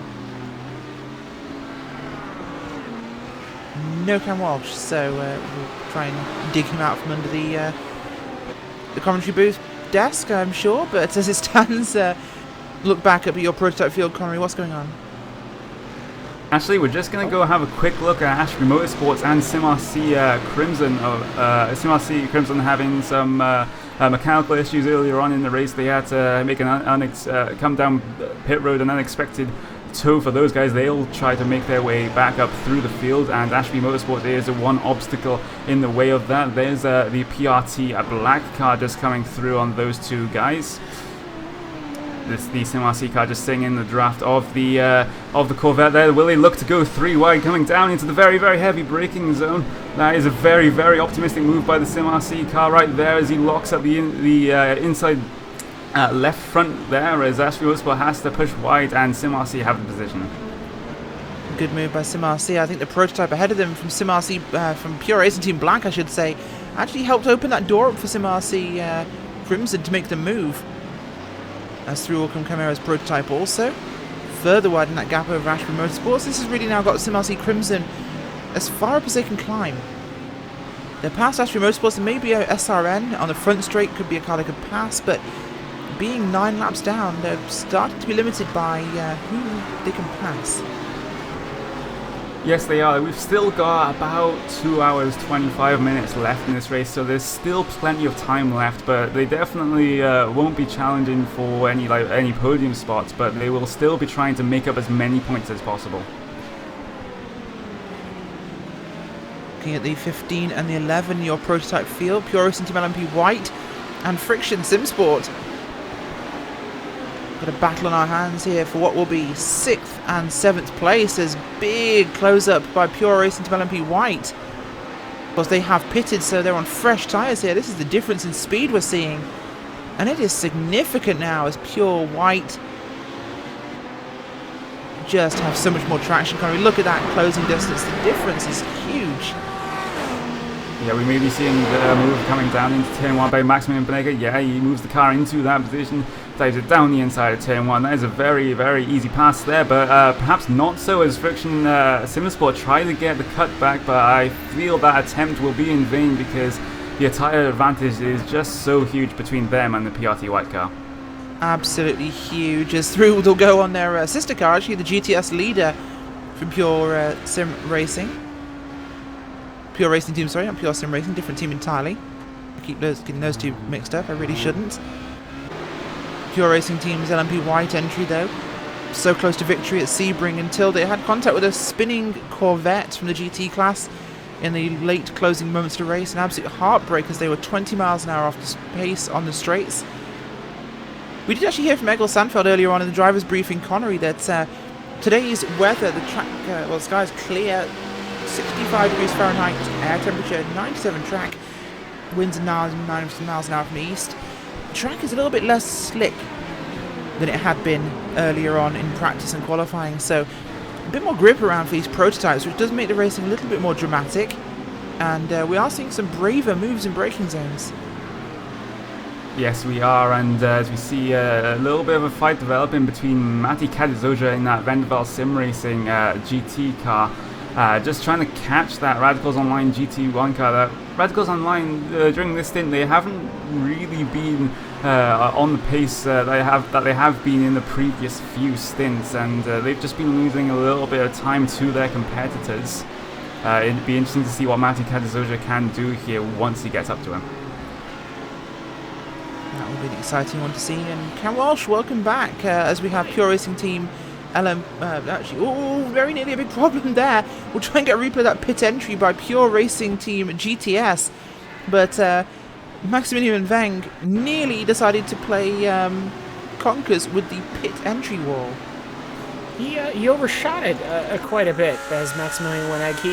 He slowed it up. He did everything he needed to do. He didn't panic. He just went, all right, I'm going to slow down. He slowed down and he missed the wall. He ends up coming in. He's going to climb up out of that car. Boy, wouldn't that have been a bad thing for Jonas Wallmeyer to watch his car coming into pit lane and conking the wall. But everything worked out. It certainly did, but we'll have to see what happens with this pit stop. This, of course, from the lead. They have a good gap over second place. It should be fine. But your GTS cars heading into pit road now. This is a little early, perhaps, Connery. Yeah, maybe a little early as we look back towards that fight, including the Radicals Online GT1 car and the Vendaval Sim Racing GT1 as well. They have been close for the past couple of laps. Vendaval Sim Racing has just been steadily reeling in that Radicals Online car. They won't be close enough this lap, I suspect, but expect a move perhaps from Vendaval Sim Racing. Oh no, they actually get it wrong under braking and they spin the car towards the outside of the track. We'll have to try and see what happened there. They got good two save. tires. Yeah, good save, but they got two tires on the curb there under braking, and that may have just upset the car a little bit. You see the car just track left a little bit as the car breaks traction, and then he overcorrected onto the grass. Very much is a very lucky escape from contact with the wall for Vendaval Sim Racing and Matika de Soja. That could have been very much a big problem for them. Just looking at Vendaval, they're actually taking a bit of that track red space out on the inside of the corners number 17 and 18. I think I've been seeing, I think it's the stadium, what they call now, or something to that effect. I almost wonder if perhaps they're not starting to catch the eye of the racing marshals as well, because I see a lot of cars end up doing that. They're taking that red area, which I always kind of consider to be just a little bit off track. There's something race control obviously be having a look at, we're sure. The fight, of course, with the 32 and the 37 really has broken up now, although Torrent Motorsports coming to actually lap the Radicals Online car, so that will be lapping 5th place. Torrent Motorsports absolutely flying in this one, Connery. Unstoppable performance from those guys. Marius Glombach doing a fantastic job for Torrent, and his teammates Kevin Siggy and Simon Melush, they are doing a fantastic job. That car is absolutely on rails. Yes, they are, and they're, I'd say, about a third of a lap ahead of the Heikensveld Core Motorsports car right there. So the Torrent Motorsports have done a very good job to pull out this much of a gap. With about 2 hours 19 minutes to go at this stage, they basically need to make sure they don't get into any incidents at this point and just bring the car home. Yeah, they certainly do, and it's looking very promising for Torrent Motorsports. We will see what can develop, of course, from this. Let's don't forget the next round of the new Enduro Series, the 6 Hours of Motegi, will be on December the 11th. That's going to be a 6-hour event. Of course, you can catch that live here on RaceSpotTV and iRacing Live. And the remainder of the season will include the 6 Hours of Nürburgring on the GP circuit, the 15th of January, powered by the Digital Race Engineer. The 6 Hours of Spa-Francorchamps, powered by SimLab, on the 19th of February. And the 24 Hours of Le Mans, powered by RaceSpotTV, on March the 25th, 26th. That's going to be one to watch out for. It's going to be amazing. It certainly will be, and looking more recently though, that next race at Twin Ring Motegi will be under the floodlights. It is a night race here in the Nero Endurance Series. It'll be interesting to see how that throws a spanner into the works, if any, as we get news that the battle between the 97 and the 82 is building up. Those are the cars of Manuel Sudau in that Team RSO car, just ahead of Dennis Guresson in that Team DFTBA car. Team DFTBA have just been catching Team RSO lap by lap as they make way for the Thrustmaster Movano Racing HPD right there. So yeah, this battle is steadily getting closer and closer here, Cam. Well, that it is the Thrustmaster Movano HBD of Enrico Di Loretto goes right on through as the Team GT HBD is exiting pit lane. They of course, have had their trials and tribulations today. But just the whole way throughout, though, people are just sort of settling in once again here. But overall, just hopefully everything will continue to be nice and clean. And Twin Ring Motegi at Rachel, very, well, flat. I personally really enjoy the circuit. I am very, it's kind of one of those tracks that you just happen to be proficient at, and a lot of people aren't, but for whatever reason, it's just always clicked with me. Certainly a very technical track, Cam, and, well, it was designed to be a test track, so it would be fairly technical. A lot of variation in that circuit, and, of course, a night race, so that'll be fantastic for the series. We'll get to see what will happen with that. Very different challenge for these drivers. We have a spinner in turn number 12. I think that is the car from... It's the Team GT. Team GT, yeah. It's Team GT having the spin. Just losing the back end on that prototype as they came through turn 11. Braking behind one of the GTS cars. They get it straightened up and carry on. A bit of a slowdown from some people, but otherwise keeping those cars in running condition. Could have been a much bigger incident, but a great save there by Doriano Resciuti, who managed to keep that car facing in roughly the right direction. Don't think he meant to be drifting here, but we'll accept that one. Oh, okay. As I believe we hear one of Cam's cats, which would be Neo that's without just it. Leo, as the 11 and 2 battle is going on. It is Pure Racing and LMP White with Radicals online here. In fact, they've just gotten past LMP White. That's the car from JCL Sim Racing behind them, who's not on the same lap, but Pure White have managed to make that position up now, and that will move them up to the 5th spot and a top 5 position for them. Not quite the win you're on line for at Sebring, but it's going to be good points for them after what had happened. In fact, if we look back at the results from Sebring, Pure White finished in 4th, so there's every chance they could make that up and finish in 4th if they could catch Movano, Connery. Yeah, they could well make that up as we see Team DFTBA. They're going to try a move on Team RSO. They are very, very, very close this time by coming into the sweeping section of this first sector. They also have the IRDK car right behind them, I believe. The IRDK car is just coming up to lap these guys, actually. So IRDK just has to be a little bit patient here because these guys are actually fighting for position. The Team RSO car currently defending from the Team DFTBA cars. They come towards the end of this sweeping first sector. They're on the run down towards the hairpin now, just before the long back straight.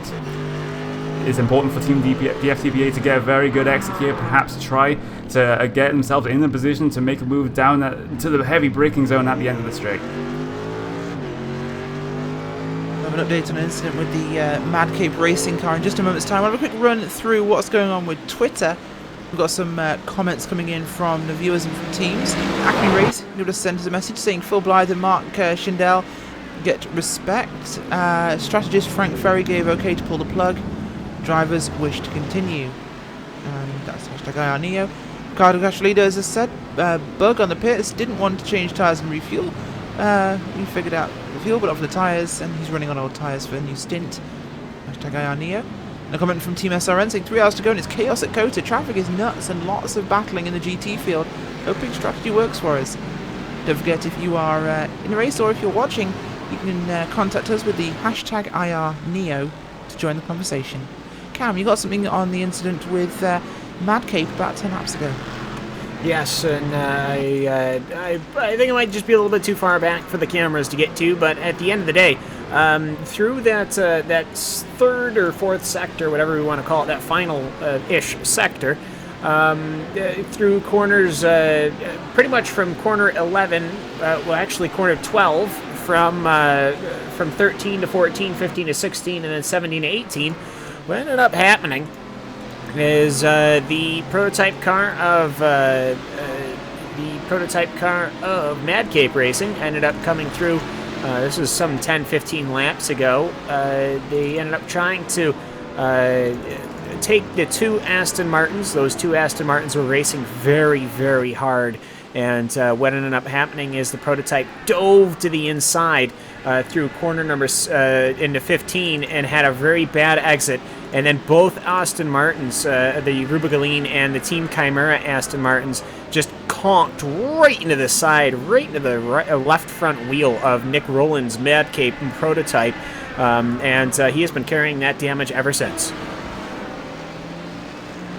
Unfortunate situation for those guys to deal with, as we are keeping our eyes here on what's going on with Team RSO and Team DFTBA.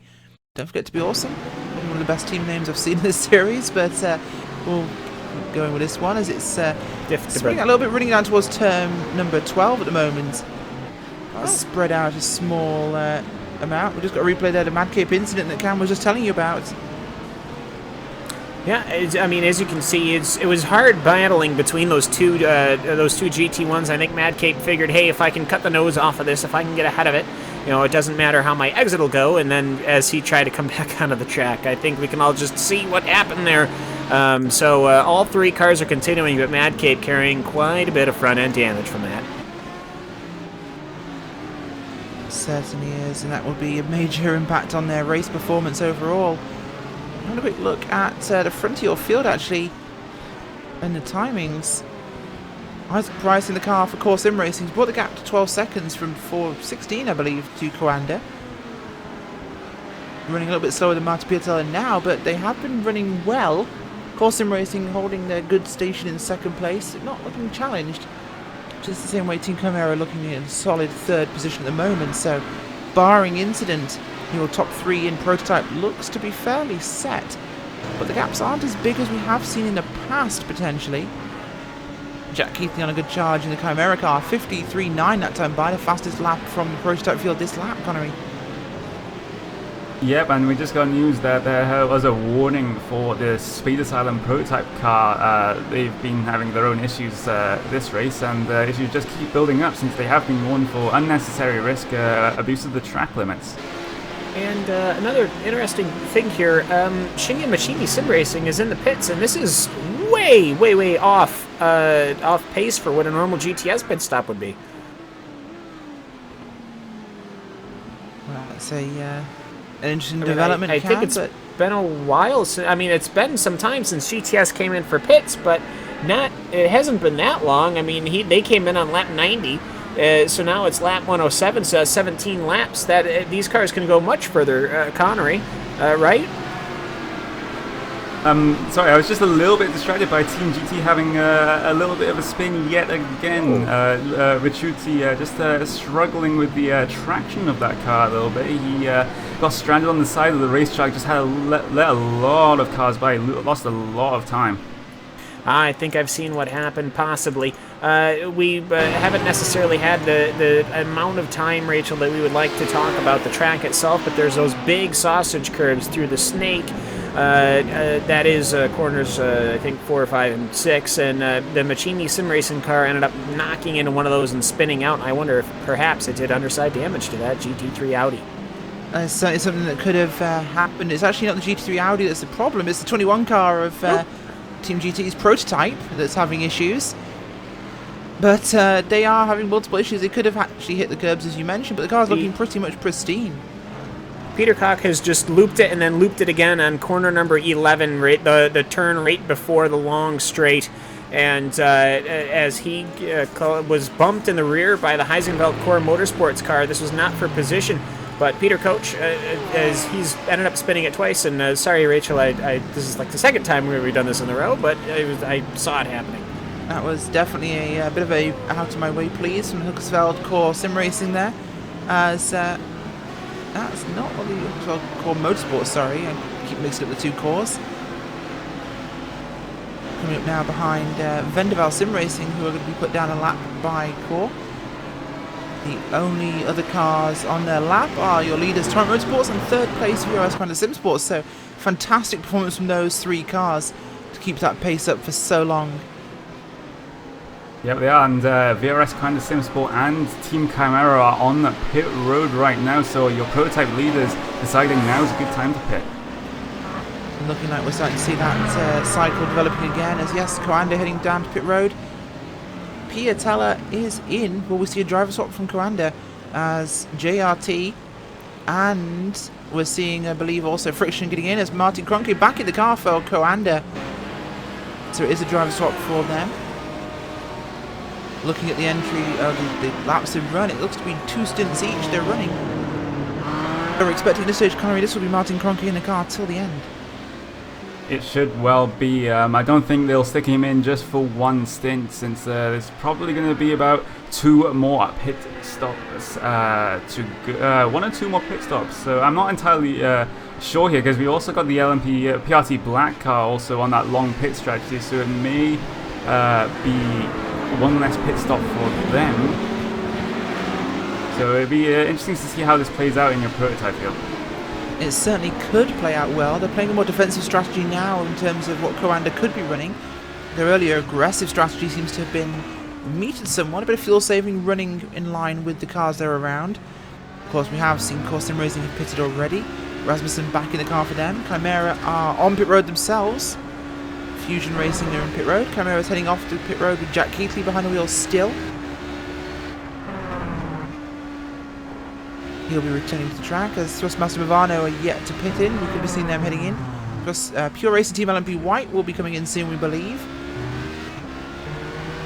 And it's all changing pit road now, so your cars are starting to head on to pit road. We're expecting the rest of our prototypes and GT cars to head down. So, based on current predictions, we're waiting another 15 minutes before we see the GTS cars heading down pit road, Cam. So, it's in that transitional window where the traffic becomes incrementally lighter. Well, it's looking at the overall track map that I have here, my JRT Joel Real Timing track map that I have in front of me, and it's quite a rainbow color of Skittles. My prototypes are purple, my GT1 cars are blue, and my GTS cars are green. And just looking throughout this field here, actually I have that backwards, but that's all right. It seems to me like our prototype leader right now, who is who is actually that Movano car, is about to lap the GT1 leader as they're heading into corner number 11 right now. There seems to be quite a couple of gaps, but for every gap there is a massive jumbling of cars. Like right now, the number 27 car I see, that's a prototype, is in front of probably 5 or 6 other cars. Taking a look at that, that's a JCL Sim Racing getting pursued by Friction Racing. That's not for position. And then a couple of other cars right now is trying to work their way through. They certainly are, and it's all changed with the pit sequence at the moment as really kind of looking to see when Hookersville Core Motorsports head down pit road and VRS Coanda. That will be a tricky one for the cycle, because they are still very close at this point, Connery. This could change in a matter of a cycle, and depends on who gets into the cars next. We are expecting a driver change from them both, as they've been in for 2 stints. Yep, indeed. As we get to about 2 hours and 4 minutes to go, we know that the in the prototype field, the PRT Black can hit just over an hour on the fuel. The rest of your prototypes have been pitting, as you say, pretty much with the GT cars. As we see Paul Hilbrink in the number 2 car, he's actually being chased down right now by Lennart Rahat in the PRT Black car. The PRT Black car looks towards the right-hand side of that Radgors Online car, but has to settle in behind for this sweeping SS section. They've got some GT traffic right ahead of them as well. This will be very, very interesting. Just keep some cool heads here, boys. Very much so. Go ahead, Cam. Sorry. I just say very much so. Somebody spun it. Yeah, there's a Corvette Asbury Motorsports decided to take it for a spin, and I think that he had a little bit of help, Connery. He might well have right there. No, he actually, he had a little bit of help after he started spinning there, since he hit the curb, got the back end of the car out, and I believe that was Johan Lepinas of the JCL Sim Racing prototype just helped him the rest of the way around.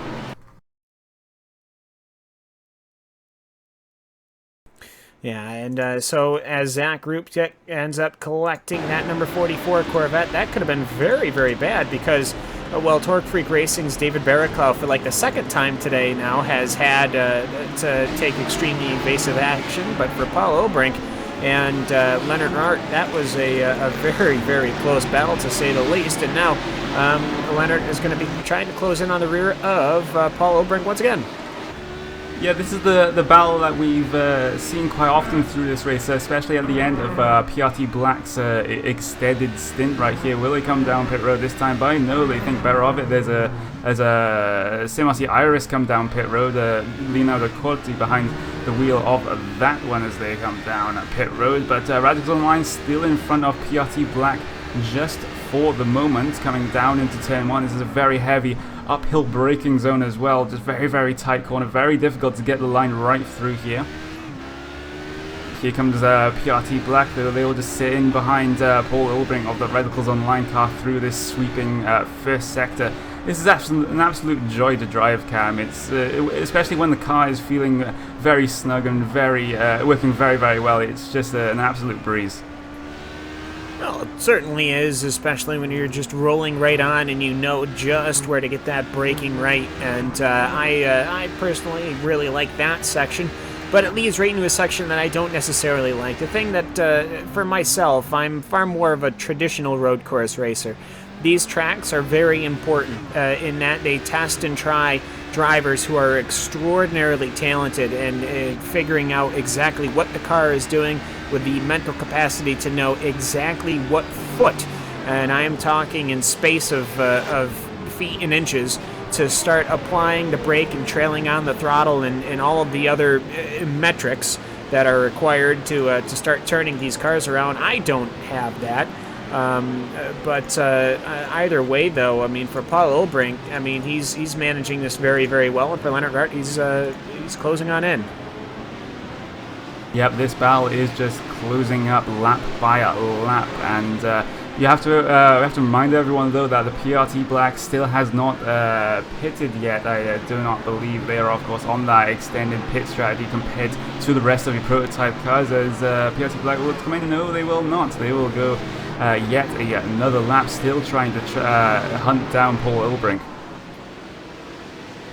Yes, and well, they got around that Team RSO car of Manuel Sendao so very easily, and a couple of GT cars on the pits. Actually, I lied. There's only one. It's Peter Couch in the Pure Racing Team GT number 69, as the 41 and 47 are still fighting for position, as they're closing their way right on through this lovely Circuit of the Americas track here, and there's actually quite a bit of traffic behind them. Team GT and Fusion Racing, two green prototype cars, want to get on by, and they are going to, give me that, Leo, as they are going to the inside, almost lurking to go 3 wide. The Fusion was, as this is a battle for position, I believe. No, they're on different laps, so that's pretty odd for the Fusion to be attacking that heavily, especially when this long straight coming up, because now the Corvette is going to outrun the HPD, Connery, and that's actually a strange one for me. I always presumed the HPD should be a little bit faster, but obviously he's going to have the braking going on in. Yeah, that's no, you don't see that too often. A GT car outpacing the HB on the straights. That's just how big of a factor that the draft can be here. As Esran again tried to close up to that Racing Lions car, but not happening just yet.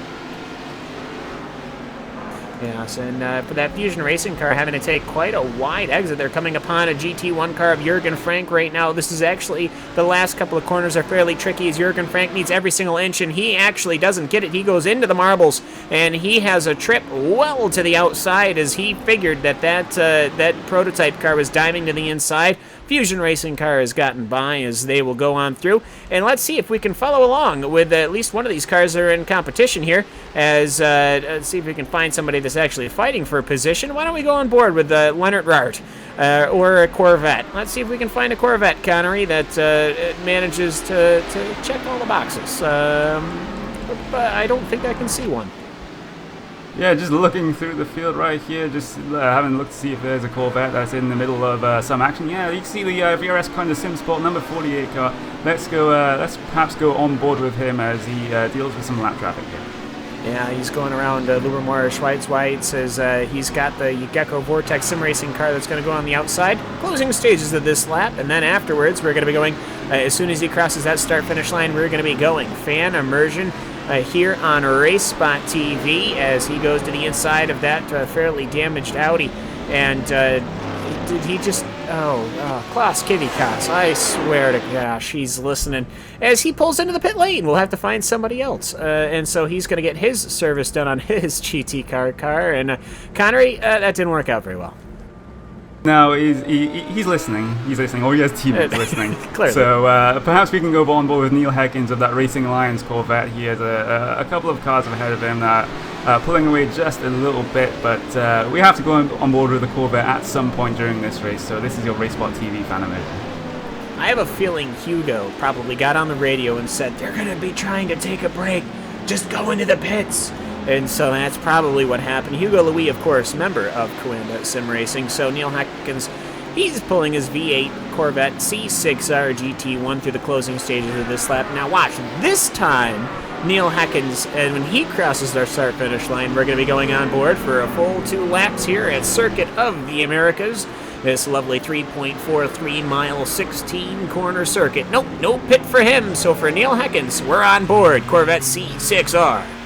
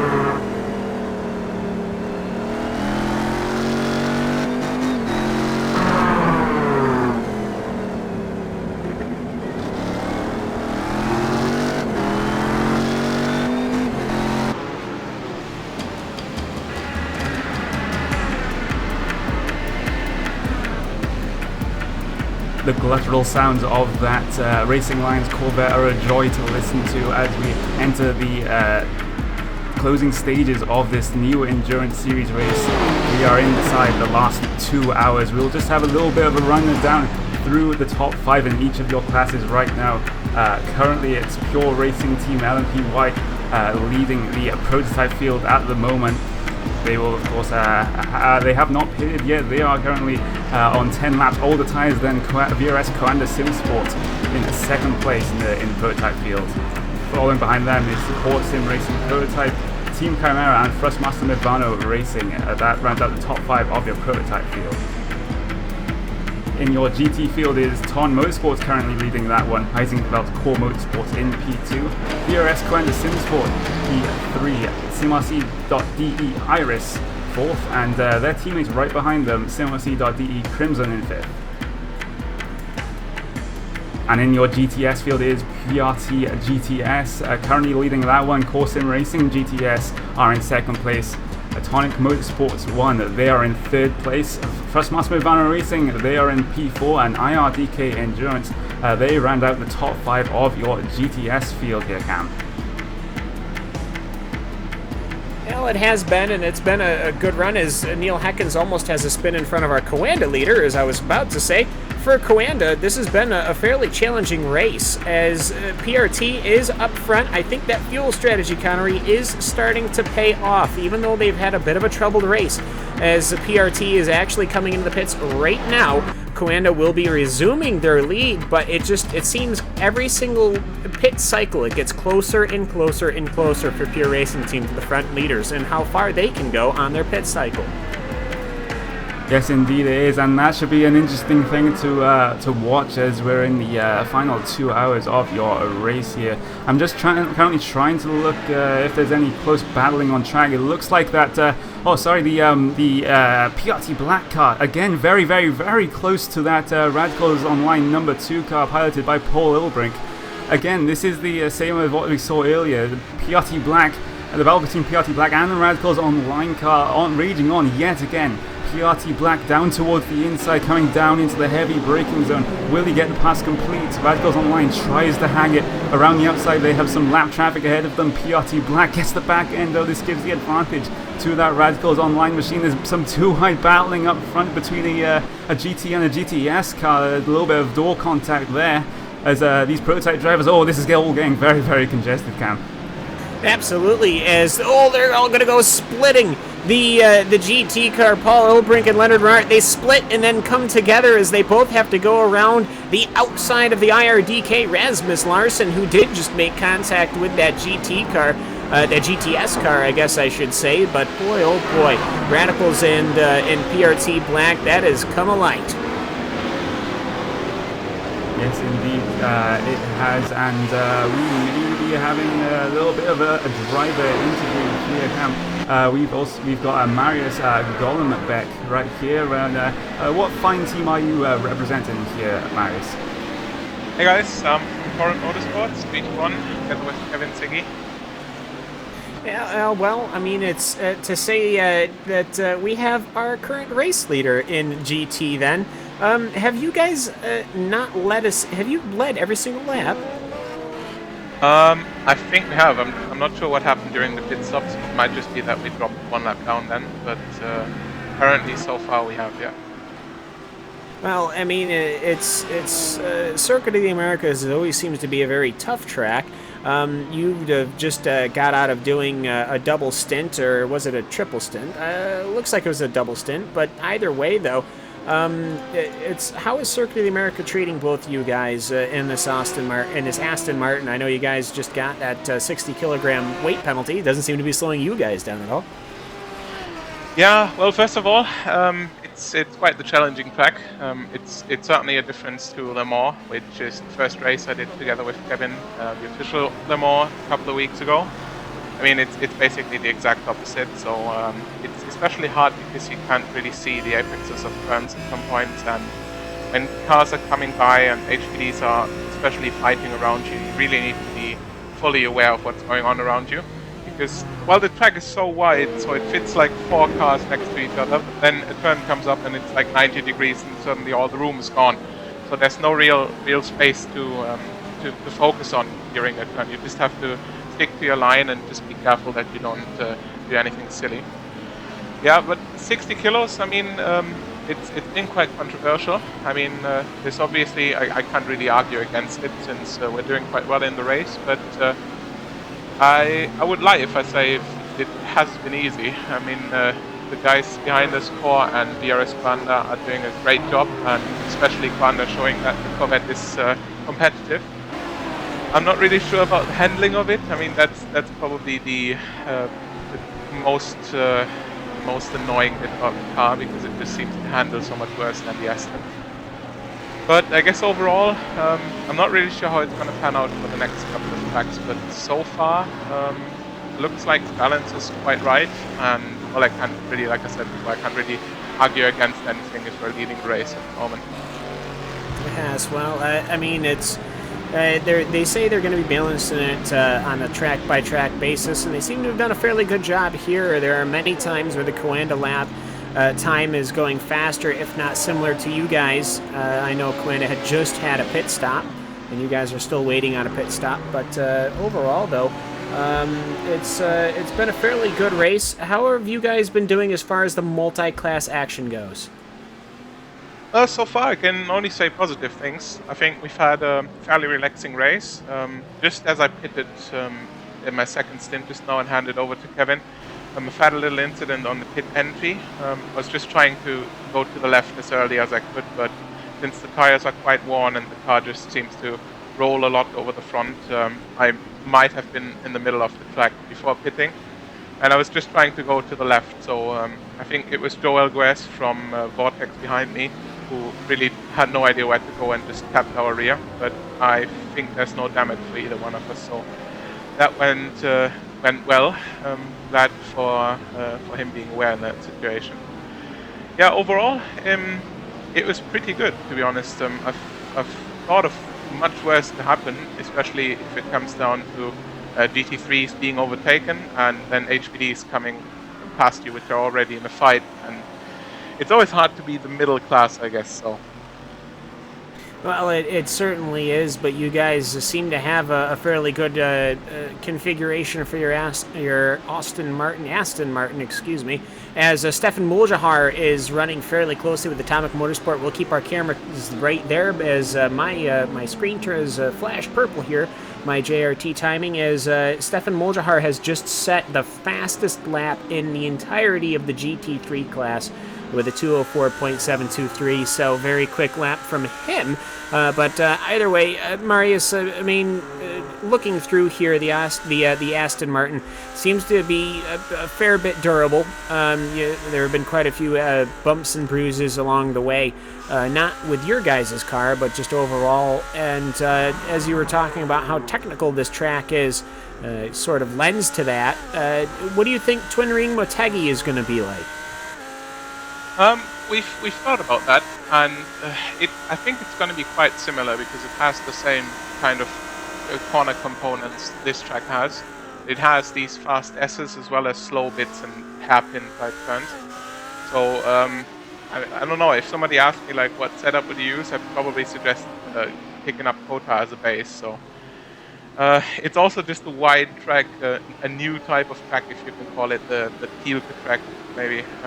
Which no one likes apparently. I don't know why, but we'll see about that. I guess, yeah, it's going to be similar, and I haven't driven the track any time in the official series, so I'm in for a surprise. Well, you probably will be. It's a fairly similar track to Circuit of the Americas, very flat though instead of having elevation changes, and it's set up as basically a test track. So I'm sure you'll have a good time there. Marius, best of luck. Hopefully you guys can finish it out and bring it home. Anyone you would like to give a thanks or shout out to before we let you go? Yeah, definitely my team, especially Kevin, of course, doing a tremendous job. He's got us in the position where we are right now, and I just had to do nothing but try to keep us there. And as well, the guys from Torrent Motorsports, Simon and Jordan. Jordan is our third driver, of course. He did Sebring, but he couldn't join us for this race as he's ill. But he will probably join us again for the next round, so I'll be glad to be racing with him again. All right, that's Marius Golembeck. Thank you very much for hopping into the RaceSpot TV booth with us. Welcome anytime. So thank you. That is, of course, your current race leader of the Torrent Motorsports number 66 car. So, alrighty, Connery. Meanwhile, there's still quite a bit of action going on. The Radicals online prototype seems to have cleared a little bit. Has been cleared by Racing. Fusion Racing having major issues out just behind the Radicals Online car, like we were just talking about right there. Very, very good save. But yeah, that is a scary moment for Fusion Racing right there. Well, I almost think he got into the marbles from the looks of it. Yeah, I think that might be exactly what has happened. He got in the marbles, and once he skidded across that curbing, it just continued onward, and he recovered fairly well, as that is Peter Smith of Fusion Racing. He recovered it in that number 8 Fusion prototype, and off and away he goes. Just looking forward, though, Gianni Vecchio is in the Crimson GT1 car, the number 33. He is in pit lane, off and away, as that is a pit stop that is taken exactly as I can find it here, somewhere around here. It has taken exactly, I can't find it. Some amount of time. An amount of time. Oh, that's why, because I was looking at the GTS numbers. The Crimson car, 47 seconds, 1 minute and 12 in the pit lane. Yep, and I think the CMRC car will be looking to do one more stop for the rest of this race right here. We have about 1 hour and 40 minutes to go. I'm just kind of looking to see if there's any close battles on track, but it looks like everyone's relatively spread out. But we do see the 11 car of the PRT White car and the Friction Sim Sport car, the number 15. Right there, Friction Sim Sport trying to catch Andreas Almensberger in that PRT White car. I think he's just got in the car very, very recently, because Maximilian Benecke was in that car, so a driver change for PRT White. Yes, and that PRT White car is off and away. Andreas Almensberger, that happened just some 4 or 5 laps ago, as he gets around Stefan Muljahar, as well as Marcus Hamilton is just hovering right behind. This is a great battle for position between Marcus Hamilton, that Friction Sim Sport car, and Andreas Almensberger, that PRT White car, as they're heading their way up towards your first corner here. It's once again, it is almost 2 stories up. Then you wing it around that very, very tight left-hander. It's almost a 90. It's almost more than a 90. It's basically a hairpin. And then you go right downhill and into those S's where you snake along to the left and right. Connery, for the prototypes, I have a feeling they have a much better time of it. But again, for the prototypes, if they manage to catch one of those yellow curbings, it's pretty much going to be a race over.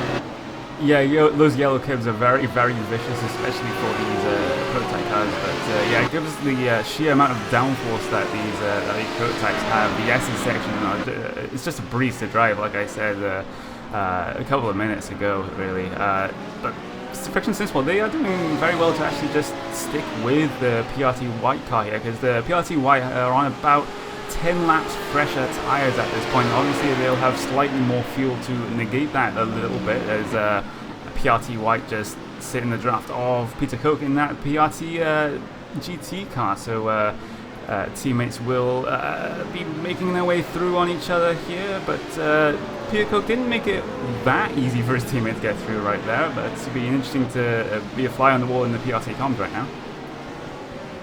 Well, I think at the end of the day, you sort of have to try and keep your positions. You have to remember Team Chimera is currently, well, actually, no, not at all. They're on different laps. So, well, I'm sure there's somebody that they're trying to chase down in that GT1 pit but for Andreas Almensberger, very, very close behind Marcus Hamilton is pursuing. And it's just, he's sniffing the breeze, as it were, of that prototype car as they're working their way towards off the final corner here. That final corner is actually really slick as they go around the MSP Drivers Home number 1 car, trying to suck up the draft. Will the Friction Racing car go to the inside? Yes, he will. So it's number 10 versus number 11, Andreas Almensberger on the outside. He's going to get the cutback, but the position is just not there. Connery, mark one up to Marcus Hamilton. That was a very, very good move from Marcus Hamilton, especially with the 10-lap tyre deficit that he has to the PRT white car. That was a very, very good move. They have some traffic right ahead there. There's a GTS car right there. They're just making their way through on. That was the Radicals Online Pro-Am car. They also coming up on the Gathering Tweakers GTS car as well. They'll make quick work of that driver, we suspect. Yep, he gets well out of the way there, being very, very courteous. Yes, and they're getting out of the way, but at the same time, not necessarily just rolling out the red carpet. As looking at the GTS field as a whole, we seem to have not necessarily talked about them with enough time, but that PRT GT car is not that far ahead of the Pure Racing Team GTS car. That's our current leader. Movano GTS in second, Atomic in third, IRDK in fourth. Odox and Machimi, well, they're about to start racing for position number 5.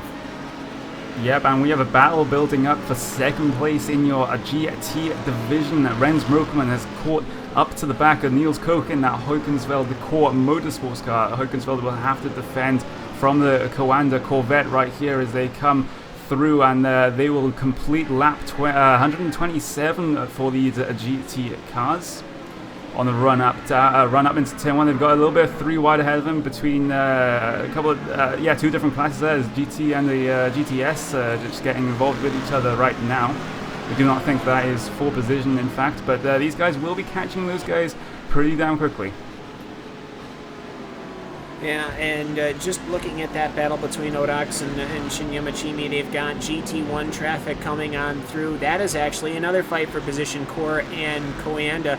So it should be fairly exciting when they get together. Where is Core going to make the move? This is a tricky section here of the track as they're working here through corner number 10, working their way on to corner number 11, and actually Machimi wanted to go to the inside. The GT1 car trying to go even inner inside. They make contact and the Machimi car goes around, but the Odex car has to duck and weave, so both cars are basically at a stop. Machimi is the one that gets started before the Odox Simsport car, the Odox Motorsport Samsung car, and ultimately though, that benefits Machimi for getting hit by a GT1 car. Yeah, and we have a replay of that one up on the screen for you right now. That was all caused by that Shinya Machimi car looking to make a move on the Odox Motorsport car, a lap down right there, and then didn't expect the Core car to also be making a move on him, so they went 3 wide down into the corner, and then there was perhaps inevitable contact. I think what it ended up happening is that perhaps his spotter had said outside, outside, outside, and instead of saying you're now 3 wide, it flipped on him, and I don't think he really realized that GT1 car was in. I think he was probably laser focused on getting around that GT car for position, and then ultimately that GT1 car just was right there, and for that GT1 car, I mean, it was pretty obvious. He had about a good half a second to realize that GT3 car had no intention of yielding that line. Probably could have just held up on the brakes a little bit, but they did make contact. But I have to say, out of all things that happened, nothing damaging really happened. Except for those 2 GTS cars on the outside of the corner. Well, there wasn't any damage between them. I mean, Machimi was able to continue without any damage. Odox didn't touch them, so all they did was lose time. And Odox so Odox was the loser from this one because he had to take evasive action. But as far as damage is concerned, the Audis aren't damaged, nor is the Core Motorsports car damaged. So I mean, no damage between them. Time lost between those 2 Audis. But Core has managed to keep that position over Coanda Simsport. Rens Broekman hunting him down right now, the number 48 on the number 55. Yes, as they go down into the hairpin just before the long straight here, there's Heugensveld Core Motorsports. Niels Koch, he gets a bit of snap oversteer right there. Here comes Coanda sitting in the draft of the lap down Corvette. They will have a very, very good run coming down into the heavy braking zone. Rens Broekman will look towards the inside of Heugensveld Core Motorsports. Core Motorsports brakes very, very early, perhaps trying to look for the cutback coming off the corner. But VRS Coanda Simsport, Rens Broekman has the position. Yes, he does. It was almost a Corvette helping a Corvette right there, but I don't think it was intentional that way. But hey, nice it worked out, as they're going to be coming up to the rear of Alex Rybel of Torque Freak Racing. That would be a great driver's name. But Alex in that 61 Torque Freak car, he will slowly be coming to be a lap down as well, these front-running GT1 cars. But a couple of cars on the pit lane right now. Bob Van Kentwick in his Gathering of Tweakers GTS 99 and Gecko Vortex in the prototype. Yep, a couple of cars down on the pit road, and I think this is a little bit early, to be honest, right here, Cam, because they've got about an hour and 30 minutes to go. They will still have to make another pit stop, so not too great for those guys. Yeah, as ultimately that Coanda battle still rolling on as they're working their way now, as Coanda has actually gotten past. Going on the exit of the final corner, I believe. Nope, past a couple of corners ahead of that. We watched the pass. But Niles Couch, he's trying to keep up with that Coanda car, but the lap times are just not there. It was 202.7 that last lap, a 101.3 for Renz Broekman, which is a very quick lap. And actually, the fastest lap of that car was a 2-minute 0.8, so a 2-minute flat for Renz Broekman is the fastest that Corvette has gone, and that actually brings me an interesting point, Connery. I am wondering, what is the fastest lap that our Torque Freak Racing, that our Torrent Motorsports Aston Martin has ran? It's a 2-minute 0.9, so technically the fastest lap of this race so far, Connery, has been from a Corvette. Indeed, it has been, and I believe we've had a change for position in your middle of your prototype field. Marcus Hamilton in that Friction SimSport prototype has gotten past Andreas Almensberger in that PRT white car. They are still very, very close on track right now. They're just negotiating some lap traffic. That was Stefan Overgaard in that Ashby Motorsports Corvette right there. Friction SimSport just taking a little bit of a wider line through that corner, just trying to get a better exit and a better run into this almost triple apex right-hander. It can be a double or triple apex depending on how you take it. But now they're coming up onto that battle of the GT cars between Coanda SimSport and the Huikensveld Core Motorsports car. Yes, it is. So a nice merging there as the friction car is able to slot right in and get right on by Andreas Almensberger, though he had to wait on the exit of the corner. Wasn't able to use his prototype's natural speed to get on by, as Juani Lopez of Vendeval Sim Racing is just watching on in the back. He's got to get around that lapped Asbury Corvette, as well as Almensberger goes through the Core Motorsports car, and now he's going on the outside of Renz Broekman's VRS Coanda SimSport car. Renz Broekman doesn't even blink as he keeps his lines. He's going to go through the sausage curbs. He's going to go left, then right, then left again, then right again, and here they come. So either way, that Coanda car doing a fair job as Renz Broekman continuing to hold that gap over Niles Couch as he is now looking through. But I have to say that Friction SimSport car, Connery, definitely got the advantage there. Yes, indeed it did, as we continue to look at this battle between the VRS Coanda SimSport car and the Huikensveld Core Motorsports car. Well, they have been very close through the past couple of laps. Can the Huikensveld Core Motorsports reply to that pass made by Renz Broekman coming up to this section of track just a couple of laps ago? It'll be pretty tough since Renz Broekman has already pulled out a little bit of a gap on that Core Motorsports car as he goes wide actually on the exit of the corner. That's going to lose him a bit of time, but does not lose him the position. But that allows Core Motorsports to get into a very, very good position right behind that Corvette. Yeah, and he's going to be trying to lock right in as Renz Broekman is just hovering right behind with Niles Couch as they're working their way through. Paul Olbrink, he wants to get on by in his prototype car, the number 2 prototype, going on the outside of one, going on the outside of the other, and this is actually troubling territory. Oh, no, it's not actually. I was at the wrong corner, which is a fairly easy thing to do, but Paul Olbrink dispatches those 3 cars as he also goes past the Simatop eSport car, which is back out on track, and now he actually has Torque Freak Racing and IRDK to get past as well. In the pits, Joris Thielen is in his Phoenix Motorsports car, so some of the GT1 cars are going in, but Renz Broekman, we know, is going to be staying in that car for quite some time. He pitted, he pitted on lap 118, so that was some over 15 laps ago, and here comes Niles Couch, and Niles, he pitted on lap 118 as well. Yep, as we hear that the one, the only Rachel Whitefoot is back in the commentary booth. So as she gets situated and sorted out and caught back up here, we're going to continue to watch the VRS Koana SimSport race with the Core Motorsports. Is actually Core Motorsports leaning just a little bit to the inside. Rachel, welcome back. You've missed quite a bit of good GT action here. We're actually watching Rens Broekman and Niles Coach.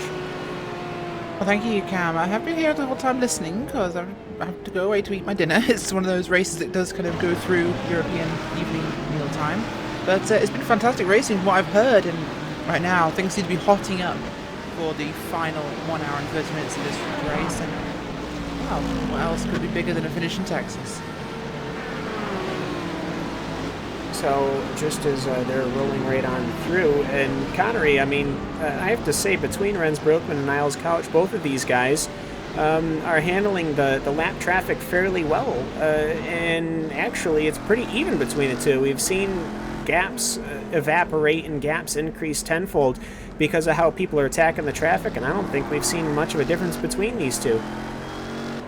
No, we haven't. And just looking at the lap times, actually, Niels Koch did a 201.9 last time by, and Rens Broekman did a 202.2. So the Core Motorsports car faster on the previous lap. We will have to see if that is still the case since they're just coming up to the final corner right now. Gabor Mex and Agrego Vortex Sim Racing prototype will try to come through on the Huggensveld Core Motorsports car, and I'm just going to go have a little bit of a look at the lap times as they come by. Niels Koch did a 203.7 and Rens Broekman did a 203.1, so Rens Broekman just extending that gap a little bit like last time by. It certainly is. Well, we'll have a quick run through on your top fives per class as we are here with 1 hour and 30 remaining, looking at the final stops for some teams and 2 to go for others. Out front it is VRS Koana SimSport ahead of Course Sim Racing by 17 seconds. A further 14 seconds back is Team Chimera in third. Cosmas and Vano are in fourth, and Team Friction SimSport are in fifth.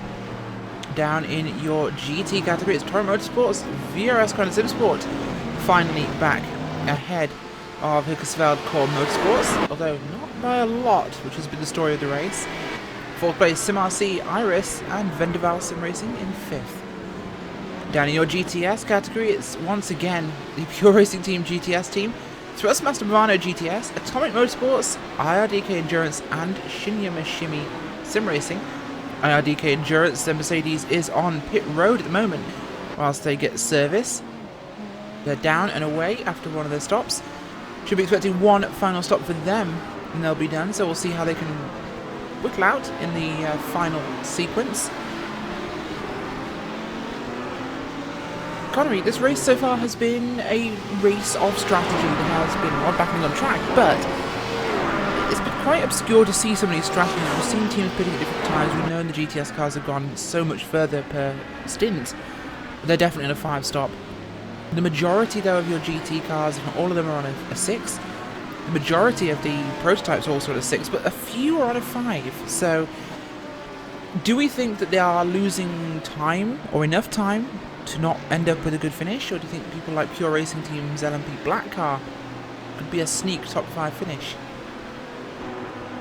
It could well be, but it's looking doubtful. Of course, the PRT LMP Black car, they are one of the prototypes, if not the only prototypes that are probably going to try and miss miss out a pit stop, basically, compared to the rest of the prototype field. We have about 1 hour 23 minutes of racing left to go, so as I say, it'll be interesting to see how this strategy works out, if it works out at all. Pure Racing Team LMP Black, they're currently around just under a minute behind the Radicals Online car, for example, and the pit lane time here, the time it takes to go down pit lane for these prototype cars, is around about 1 minute 15 seconds, so they can gain perhaps 1 or 2 spots, even 3 spots right here if they time it right. That certainly would be the case. Of course, this race has definitely been a fantastic one so far. We have, it feels like it's flown past today, Connery. 1 hour and 20 minutes left on the clock. Looking forward to seeing what can happen from this one, but, well, running down our positions, we haven't got many close fights. We do have, of course, a battle with Hukkersveld Core Motorsports and, of course, with VRS kind of sim sport. That one actually, his nose dropped back. Husfeld have lost some time. And I'm not entirely sure where. No, they are still within reach. I think it's about a 4-second gap at the moment. Torrent Motorsports, of course, still miles ahead. They're coming to the final corner now. Turn 20. An unbelievable run from those guys. Of course, Kevin Siggy behind the wheel at the moment, Connery. He's done a brilliant job in this one. And they are almost uncatchable. Uncatchable is certainly a term that I would use as we see the battle between the number 47 car of Mike Gunn of SRN Motorsports and the 31 car, I believe, of Sebastiano Filosola, as there's a bit of an altercation between a prototype and a GTS car right there, as Filosola will go through on that GTS car. The traffic's getting a little bit congested, and there's contact right behind them. MSP Drivers Zone around with contact by a prototype car. There's a Radicals Online car actually involved in that one. We'll have to get a replay for you of what's just happened here, because this was actually contact started off by Movano, or instigated, shall we say, by Movano's GT car. Movano taking a very sharp line around the MSP driver's home car. The car then spinning out from a tighter line, and unfortunately I think the car was spinning before it was, Connery, yes, the MSP driver's home 1 car was spinning before contact with the Radicals, so put into a bad situation perhaps by the Movano GT Aston Martin, and unfortunate positioning, we think, for the Radicals Online car.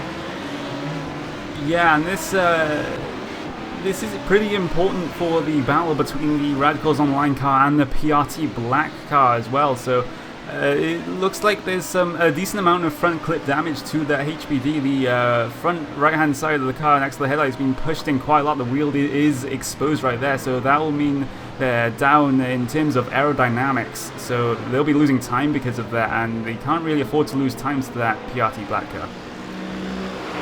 Cameras looking at the moment at the 47 and the 31 cars. This is down with Thrustmaster Movano GT, and with the 47 of SRM Motorsports just ahead of them, being split by that Radicals Online prototype. Not pitting yet, Connery. Radicals Online prototype car staying out on track. They must feel they haven't got many problems. SRN losing some time though. They are currently running a 2:03.8. Movano with a 2:03.4, so 0.4 of a second faster last time by, and the gap shrinking through this first S's section. Indeed it is, and I'm just looking at the back of that Thrustmaster Movano Racing GT car. They have picked up a little bit of damage through this race. Their right rear sort of bumper is pushed in a little bit right there. I do not think that'll be affecting them too much. The rear diffuser on that Aston Martin, yeah, it's bent in just a little bit, so that will be affecting them, but not too much, I don't think, since they have been reeling in this gap to SRN Motorsports. They certainly have, and the draft on the backstretch here between turns 11 and 12. We'll see if that could be increased, or decrease the gap, I should say. I'm into turn 12 now. The gap even smaller, and Sebastiano Filosa looking very aggressive in his driving. He's catching significantly up to the SRN Motorsports car. Mike Young piloting that SRN Aston Martin. These two cars balanced, of course. They've both got the same weight penalty, and from what we heard when we were talking to the Torrent guys earlier, the Aston Martin the better handling car, perhaps even with the weight penalties, so... Yeah, I would have suspected that would be the case, especially in the flowing first sector that we have. The Aston Martin tends to prefer fast-flowing corners, and the Corvette seems to prefer corners where you can basically stop the car, just turn the corner, and then get straight on the throttle. It's really like a point-and-squirt car. It's very, very good off the corner, and during the flowing sections, it just loses some time to the Aston Martins, as we see Thrustmaster Movano make their way around the Team DFTBA car, just putting another lap on them, as Thrustmaster Movano tries to have a little bit of a look down the inside of turn 1, does not get it right now, as there's a car ahead of them. That is the Team RSO car. They are multiple laps down on these guys, so I don't think he'll cause much of an issue, but they do catch him in the S's section. That just holds up SRN Motorsports, and they're just going to have to be very, very patient here. Don't make any silly moves, as SRN Motorsports tries to look down the inside, not having much luck with the lap traffic here at SRN Motorsports. we could see the Thrustmaster car making a dive here. Filosa would be aggressive enough to try and make a move if the SRN car was impeded enough. But the SRN car is alongside. We'll see Gecko Vortex try and make a move, and up the inside goes Movano. 3 wide out braking into turn 11. Fantastic move there by Sebastiano Filosa to take that position over SRM Motorsports. A great move for position. Absolutely fantastic driving there. We'll have a quick look at Radicals Online. What was their last lap time? We'll see. It was a 1:53.8. That car's not remotely at all impeded by the contact, Connery. So I think Paul Ilbrink will be fine.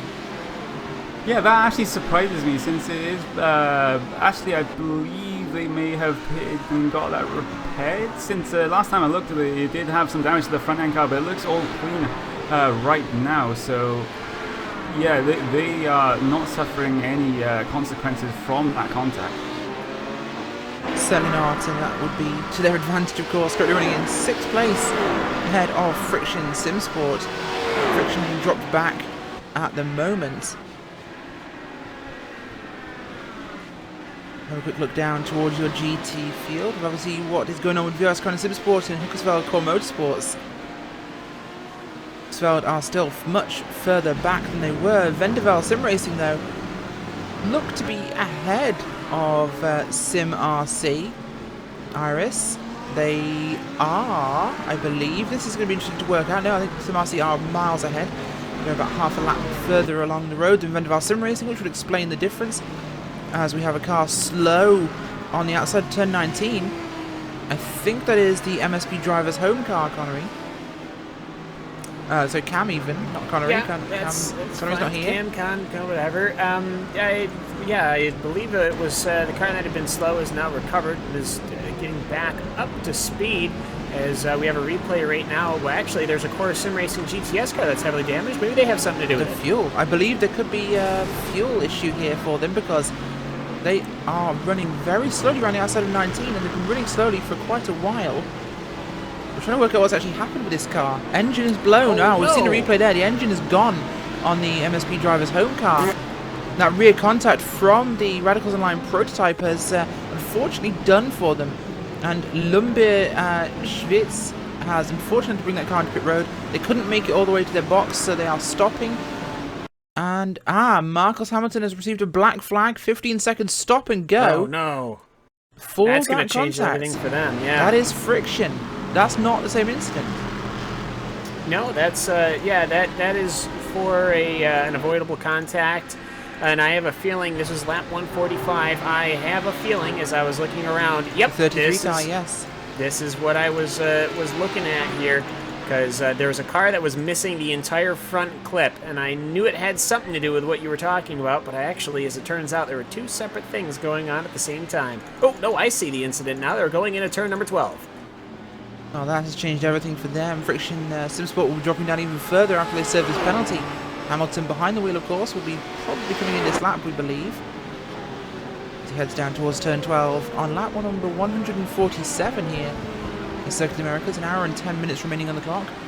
Not likely to lose or gain many spots here, but should be losing a spot to Gecko Vortex Sim Racing, we believe, with Gabor MX behind the wheel. A very lackluster performance by Gecko Vortex this time by Cam.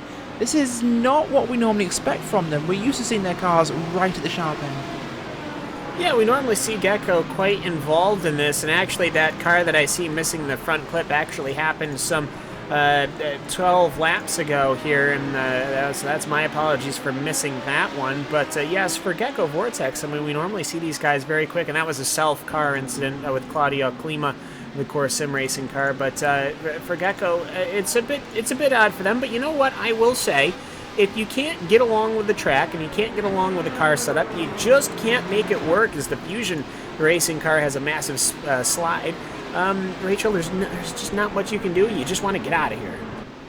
You certainly do, and well, unfortunately in their position, nothing much they can actually work with there. So we'll have to see how that one can expand. Looking at the pit sequence now, as we've just seen coming off pit road, actually, Core Sim Racing Cam and Radicals GT S car We're seeing a mixture of pit cycles here, filtering through with the way the timing is run. We've seen GTS cars pitting at the same time as prototypes now for this final stop for your GTS cars, we think. Very early stop by the Radicals. Close.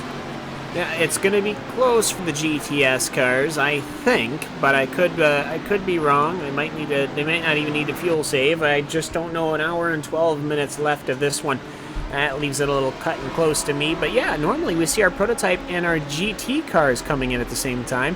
As quite a few cars are starting to work their way down into pit lane right now. You've got that damaged MSP Pro Drivers car. I thought there was somebody pulling in pit lane. Yes, there is. The Atomic Motorsport, which is your second running car in GTS.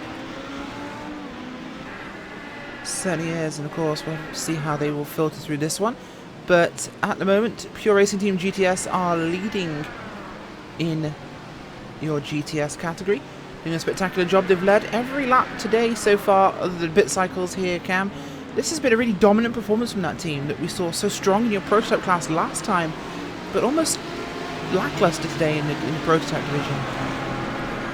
Well, I think that Circuit of the Americas is a very divisive track. Either you get it or you don't, in a way. And I can only imagine that having done all of the racing that we used to do, I've raced here a couple of times in GT cars, in a Ford GT for that matter, and I have done a bit of racing in the Lotus 79 here in open wheel Formula 1 car, and it's if you just don't get it, it doesn't matter the car, you just can't click with it. You just can't. You can't really force those lap times. I mean, you can tell a good driver from an average journeyman driver like myself by the people that do manage to make their lap times go down lap after lap after lap and put the practice in and do the setup changes as Martin Kroenke is bringing his VRS Koana SimSport #1 into the pits.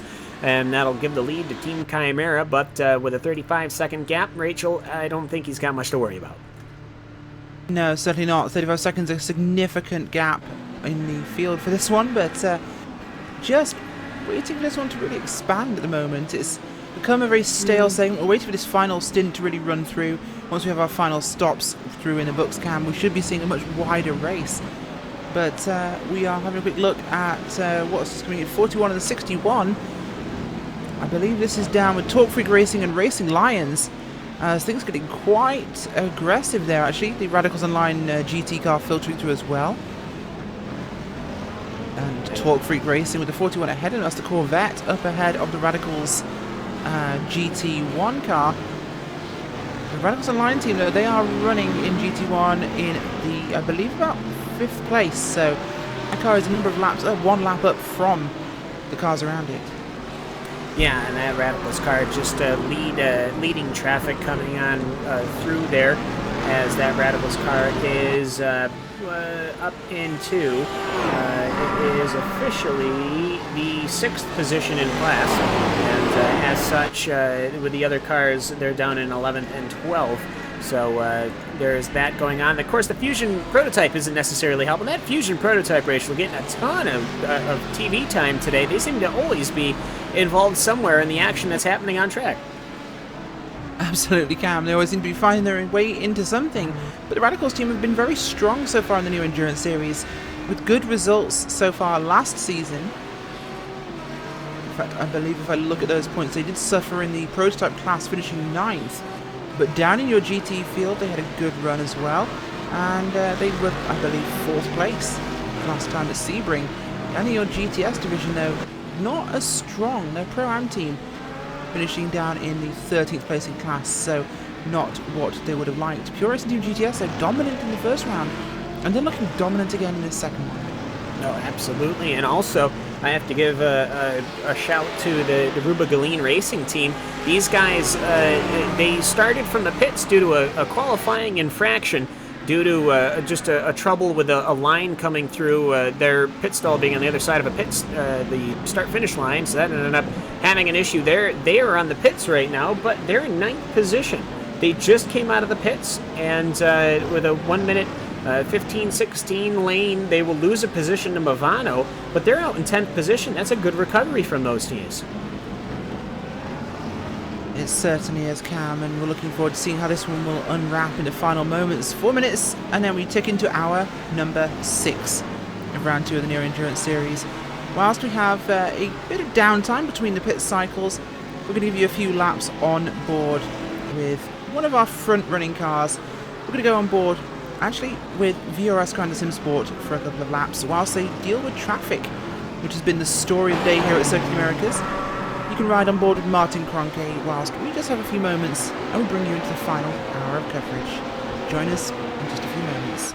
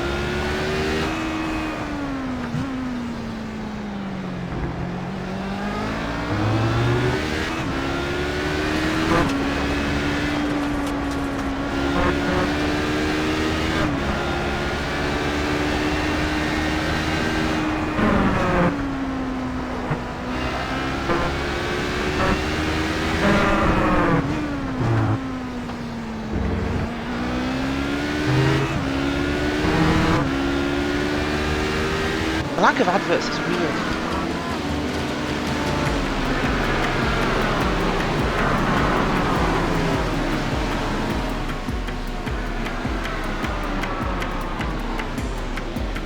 Welcome back to round 2 of the Neo Endurance Series here from Circuit of the Americas in Texas. 2016-17 season, Rachel Whiteford, Cam Walsh and Connery Maddock bringing you all the action. And it's been an interesting race. We've had a race of strategy, a race of tactics.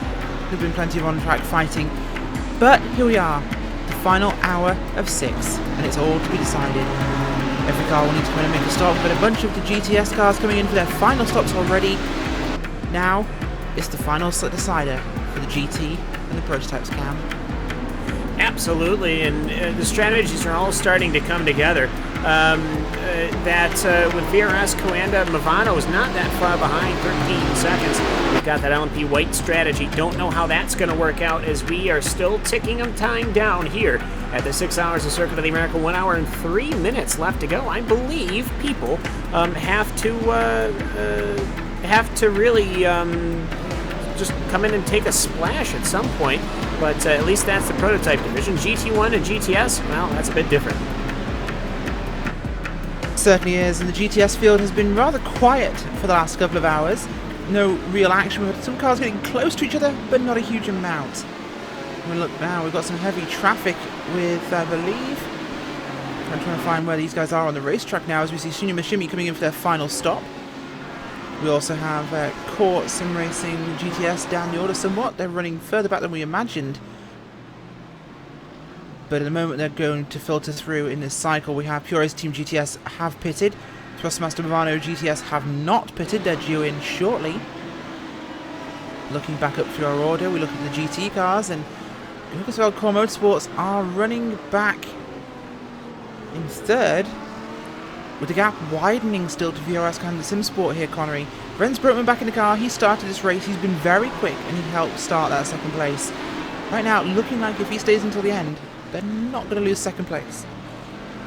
Indeed, it looks that way. The VRS Canada SimSport and Core Motorsports have been battling throughout most of this race, but it looks like if things remain as they are, it looks like VRS Canada SimSport will come on top of that particular battle. As we see Thrustmaster Movano Racing and HBD, they are down on the pit road. They will be filling that tank up right to the brim, and they will probably be one of the cars in this prototype field that may not actually have to take a splashing dash at the end of this race, since a couple of these cars pitted with about 1 hour 6, 1 hour 7, 1 hour 8 minutes to go, and it's going to be a stretch to make it that long on field, I think. Well, one thing we have noticed as well is on that car, Connery, is significant right-hand side pod damage on the car driven by Tommaso Carla from Thrustmaster Movano Racing Team. We're not sure when that happened, but that car not looking the healthiest. They have been maintaining their gap, of course, to Canada SimSport in second, a 12-second gap, so not affecting their time as they're down and away now, leaving pit road. But damage nonetheless, and that's not a good thing to have on a prototype car. No, not at all, and I think they've had this for quite some time here. Just giving a quick look back some 20 laps ago. No, so maybe it is a fairly recent development. As closest I can find where they have the damage is lap 143, actually. So they're on lap 148, so something has happened with Tommaso Carla in his Thrustmaster Movano Racing HPD. And I'm sure I can sort that out and figure it out. Ooh, actually, it was a fairly sizable incident involving them and the SimRC Crimson car, as they were in corner number 12, and both ended up colliding with each other and sorting each other out there, pushing each other around and into the yard. SimRC Crimson Cam have lost position to both SRN and Rubigaline Racing, who are both ahead of them now in your GT class. SimRC Crimson running towards the rear of that group as SRN now leads that trio. We have a fight developing here in the last hour, but these three cars do need to pit, so contact there with the SimRC Crimson machine and, of course, Thrustmaster Movano HPD. So it's possibly affected both of them. We'll have to see what it does to the speed for the SimRC Crimson car, but right now SRN leading the way, Rubigaline moving themselves up as well. These cars now running slightly higher up the order in the top 10 for your GT field. Yes, they are, as we see Rubigaline. They're just coming down through the S's section right now, still trying to chase down that SRN Motorsports car with Mike Young behind the wheel of that number 47 car. Last time by, the SRN Motorsports was faster by about half a second than the Rubigaline Racing Team, but Rubigaline just closing up a little bit in this S's section. They have Isaac Price in that Core Sim Racing prototype car coming through. That is position number 2 in your prototype field currently. Will he try and get SRN as well? And think, oh, there was a little bit of a dive there by the prototype car. Impedes SRN a little bit, and look how close Rubigaline is to the back of that car now. They're very close indeed at the moment. Rubigaline Racing Team looking like they're going to try and make a move on SRN. They have made some aggressive moves, and Renzo A. Oliveri behind the wheel. He pulls to the inside, he could have a look, but he won't be close enough. He will pull back in line. No, he goes for it under the brakes. He will back out again though. Looking very unsure of himself there, Connery. He gets on the outside though of SRN. That machine piloted by Mike Young. And Renzo going to have a look for an opportunity here. Able to find a good line for this one though, but the car is looking faster than the SRN machine, so we could see them moving up here. Yeah, I just saw coming down into the heavy braking zone. It looked like he kind of hesitated. It looked like everything was in slow motion then when Rubigaline tried to make that move. He sort of went for it at the last minute, just coasted the car in, but we've got, Rubigaline Racing Team, they are currently Oh, there we go. SRN Motorsports, they are coming down into pit road for what looks to be their final pit stop. Sim RC Crimson also heading onto pit road. Rubergline will take both spots now, but will still have to pit themselves. So we'll see what the fresh tyres will make difference-wise for SRN and Sim RC Crimson. Could be the difference in position here against Rubergline Racing, but we shall wait to see until they come into pit road, possibly this time by. We'll keep our eyes on that. Looking at the 2 and the 12 right now, it's Radicals Online and Pure Racing Team LMP Black. Of course, we know Pure Racing Team LMP Black will be able to pit for shorter time, so they should jump Radicals Online, which can see them jump up to at least 6th place in this one, based on what we'll be developing. Thrustmaster Movano, though, they are out of the pits. The last lap time wasn't great, though. 54 no now, that's a good lap time, so the damage isn't affecting them. Of course, having pitted early, they dropped down the order in your top 5. But they were always a late pitter, so this could be a late pit stop for them versus an early one here, Connery. We are expecting at the moment to see Sim RC, Pure Racing Team Black even. I'm mixing up all these names now, it's hour 6. But Pure Racing Team Black will be coming in for a very late short stop, possibly in the final 30 minutes. We're of course in the 50-minute mark nearly, so time is definitely running down at this stage of the race. Coanda Sim Sports cap 40 seconds over Core Sim Racing, but we do think Coanda do have to pit here, so that is one we're waiting on. Same for Isaac Price with Core Sim Racing. Chimera, still piloted by Jack Keithley, they're running back in 3rd place. A podium potentially after the race at Sebring, which of course they were the winners of, and still it's excellent points. Yeah, well, I mean, everyone seemed to have come into the pits around the same time. The first car off quote strategy is that LMP white car, and they're in 4th, a minute behind our current Coanda leader. So we'll see what Chimera's Core Sim Racing and Coanda can do. Coanda has obviously got the pace. They're 45, 46 seconds, and 49 seconds, respectively, ahead of the Core and Team Chimera cars. I just have to say, if we can just go off kilter for a little bit, Blair Walsh, you are no longer on my fantasy football team. This is absolutely upsetting and very insulting, as I believe he just missed like an extra point in the field goal. That seems possibly strange, but we can move on with that one, and Cam Walsh's fantasy football teams to be decided. Having a quick look right now. We're going to run down your final orders at the moment before we see the final pit stops. Of course, Coanda Sim Sport leading with Core Sim Racing in 2nd, Chimera in 3rd. That's unchanged from about hour 3. Down in your GT division, it's still Torrent Motorsports. Coanda Sim Sport in 2nd, they're on pit road. Hooksveld Core Motorsports, they're in 3rd place. They're yet to come in. We'll see if they come in this time by. They're in the stadium section still, so we'll have plenty of time to decide that. And down in GTS, it is Pure Racing Team, Thrustmaster Bavano, and at the moment, Odox Samsung. But we do expect after the cycle ticks through, Atomic Motorsports will get that position, although no, Odox Motorsports actually passed them for position here on track, Connery. They have moved through. Yes, indeed they have, and we're just going to use the Odox. Will actually pit in a few laps since they have not pitted just yet. But I'm just wondering how this strategy will play out at the top of your prototype field, because it's going to be very, very close on fuel, I think. It's going to be very, very marginal if these guys at the top of the field can actually get to the end on the fuel stint that they have right now. And if they have to come in for a splash and dash, the likes of Thrustmaster Movano and Piatti Black will stand to gain a lot from that. They certainly will, and we're going to keep our eyes on that one developing, of course. But Odox do need to pit, as we've just been told. As it stands, looking back towards Lucasfeld Core Motorsports, they've not pitted this time, so they're going to stay out again. VRS Coanda Sim Sport, however, have made their final pit stop now, so they are good to the end of this race. It's a 50-minute stint for Renz Broekman, who will take this car to the end. Torrent Motorsports will be piloted to the end by Kevin Siggy. He's also made his final stop. And Radicals Online GT1 car heads to pit road. Ricardo Castrolido heading into his box now. The French driver will be pulling into the box for the final and last time. But that means the same words, so there's literally no point in saying both. For the last time, finally. Absolutely. And we believe Kevin Siggy now being told will have to pit again. but his gap is significant, so he's fine. He has about a lap on the field, so Torrent Motorsports will be absolutely fine to pit for their final time. And he's on lap 29 of his stint, so we will be able to show that when it happens. He's heading down between turn 11 and 12 right now towards the end of the backstretch. The prototype field, we keep our eyes though, Cam, on Pure Racing Team LMP Black. This is going to be the really telling one. We have no idea where they will filter out with this final short stop.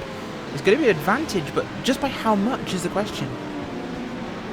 Yeah, well, and it's going to be interesting to see, because I think it's pretty obvious to us that COTA is gone. Even if they have to come into a pit, and it's going to be a short pit, they're gone. I mean, Martin Kroenke has literally just put the fastest lap in the entire motor race down with a 151.240. Though it says it maybe, why is it the fastest? Because they had a 148 at the beginning on the opening lap, but regardless.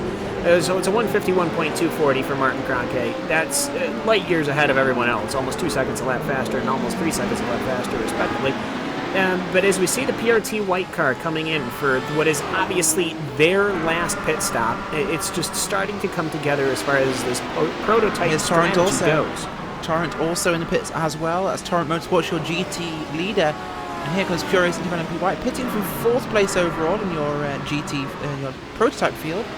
Some damage on the right rear diffuser pod, the piece of bodywork there, and their end plate to the wings. So some minor contact for Pure Racing Team LMP White there, Cam. Not ideal, but again, it's not slowed them down a lot. Their last times have been okay, but they're still not gaining time, so potential to get caught again by their teammates. Yeah, I mean, I do think that PRT, that little, is just that rear winglet, which is an odd thing to get damaged, but no, all right. So Andreas Allmansberger, it looks like he's going to be finishing out the run here as they're sorting out that PRT car. Lowered down off the jacks, and away it goes. The PRT white car gets off and away. The Torrent Motorsports car goes off and away. And just like that, as we're continuing to look back at the Radicals and PRT Black battle, I have to say the PRT crew once again looks to have a good finish. This is looking like it's developing into an actual battle here on the track, Cam, as Patrick Wolf really catching up to the back of Paul Ilbrink's car. And Wolf is coming on strong right now. And we did mention they're both going to have to pit, but Wolf's stop will be shorter regardless. But it looks like he's going to pass him anyway as he goes to the inside for turn 11. Easy pass there by Patrick Wolf. Yeah, it was really kind of almost no contest there going into the corner. Not much you can really do when it's set up well. And Patrick Wolf is super defensive as he'll actually have to take the outside line to get a good entry in. That Radicals car leaning inside, and he'll take a little bit of the curbing. That means that he has to be later on the throttle, allowing Patrick Wolf to stay on the attack and getting the passing position as that PRT black car now just parks it at the right time in the corner there. That Radicals car is now just going to have to try to be very aggressive to get by, but Rachel, it just isn't in the cards as Patrick Wolf move him up one position into position number 6 overall in the motor race. 6th position overall, you're very much right, Cam, as both these cars get to pit, but he's made the pass already, so that'll be an advantage. Sister car, Pure Racing Team LMP White, have pitted. They're out on track still. They're just behind him. LMP Black very close to the pit entry wall there. He had to drift the car, drift the rear wheels out just to try and avoid that. The Tekpo barriers on the entrance to the pit lane right there. So they got past Radicals online, and then immediately after they got that past them, they decided to pit. This seems unusual, Cam, that a team would work so hard to pass the Radicals Online car, then dive into pit road. It's almost as though they wanted to make the pass on principle, but knew they were pitting. So it seems unusual, unless they knew they had a shorter stop and were trying to hold up the Radicals by passing them. Yeah, well, and to say, that was their fastest lap of the motor race. A 152.7 on lap 159. Now they're on lap 161, but for Patrick Wolf, I think, you know what, they probably just said, look, you're not going to make it on fuel. You just got to come in, get pitted. To me, I probably would have kept him out a couple of laps, unless, you know what, somebody looked at the fuel gauge and went, and said, you got to come in now. You don't have enough fuel for the next lap. They pitted on lap 131, so it was a complete 30-lap stint from that PRT black car, so perhaps he was on fumes. That could be the case, as PRT Black are back on the track. And that was a very quick stop from them. We knew it was going to be short, and of course 45 minutes is a good number for them, but they must have run that one down. Of course, they are making one less stop, so this could work once we see some of the rest of the teams hit pit road. We know a lot of these other cars will make a splash and dash, so this could cost them more than otherwise. Looking down to your GT division, Commander Simsport ahead of Hookersfeld Core Simsport Motorsports by around 5 seconds here, so it's definitely widened up, and the gap not looking like it could be defended. Kikushube back in that car still. Not as fast as Ren's Brokeman, it seems. 2:02.2 for Brokeman, and well, 2:19 for Kikushube, so a faster lap last time by, but is it going to be enough, Connery? I do not know. That gap looks to be pretty big right now. It's around about 14 seconds that they have to make up right now, and we are going into the very, very late stages of this race right now. We have around about 46 minutes to go left here at COTA, so this will be one to watch, but I don't think anything will come of it. We'll keep our eyes on it to see what does develop from that. We're going to have a quick look at what's happening with Shinya Mishimi, of course. They were racing with the Radicals. One has undone itself somewhat, as they're now securely sitting in what looks like 4th place. Move Shinya Mishimi Sim Racing up a spot. Atomic Motorsports looking secure, a lap ahead of them in 3rd place. Swissmaster Movano GTS and Pure Racing Team GTS looking secure where they're going to finish. So our podium should be fairly secure down in your GTS division as long as they can finish. All stops are complete, do not forget. These guys are going to the end now. Cam, what's happening up in your GT division? Well, GT is turning into a bit of a mixed bag. You have your Torrent Motorsport, which has led just about every single pacing lap here today. His fastest lap so far was on lap 5 with a 2-minute .959, but you have to sort of look not that far behind. And you've got the Coanda car, and it is very realistic that perhaps that car could catch up if something were to happen. They are 10 seconds behind right now, and that's very important because, quite frankly, he basically has to count on something bad happening. The Aston Martin is running about a second a lap faster right now. The Torrent Motorsport car is, as he's actually getting held up right now, Kevin Siggy, behind a lap car of the Sim RC Crimson car, and actually the Fusion Racing prototype is trying to get around the outside, and he will do as such, but he has to really go off track in order to allow that to happen. But for Kevin Siggy, he's trying and trying and trying to get by. This is actually playing into the Coanda hand, but I just don't think the timing is there for that Corvette to really make it up, as he's about 9 seconds, 10 seconds back. And for Coanda, I mean, they came into the pits, 3-4 laps ago, it looks? Yeah, so about 4 laps ago they came into the pits, and so their tires are going to be shot towards the end of this race. Torrent Motorsports came into the pits 3 laps ago. Their tires are going to be much better. Outside of that, it's certainly expansive cam there for Torrent Motorsports, so we don't really see many problems for them. That car, a significant lead.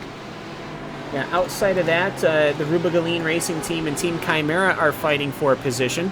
So that's the number 22 car, and your where are they? Somewhere around here on this racing circuit they are. So it's the 46 and the 54. That's why they're fighting for 22nd position overall. It's the number 46. And the Team Chimera car not that far behind. Outside of that, battles seem to be a little bit sparse. Absolutely, traffic very heavy at the moment as prototype field filtering through. We do know a few more will have to make stops towards the end for splash and dash refueling. What do you think, Cam? Do you think they're going to take tyres for these final short pit stops, or are they going to see fuel only? Well, I think the prototypes can do better on tires than the GTs. GT1 always take tires. Always take tires. GT3, I think if they need to come into a splash in GT3, I would keep the boots on them because it's you can only change out 1 tire at a time. You only have 1 rattle gun, and as such, it's going to take you an inordinate amount of time to change out those 4 tires, and you'll never get that time back. So I would just stay with the tires if you're a GT3. If you're in the GT category, I would get tires, and if you're in the prototype category, I'd say just keep them on. Well, that sounds like a very good idea from you, Cam. Perhaps the strategy to win this race. We will have a quick look down your running order to see if we have any battles developing here in your field.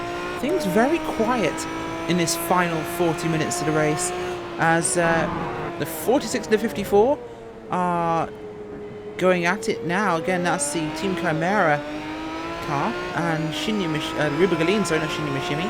Rubigaline Racing are up there, backing position. Looks like Chimera could make the move back here, but there's a bit heavy traffic as the Radicals prototype comes to the outside, and we'll also see one of the Mercedes GTS cars on the outside. They run wide and out of the way.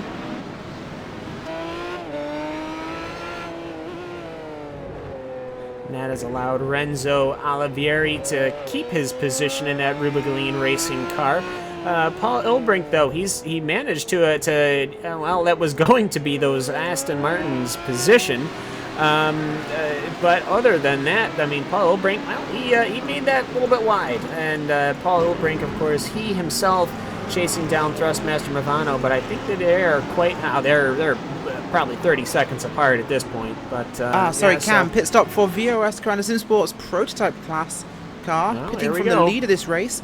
DK Endurance in your GT field also heading to pit road. A quick look at this stop for Martin Cronke. Gap was 55 seconds when he hit the line. It's a driver swap, actually. Piatella will get in the car. That's a very interesting decision. A late stop to let Piatella finish the race.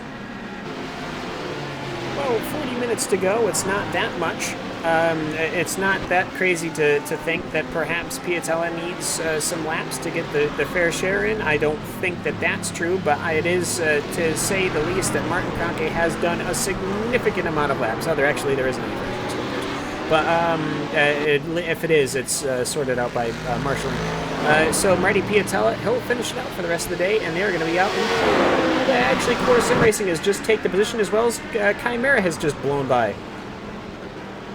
They have indeed, but both those cars, of course, do need to stop, Cam, let's not forget. So those times will reset once they've made their pit stops, their final stops.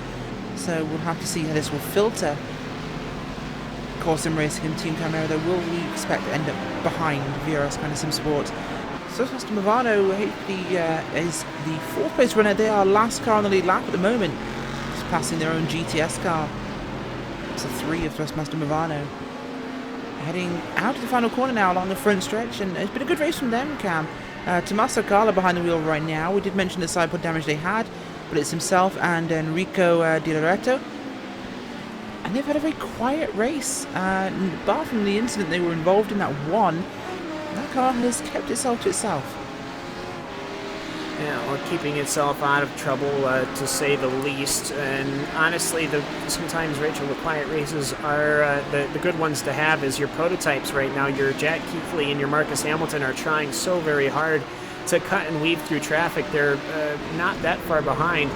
But for Jack Keithley and Isaac Price, the Core Sim Racing car, they've got a couple of seconds between them there right now, fighting for the overall race lead, of course. As we said, Rachel, they have to pit. They do, but this is becoming exciting, as we just mentioned, of course, that this is now a battle for 2nd and 3rd, and Chimera, of course, been running 3rd for most of this race, and Core 2nd. We could see Chimera actually pass here, and of course, much better driver than Jack Keithley, who they have behind the wheel. Oh, nearly contact there between IRDK Endurance and Core Sim Racing. That was very, very close. That was very, very close indeed for Isaac Price right there. Just having a little bit of an issue with the lap traffic right there. So these strategies are just starting to play out right now. We've got the 2 leaders currently, Core Sim Racing and Team Chimera. They still have to pit. They have to make a choice now whether they go as far on this fuel tank as they can and then just have a little bit of a splash and dash right at the end of this race, or come in the next few laps and split the last stint right here 50-50 like VRS Caranda Sim Sport have done. It's going to be an interesting one, definitely, and I'm not too sure which strategy would actually be the best one. It's going to be certainly a tricky situation, and we're expecting this to be an on-track decision of the the situation. The pit stops are likely to be the same length for both. They've had similar stints all race. Although we are hearing that perhaps Core are 2 laps ahead of Chimera Cam on their pit cycle. So we could see Chimera go 2 laps further, which means slightly fresher tyres at the end by 2 laps. It's not much, but it could make a difference. It certainly could, and I think that they will get tires. Coanda certainly got new tires, and why wouldn't you? You've got 40 minutes to go and a 55-second lead. I obviously would invest heavily in getting those tires, but as Coanda has now slipped back down to 3rd, we'll see, of course, Sim Racing and Team Chimera, what they do this time by, as that Core Sim Racing car, almost getting a bit of a nip from the PRT black car, as the Chimera car is going on the inside and then the outside and then the outside again around the Atomic Motorsport cars, as boy, the lap traffic just starting to make all the difference here. Isaac Price trying to push away here, as both him and Keithley had to push well wide. Keithley a little bit more than Price at the end of this lap. Well, this is what we say about the gap for Coanda Simsport at this stage, Cam. If we look at Coanda now, they've pitted and they're crossing the start-finish line. Their Core Sim Racing and Team Chimera are turning through turn 1 and contact! Oh, big contact in turn number 1. Friction. And that was between Friction and Chimera. And Friction were a lap down. This is interesting. Friction was first car 1 lap down. Friction outbraked themselves, run into the back corner of Chimera, turning both cars around. And that is horrific.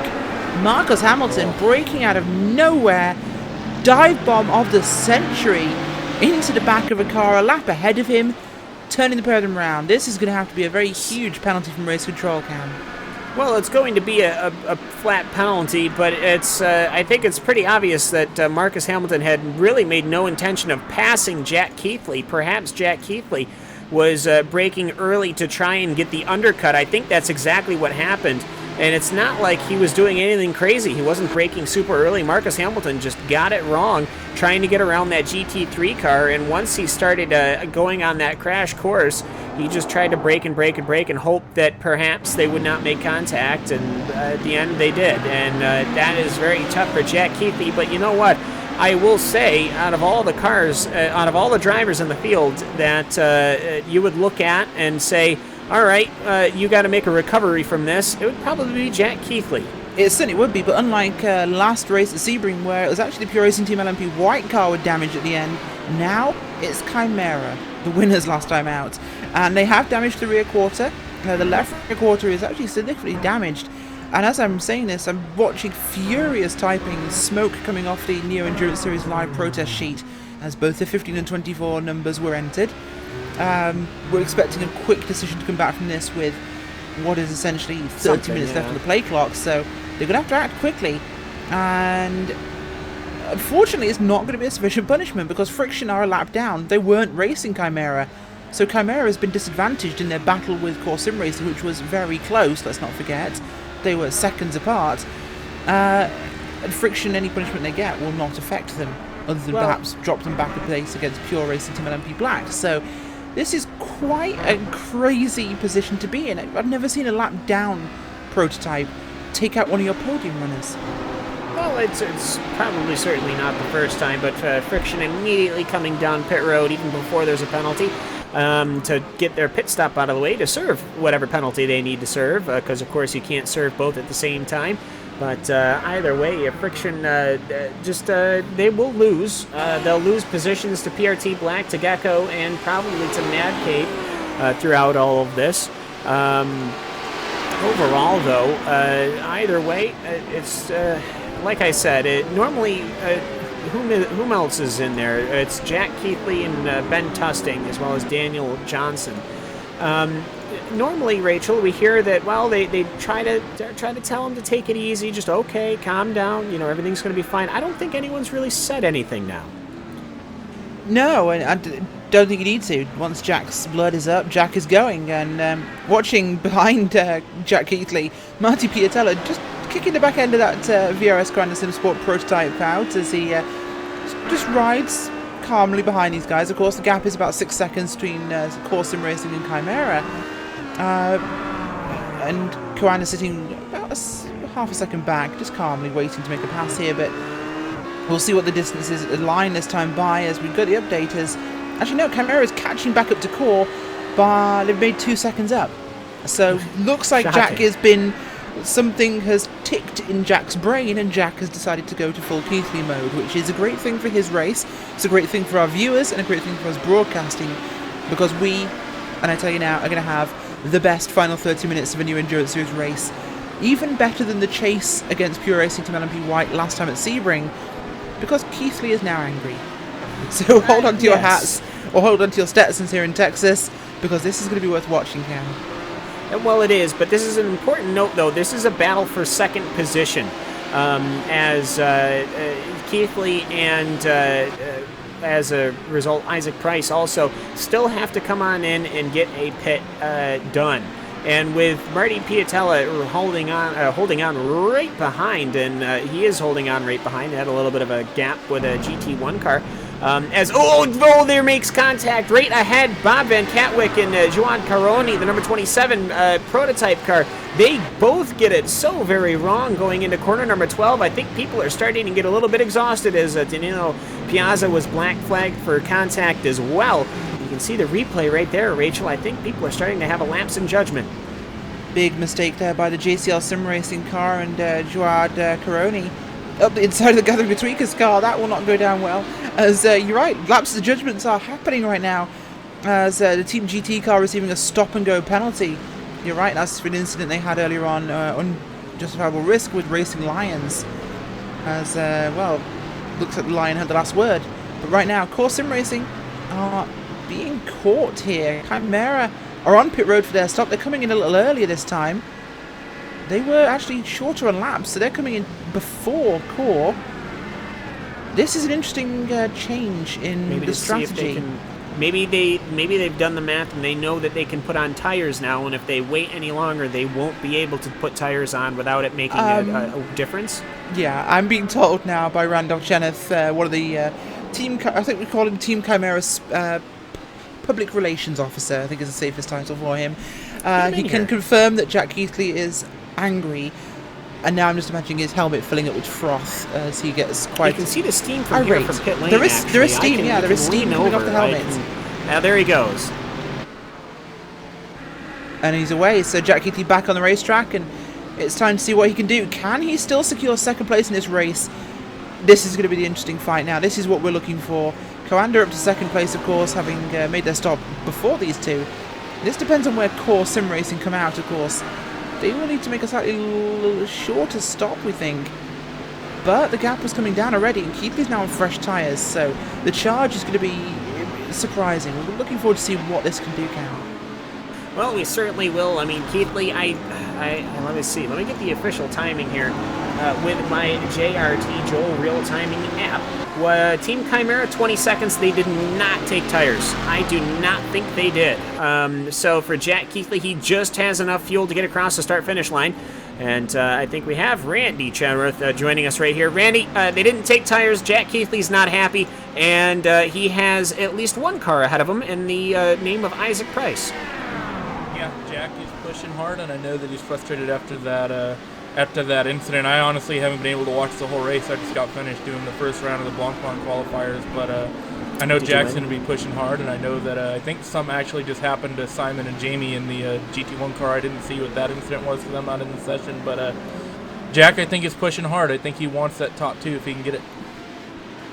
Well, I can only imagine the atmosphere in that team garage. It actually took me a while to find that team garage. It's anger, but that's how it naturally is. Yeah, well, I was going to say, yeah. But stop and hold for 20 seconds for that friction car as Simon Trendell is bringing the Chimera GT effort into pit lane. So lots going on in that Chimera pit lane. And, well, Randy, it's Circuit of the Americas, and I have a feeling it's going to be interesting, even though Coanda is got a pit stop on everybody, basically. It's still going to be interesting. Yeah, it's certainly been an interesting race. I watched about the first hour or so, and then, like I said, I popped off to do the Blancpain race, and I've come back, and it just seems like it's all kicking off. Cam, sorry, just a quick update for you. We have a stop-and-go penalty for Friction Sim Sport. Frederick Evans is in. That's a 20-second, I believe, stop. So they'll be making a 20-second stop-and-go penalty. They had already made their pit stop before the Zinio penalty was coming. They stopped and they got service and they swapped drivers. Frederick Evers in that car. As also, we believe we also have Ruber Green Racing on pit road and the Team GT prototype. Yeah, so that's a 15-second stop-and-go. Not going to cost them a lot here. They will be passed by Pure Racing Team LMP Black. But we're still waiting on Core Sim Racing, so we'll just go back to you and Randy for a moment. But this is beginning to hot up. It is, as Isaac Price is about to get caught up by that Coanda car. Randy, well, how did your Blancpain effort go? Just very quickly, because nobody cares, but just I feel like I have to ask. Blancpain went well. Second split finished where approximately top 20 in terms of points, with the top split finished 7th in that split. But why not top 15 in points? Because the strength of field in the top split was worse than it was yesterday. Puh. But either way, so you'll just do better. Do better, Randy. Okay. But either way, though, I mean, this Chimera effort, everything seems to be pulling together here on the track, and as it kind of did at Sebring, it kind of fell into their lap. I don't think they're going to get the win today. Marty Piatella, though, having some deal with some very very heavy traffic, but it's still going to be a massive lead once the Core Sim Racing car comes in the pits. Yeah, it's, VRS Coanda SimSport looks like they've had a very VRS Coanda SimSport style race today, and that's what we expect to see from them. I think that they were a little irritated how Sebring went. I know they tried a slightly different setup at Sebring compared to everyone else, trying the lower downforce set just didn't quite work out, but I think they're going to be happy about the win here. Hopefully Jack can pull off maybe a second place here today, though, at COTA. Well, he's going to have to deal with Isaac Price, the Core Sim Racing prototype. And Randy, I have to do this because that's how we do things in the RaceSpotTV booth. Is there anybody you would like to give a shout-out to or a thanks before we let you go? Yeah, shout-outs to basically everyone. You guys were covering the series, Neil and Edgel as well for putting it on. I'm not participating this season, but it's always a fantastic championship. Shout-out to all the guys at Chimera, Ben and Jack in the prototype, Simon and Jamie in the Aston, as well as Josh for running with me in the Blancpain this week. And then shout-outs as well to Mavano and Jorge. I hope they're enjoying the new microwave. Well, I've missed something, so yes, microwaves. Go look on the forums and you'll... I don't want to. I'll link it. You guys will all get a laugh. You'll have something to do Thanks, Randy. When he turns off the auto director. Oh boy. Anyway, so can lead. The door is right over there. But Randy Jenner, he's a commentator here, but he's also here from Team Chimera. So, Team Chimera is set and ready to go. Rachel, he's just got to hunt down Isaac Price, which is no easy task. Isaac Price, one of the fastest you can get in your Grand Prix series. Yeah, certainly is, and well, it's going to be interesting to see what develops with that series, but right now we're in this final few moments here of the Neo Endurance race at Circuit Americas here, Cam. Round number 2, we have 20 minutes to go. Core Sim Racing yet to pit. Isaac Price has not come in yet. We're looking at his final stint length, and it's coming up on his stop. He's not going to make this to the end. Well, I mean, he's not going to make it to the end. He has to come into pit. Isaac does. It's a question, though, of it's interesting in how we saw this. If the core came in with the Team Chimera, that would have been one thing. But because the core car is staying out, what's going to be technically faster? Having come into pit, let the tires cool off a little bit, then going out, or coming in, getting a splash, and then going out. So there's that battle that we have yet to decide. Thrustmaster Mavano is safely going to be in the third position here, actually. Actually, they're fighting with Team Chimera right now. They certainly are. Thrustmaster Mavano have actually managed to catch up to Chimera, as Jack Keithley's last lap was a 55.7, and for Mavano it's a 55.7 also, so this is actually very similar, more than we expected. Jack Keithley is charging, and the timing is going to be interesting. We need to see where Core Sim Racing filter out here, but this is going to become a three-way fight, Cam, if it's at all close. Well, it certainly could be. I mean, PRT White is well out of it because their earlier transgressions. I think they're going to be the final car finishing on the leading lap. But for Movano, they can certainly reinsert themselves into this. And to say, Rachel, I mean, we haven't really seen much of the Movano HPD. They've been doing a very good job. They've been coming in, getting their driver swaps, keeping their car clean, and now they're hunting right behind Jack Keithley. They certainly are. Jack Keithley doing whatever he can, but behind him he's got a very aggressive driver in Tommaso Carla, so it could be tricky to keep him behind him for the remaining 20 minutes of this race. We need to keep our eyes, though, focused on core sim racing, and what happens is behind them, look at where Coanda is in this midst of a huge pack of traffic. Ahead of them is the Movano and Hookersville Core Motorsports GT cars. Behind them they have Team DBFA and they have Team SRN, so big pack there of the GT cars. Huge pod almost, a swarm of cars on the racetrack as Coanda and Marty Piatella clear that group, much to their own relief, I think. Oh, absolutely. I mean, Piatella, he's going to be happy with that. He's actually catching up the Core Sim Racing car, probably because of his tires, which means he will resume leading this race. Kate Kashui in the Core Motorsports car, the number 55, he is fighting, well, nobody in this current pack, but he is still up front. I believe he's your third placed, your third placed GT1 car. And after that, you've got a battle between Thrustmaster Movano and SRN, and then you've got that Radicals car, which has split a lap between them, and now you've got the JCL car coming in and trying to make it a little bit more wider, because Circuit of the America, well, when you've got 150 feet of space to use, well, why don't you use it? Well, why not? The track is certainly more than wide enough, and it has still resulted in some incidents with GT cars and prototypes, Cam. We know that this first S's section is very tricky with one line for the GT cars. Not much they can do to avoid prototypes taking aggressive lines. But just ahead of VRS Car Sim Sport here is Core Sim Racing. And this is the battle for first and second. A Core trying to stretch this and somehow run their fuel tank dry. Or are they waiting to make a final splash and dash? Because they will be losing time here against the likes of Keithley and Movano, although Keithley has widened that gap a little bit. The gap is still perilously close, though, to Movano, so we could be seeing a change for third and fourth here in your prototype division. This is definitely getting exciting. And if they run their fuel tank dry, they should be able to go about 2, maybe 3 more laps to about lap 79? That should be it, as far as fueling goes, unless Isaac can really push the envelope, which I don't really see happening. He's been too busy actually fighting.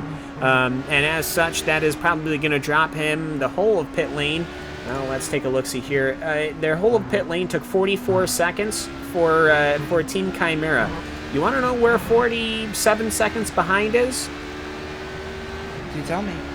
Team Chimera and Thrustmaster Movano. So if they have a very quick pit stop, which they should, they're probably going to get about maybe 10 seconds, maybe 15 seconds. If it's a longer-ish pit stop to get the fuel that they need to get to the finish, because there's still 20 minutes of racing to go, they could very well be coming out right around where Team Chimera and Team Thrustmaster Movano Racing is, and that would be very dramatic. Your final 2 spots on the podium with 3 cars. So, Cam, what you're saying is the pit road itself takes 44 seconds alone.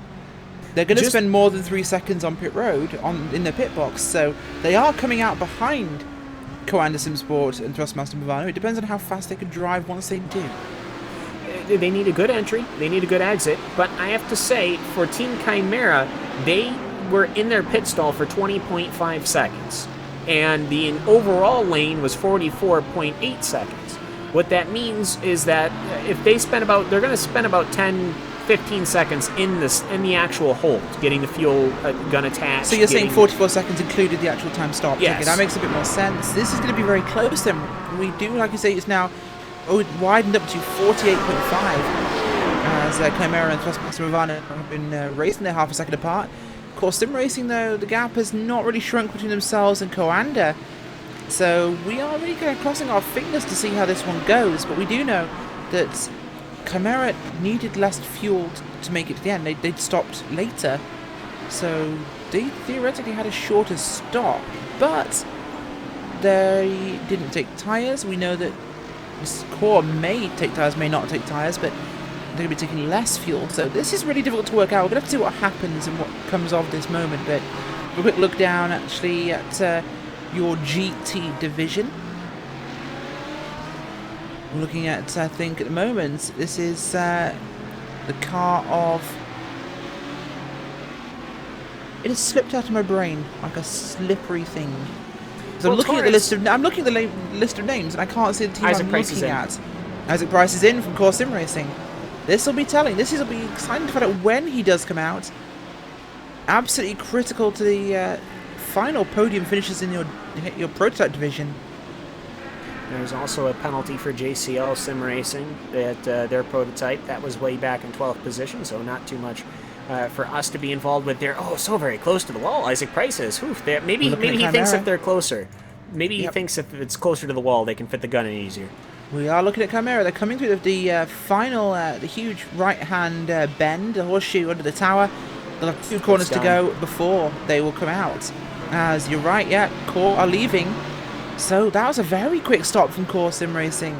Very quick indeed. Chimera have gone from being 4 seconds back to being, must be in the region of 10-12 seconds at this point, where I'm guesstimating, of course, but that gap is now in the region of a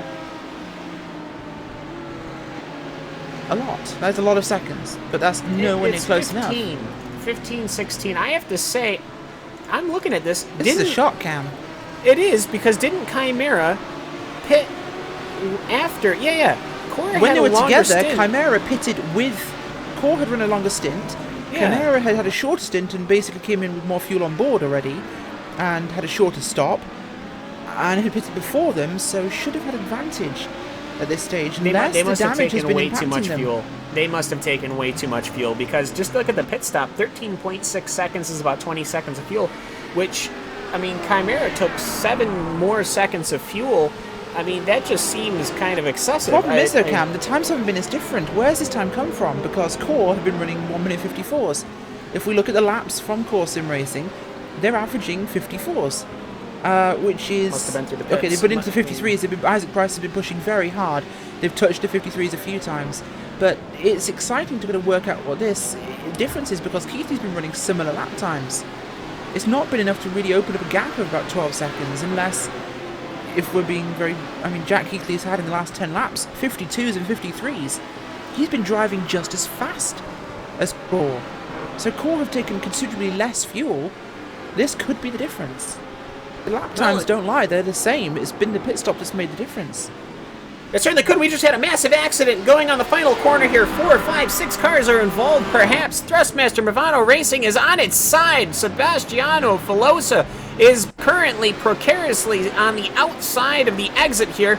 We're going to have a replay of this. Perhaps he's hoping that somebody can come over and rock that car over or something here, as we're going to look at a replay. Rachel, this is a massive incident. Huge, Cam. This is absolutely huge, and this was a solo incident from Thrustmaster Movano. We're going to replay for you now. He spins the car around, gets T-boned square on by the Radicals Online car, and from behind they get also avoided narrowly by the 46 car of Rubergalene Racing. Movano on their side. That's 2 cars really involved in the incident, not 6, Cam, as you might have estimated. But it looked well. I think what happened is I saw all of the cars that were dodging, and I thought that they were involved, because I was looking back from turn 1. That is a significant exaggeration, though, Cam. Please don't do that to my heart ever again. Well, I thought, if it makes you feel any better, Speed Asylum just spun out. Speed Asylum have just spun out, and unfortunately they are down towards the bottom of your prototype field. They are still in last place, and that's where they'll stay at the moment. I was looking from pit lane, and I just saw way in the back all of these black little dots just scattering all around, and somebody was flipping up into the air, but turns out that was far less involved. There were at least 3, and then 2 had to go quite evasive quite a couple of times. But for Thrustmaster Movano, I mean, you think he could have just maybe propped open that door and put the car on his side? It might have worked. But to go back to the topic we were discussing, though, with Core Sim Racing and Team Chimera, the difference had to be in the pit stops. It had to be too much fuel taken by the lap times Team are the Chimera, same. because I mean, unless those cars didn't take tyres. The lap times have been the same. So the damage caused by friction may well be blamed by Chimera, but the lap times have been very similar, so I don't believe it is damage, because they are running as quickly as Coanda has as well. So this is, I think, an overfueling issue for Team Chimera. They've made a mistake. And this may well have cost them second. Alternatively, Core Sim Racing has underfueled. This could be very exciting. We have 10 minutes to go, folks, in the second round here of the new Endurance Series, live on RaceSpotTV and iRacing Live. We are bringing you the final 10 minutes, and this could go either way. We have no idea. Core Sim Racing may have underfueled. Chimera may have overfueled. We don't know. We're going to have a quick look down to your GT category and have a look at what's up. Toronto Motorsports are still out front by a considerable margin, with VRS Crown Sim Sports Corvette C6R in second place, proving Corvettes can in fact do this after the Aston Martins received a hefty extra passenger level of balance of performance weight. Sveldcore Motorsports are in third, with Someone had to pit road themselves just now. Sim RC in fourth, and Radicals Online in fifth. So good recoveries from SimRC.de Iris. Down in your GTS category, Pure Racing Team leading the way and have all day long. Expressmaster Milano GTS in second, Chimera in third, Atomic Motorsports in fourth, and also Shinny Mishimi in fifth. But we've just seen MSB Drivers Home spin out just in front of one of your Chimera, actually that's the Chimera GT car, so that's unfortunate for those guys. That car nearly catching them out. We'll head back to the front of your field. Cam's just had numbers, Cam, from the pit roads.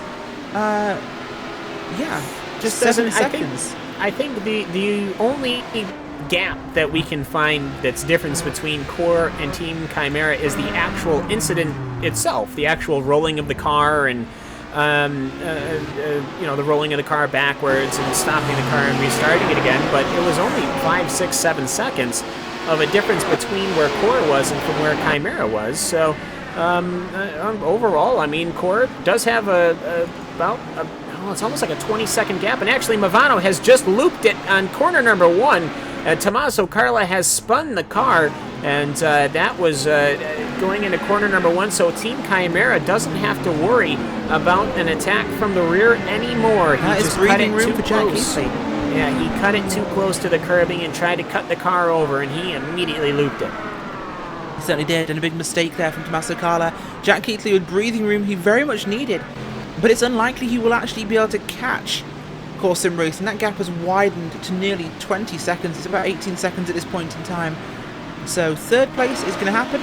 Second place could, but will not. And I'm sure there'll be blame placed squarely on the shoulders of Friction Sim Sport at this stage. Well, I mean, whether that's deserved or not, I'm sure it'll be used as an excuse, Cam, I think. Yeah, it'll be interesting to see the actual... it would have been nice to have seen if the different strategies. I think Keighley probably would have stayed out if they didn't have that collision, but perhaps they thought the car was more damaged than it was, because Keighley is still running very similar lap times, about a tenth of a second off from before. So I think he's probably scrubbed a little bit of speed because he's dipped into the 155s, whereas Core has dipped into the 154s, or 153s. But overall, I mean, it's about a 20-second gap here, and that has sorted that all out. So, I mean, overall, that's just kind of how racing goes. We're hearing there's an 8-second gap between these two cars when they pitted, but I'm almost positive the gap is about 3 to 4 seconds on track when they pitted, so this is, well, unfortunate, but we move on. These are things that happen in racing, and it has in fact happened. It'll be a great performance by Core Sim Racing for Isaac Price and Frederick Rasmussen to get a good result in this one. Well worth their time. Looking down towards your other categories, there aren't many on-track races at the moment. Some last-ditch splash and dash entries to pit road from the likes, of course, of IRDK Assault Racing, Jonas Waldmeyer getting last-ditch fueling. But otherwise, we haven't got many fights on the track. It's very quiet in the GT and GTS fields, Cam. Well, that it is. There's just a couple of cars that are even close to each other, but overall, actually, the IRDK Assault Racing car is, the IRDK Endurance car, excuse me, and the Odox Motorsport Samsung car are fighting for position right now. That is overall in their class. That is overall, it's fighting for the 38th position. But on track, it is fighting for, I believe, 6th position in the class. They are, and we might have something developing here in your GT. Actually, we do have something in your GTS class, I think. Is this camera? Am I looking at this right? Corsim Racing and Shinya Mishimi actually having a bit of a tussle. They should be. It's a bit hard because looking at the timing screen, the GT category itself is very intermingled because of incidents and other things. So PRT right now is leading with a 50-second lead. Movano is leading with a 50-second lead and over third. Chimera is 7 seconds ahead of Atomic, who is 6 seconds ahead, who is 46 seconds ahead, who is 1 second ahead of Core. So for Machimi, there's a minute between them, and for Core and IRDK, it's 2 seconds. And then for Odox, it's a hair's breadth, and I think that's it as far as the actual GTS class goes. Having a quick look on board with the 77 car at the moment. That is, of course, Odox Motorsports Samsung, as they're running behind the IRDK Endurance Mercedes. Big run up the hill. It's turn number 1. Look at that climb cam as they go out wide for the turn in, and it won't give them an advantage. They'll still be running behind as they head through turn 1, 2, and 3. Yeah, and it looks like they've got a GT1 car going through. That's the Rubigaline Racing Team car slicing his way through a hair's breadth between the rear and the front bumpers. As Stephen McGarvey in that SRN Motorsports car is also chasing down, not for position though, as they are all on different laps, minus these GTS cars that we're following along, the 95 and the 77, as that GT1 car is very, very much so in a hurry, as he is trying to chase down, well, nobody really. As far as actual on-track positioning goes, he is stuck in the GTS traffic. They are, and having a quick look at Rubigaline Racing, they are not. I'm just working out if they're being chased by SRN. I don't think SRN are in the same battle here. That's different laps considerably, 18 versus 14 laps down. But there's not he's one just in a hurry to get by. He is. But for Kim Vettel, Ostrowby, in that IRDK endurance car, he has to. Stephen McGarvey is hustling right on by, and Antonio Aran's Caravajal of Odox is looking to close right back up. It's Mercedes versus Audi, and Rachel, that's a good thing to see. At Sebring, it wasn't necessarily as even as we might have thought, but here, Mercedes, it's not doing great, but it seems to be better. Absolutely, you know, there's Motorsports there with IRDK Endurance racing them for position. Of course, Odox have had their problems. The car's a little bit damaged, but we have seen Audis and Mercedes racing today, and that's been a great improvement, of course. But let's not forget we have 5 minutes now remaining on the play clock. 5 minutes left. I saw contact in the final corner, and Odox just go too hard into braking zone. Replay for you on the screen. Odox hard in the braking zone, straight to the back there of the IRDK Assault Endurance Racing car. And as they roll back, Odox went to avoid the car they'd spun out, and the car they spun out clips the back of them, sending them around. So, karma? Question mark?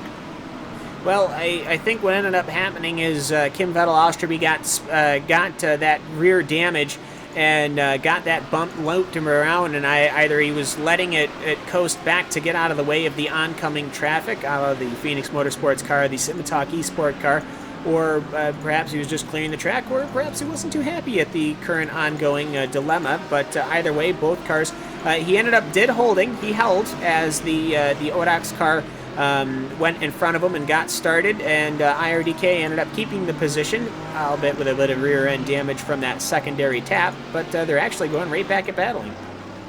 They are, and this will be a great one to keep our eyes on towards the end of the race. It's the one battle we have actually going on in your GTS field. Although, unfortunately, quite down the order. They are in the top 10 in your GTS field.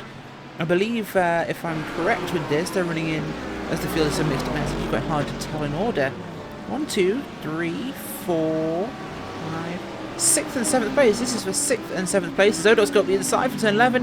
A half-hearted attempt to take the defensive line by IRDK, but it narrows things down enough that they run Odox run wide, and IRDK able to take the position back. So very classy racing by Kim Vedaloscopy as he pushes him into the position he wants, and will hold that position over the Odox car of Antonio Aranza Carval.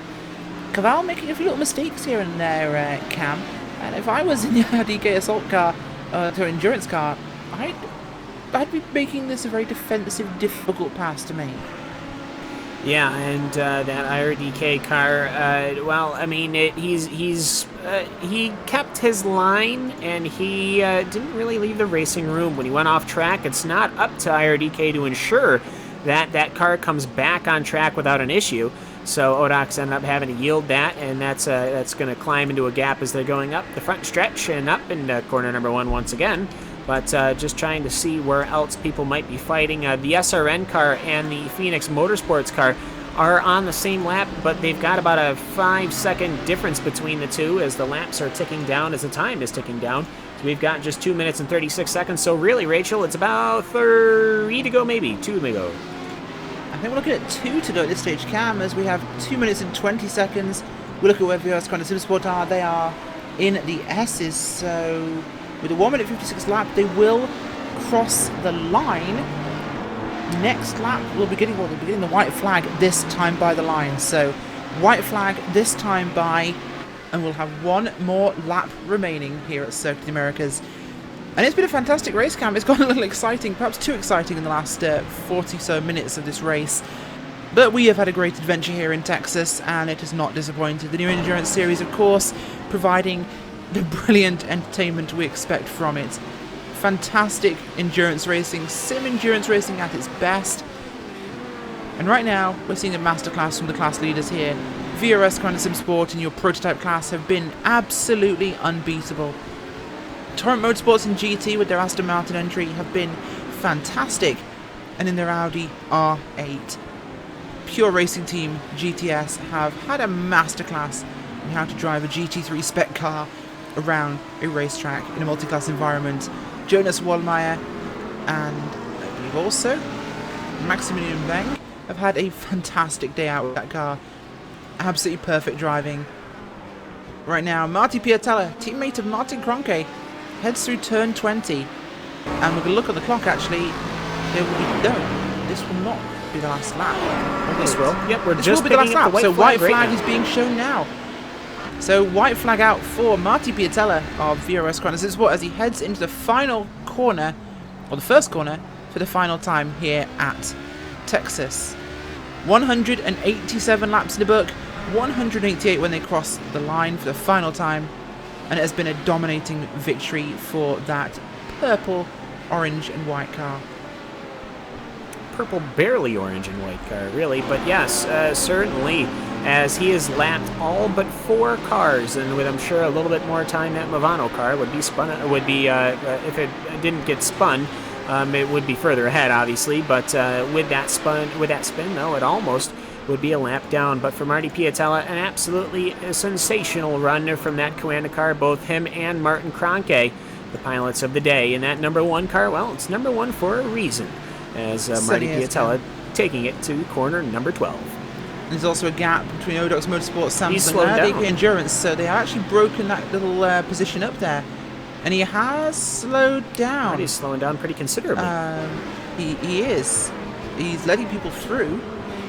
I almost. Sure what, I mean, he's where's letting people back on the lead lap, possibly. I think he's letting cars back on the lead lap. His teammates nowhere near him, so it's not a picture. Their teammates. No, because there's absolutely nowhere near him. It isn't his engine. His engine is functioning perfectly fine. I think he's been allowing. Maybe he's just trying to conserve fuel.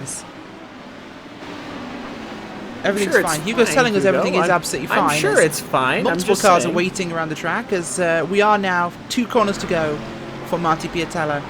2 final corners here, turn 19 and turn 20 at Circuit of the Americas.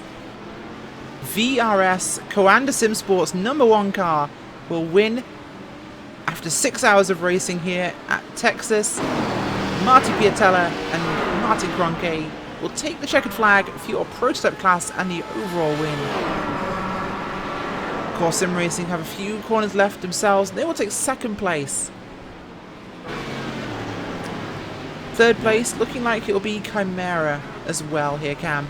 After what could have been a disaster late on, they've come back to take a podium spot. Down in your GT class as well. Here comes Toro Motorsports. We'll have another quarter of a lap to complete before they will cross the line. We'll flick back to Core Sim Racing. Across the line in second place for them, Team Chimera. 2 more corners to go, and that will be third place for the turquoise and white car.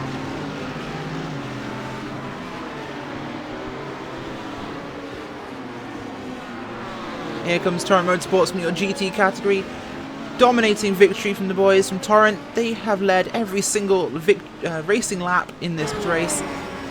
And a fine victory for your points leaders in the GT class.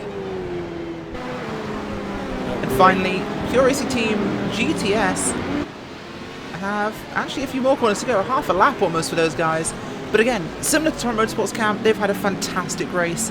Nobody's been in their way. No one's been able to challenge the car. Yeah, and Renz Broekman finishing in second position in his Corvette. So this is the first we've seen of the Corvette as Kevin Siggy already lighting them up and doing donuts. A good run from them, and as Heisgenveld Core Motorsports also is going to be coming towards the start-finish line. He's got the back half coming through. Jonas Wallmeyer and Maximilian Veng, the 2 pilots from Pure Racing Team's GT entry, the most successful entry they've had today. They will come away with the victory in your GTS category. Fine one for that Audi R8. Across the line in first place. Well, Cam, that has been an exciting event we've had today. A fantastic race. And without further ado, we will go through your post-race results.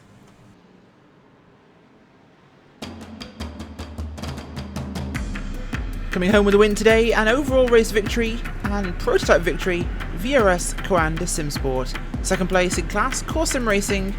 Third place, Team Chimera.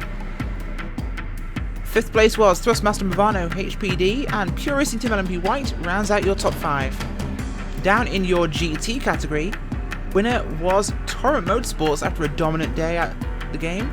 VRS Coanda Simsport's 48 car, the Corvette, comes home in second. Hukkersveld Core Motorsports in third, with SimRC Iris recovering to fourth, and Radicals Online GT1 in fifth. Down in GTS, it was a dominant day as well for Pure Racing Team GTS. Thrustmaster Movano GTS in second place, Atomic Motorsports in third, Shinya Mishimi in fourth, with Odox Motorsports coming home in the end in fifth place. Oh, we are hearing though that the 77 had an incident with the 95 car on the final lap, meaning they took that place. So there could be a post-race review based on that incident for the 5th place finisher in your GT category. In fact, we are seeing that listed. There's been 2 incidents listed for post-race review between the 77 and the 95. So that could be all up for change, Cam. Last-minute drama here at Texas. As Neil Heckens pointed out, one of the admins, yes, even the drama is bigger in Texas. And actually, another one that's going to be reviewed post-race is between the 22 and the 88. When 22 was the Core Sim Racing P, and the 88 is the Core Sim Racing GTS. So that is an odd one. I have a feeling the team might try to get that retracted. But yes, for Marty Piatella, for Isaac Price, and for Jack Keithley, your podium sitting on the start-finish line here at Coanda Simspeed. Circuit of the Americas. You might as well rename it the Coanda Speedway. Holy cow, that was a fantastic race for these guys. It certainly was, and we're joined right now by overall winner and prototype division winner, Marty Piatella. Marty, a fantastic race from you, not only on the back of Team Finland's win in the World Cup yesterday, but for VRS Coanda Simsport winning today, how do you feel? I'm thrilled, obviously. Another fairly entertaining 6 hours. Yeah, we never really had a chance to breathe too much in the race, even though we had a decent gap throughout the whole race, but yeah. It wasn't as big. I mean, after, or rather before Martin's last stint, it was, I think, like 15 or something like that seconds, so fairly close. But from that point on, Martin did a brilliant job in his last stint, so all I had to do in the last stint was to bring the car home. Well, a fantastic run from you. Anybody you'd like to thank for yourself and for Commander? Oh, obviously, Martin, awesome job today. And the whole team was good having Mac, our new guy, entertaining us on the radio for the whole race, even though he didn't get to drive. Yeah, of course, our sponsors, Virtual Racing School, they're awesome. Easy Sim Hardware, JRT, and Unburned Designs, and of course you guys. And also big thanks to the guys here at the office, family, wife, dog, and the usual. Absolutely. Well, thanks for joining us, Marty. Well, I'm going to chat to your teammate, Martin Kroenke. You came home today in the same car, obviously. First, again. Funny that, you're in the same car. How does this feel for you, of course? You didn't win the World Cup yesterday. You came third, unfortunately. I'm sure Marty has reminded you of that. But a fantastic event. One you perhaps weren't as happy with as you might have been leading up to the race, but successful in the end. Yep, was a good event this time around. Marty actually didn't remind me about the World Cup, so at least there was no salt in the wounds. Oh, so the Finns are only arrogant to Club UK9. Never mind. But sorry, to go ahead, Martin. Of course, a fantastic result. And how are things looking for Motegi and night racing? Well, it should be interesting. I guess downforce-wise, this should be a lot more clear-cut than COTA, so at least that's something. And yeah, night racing could also be interesting. I haven't done that in a while, but looking forward to it. Should be good. Brilliant. Thank you very much for joining us, Martin Kroenke and Marty Piatella from VRS Kind of Sim Sport. Next up, we have a chance to chat to Isaac Price from Core Sim Racing, and Cam Walsh is standing by. Hi. So Isaac Price, the pilot, as well as Frederick Rasmussen. You guys ended up coming home in second position, some 33 seconds behind. It was pretty close. But it was pretty close with Chimera, pretty much that whole ending stint until Friction ended up getting involved in an incident, and then you guys held on to it. Yeah, well, I mean, I think, to be honest, the whole race, it was really close. Everyone was on a good pace, and you couldn't ever really make a huge gain on other cars, so it was kind of... I felt like we were racing mainly with Coanda. I wasn't really looking too much behind us, but just a few small things here and there cost us the chance of being a bit closer. Yeah, and the overall racing, I mean, Circuit of the Americas, very technical track, pretty much designed from the ground up to really be an open wheel formula track, and but it does very, very well for multi-class racing. How is it from the front from the visor of your helmet? How was the traffic today? I mean, I didn't really have too many problems with traffic. I mean, there was just a couple of small incidents, you know. One was obviously before I had a spin at one point, but the reason for that was there was just a small contact on the exit of one of the corners, and it damaged the right rear corner of our car a little bit, and it made it a bit snappy at points. But yeah, it was all right after that. Just a few small things here and there, but it's fine. Alan, you came home with it in second, had a very good run here. I can't think off the top of my head for the life of me where you finished at Sebring, but you finished there at Sebring. Where was it? We finished fourth, so, you know, Fourth? it was a good result. Okay. Good result for the championship, really, you know. And, we were ahead of Coanda last time, and they were ahead of us this time, and we managed to beat the team that won last time out. So, for the championship, you know, it keeps it all up for grabs, and obviously the 24-hour race is going to be the most important one, so the main thing is just to kind of keep in contention until then and see what happens. Until that 24-hour race, we've got a couple of more races to go. We're going to be racing at Twin Ring Motegi. Now, I haven't seen Twin Ring Motegi used for multi-class racing. What do you think of racing under the lights in Japan? I've never really been a big fan of that track, to be honest. I've only really driven it in the F1 car, though. I think it's going to be really, really difficult. It's so much more narrow than this track. Yeah, I think it's going to be a pretty difficult race. A lot of incidents. Well, hopefully we can avoid that, and that Core Sim Racing car can still be in the fight. So, Isaac, before we let you go, anyone you would like to give a thanks or shout out to before we let you go celebrate? I just want to thank the whole team, really, and, you know, all worked together really hard for this race. Me and Frederick did quite a lot of practice runs and stuff like that, which we have to do at the moment because we're new to this car, so we haven't really had as much experience as Coanda and some of the other classes we have to race against. So, yeah. Now, Isaac, thanks very much for taking some time out of your celebrations to come in and have a chat with us. We really appreciate it here at RaceSpot. So, thank you, and I'm sure we'll the way this season going, this won't be the last time we talk to each other. No problem.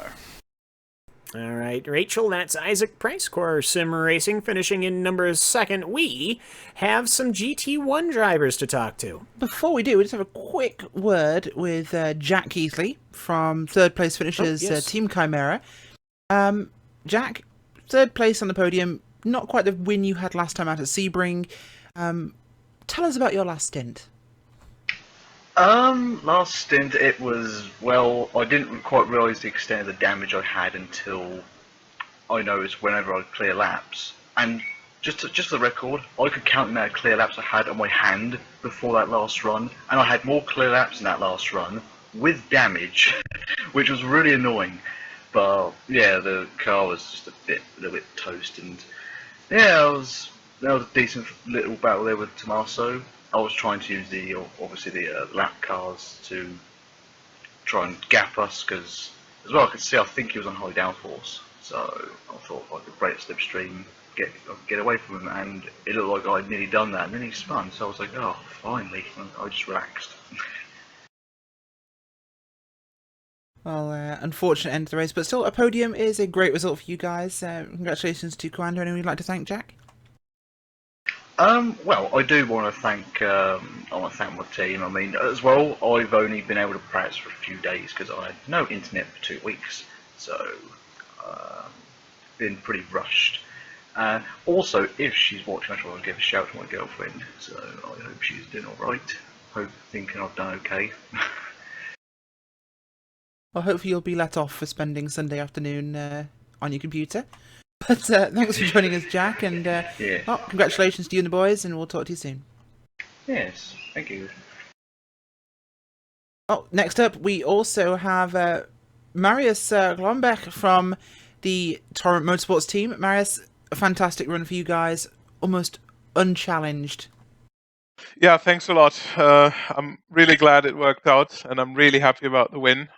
Kevin has just done a fantastic job today, and I think I've done just as much as I needed because there's just nothing to do with him. He just does the job and brings it home. Well, certainly a fantastic event for your team, and great points in the bag, of course, after Sebring. You guys into the championship lead now, so on to Motegi? Yeah, question marks, I guess. Not only because, well, I've already heard from Isaac that he considered it to be a difficult track, and I completely agree. Especially in night racing, I guess it's going to be a whole different thing with overtaking and just getting used to each other in the different classes. So it's going to be a whole different story, even though the track is probably similar in terms of like handling or whatever. I think it's going to be a whole different page in the book. It certainly will be, and best of luck for you guys there. Anybody like to give a shout out to your sponsors, teammates? Yeah, definitely my whole team, especially Simon and Kevin, as well as, of course, John for not taking part this week as he was ill. So he's definitely going to join our car again. But yeah, massive shout out to Kevin as well as Simon for helping with all the preparation and being there during the race. Well, absolutely fantastic. Thanks for joining us, Marius. And finally, we have second place in the GT category. Renz Berkman from Coanda Sim Sport. A great day overall for your Coanda team, Renz. The second place in the Corvette. Who'd have thought that last time out? Yeah, not bad. Certainly happy with the result. I tried to chase Torrent Motorsports down in the first stint, but made a few too many mistakes. Hats off to them, they just did a brilliant job. Had a great fight with Core Motorsports midway through the race. Not sure what happened with them later, but yeah, happy to bring it home in second. That is something we do want to quickly ask you about, was the fight with Husserveld Core Motorsports. You guys were at it with those boys for about 3/4 of the race. Was it your inspiration to keep this pace up, that they were so close to you for most of the events, and how did you go with the pressure? Well, just trying to finish in front of them. That was the main goal, and I'm not sure what happened to them. I suspect they actually had some damage or something, because they dropped some time afterwards as well. So. Well, regardless, a fantastic result, second place in the GT category, and great points in the book for you. Anybody you want to give us a shout out to, your sponsors? Yeah, well, first of all, my teammate Klaus, Jorn obviously, unfortunately couldn't make it this race, so it was just the two of us. So thanks to him, and of course to our partners, VRS Virtual Racing School, Enron Design, Easy Sim Hardware, Joe Real Timing, and of course you guys at RaceSpot. Absolutely fantastic, Renz, and thanks for joining us. No problem. Well, Cam, final thoughts before we wrap up the second round of the new Endurance Series? Well, I was kind of hoping that we could get some of the pure guys from the GTS victory up here, but doesn't look like they don't want to talk to us, apparently. They're probably too busy celebrating. I mean, that was a dominant victory, especially in a car that is, quite frankly, very, very should be hotly contested, as we see in the Blancpain Sprint Series as well as the Blancpain GT Endurance Series. So, yeah, it's very good running from them. But overall, though, it was Circuit of the Americas. A lot of people, either you're gritting your teeth or you really enjoy it, and Quinn ended up coming away with it. And I have to say, for Torrent and for pure GTS's effort, it's going to be a long season if those guys can keep stringing together victories like this. Absolutely, Cam, and a fantastic event we've had here today at Circuit of the Americas. They say everything is bigger in Texas, and they were right. This has been the 6 hours of Circuit of the Americas, powered by Joel Real Timing. You've been watching this on RaceSpotTV and iRacing Live. Congratulations, of course, to Coanda, SimSport, to Torrent Motorsports, and Pure Racing Team, your class winners. You can join us same time next time for the 6 hours of Motegi on December the 11th.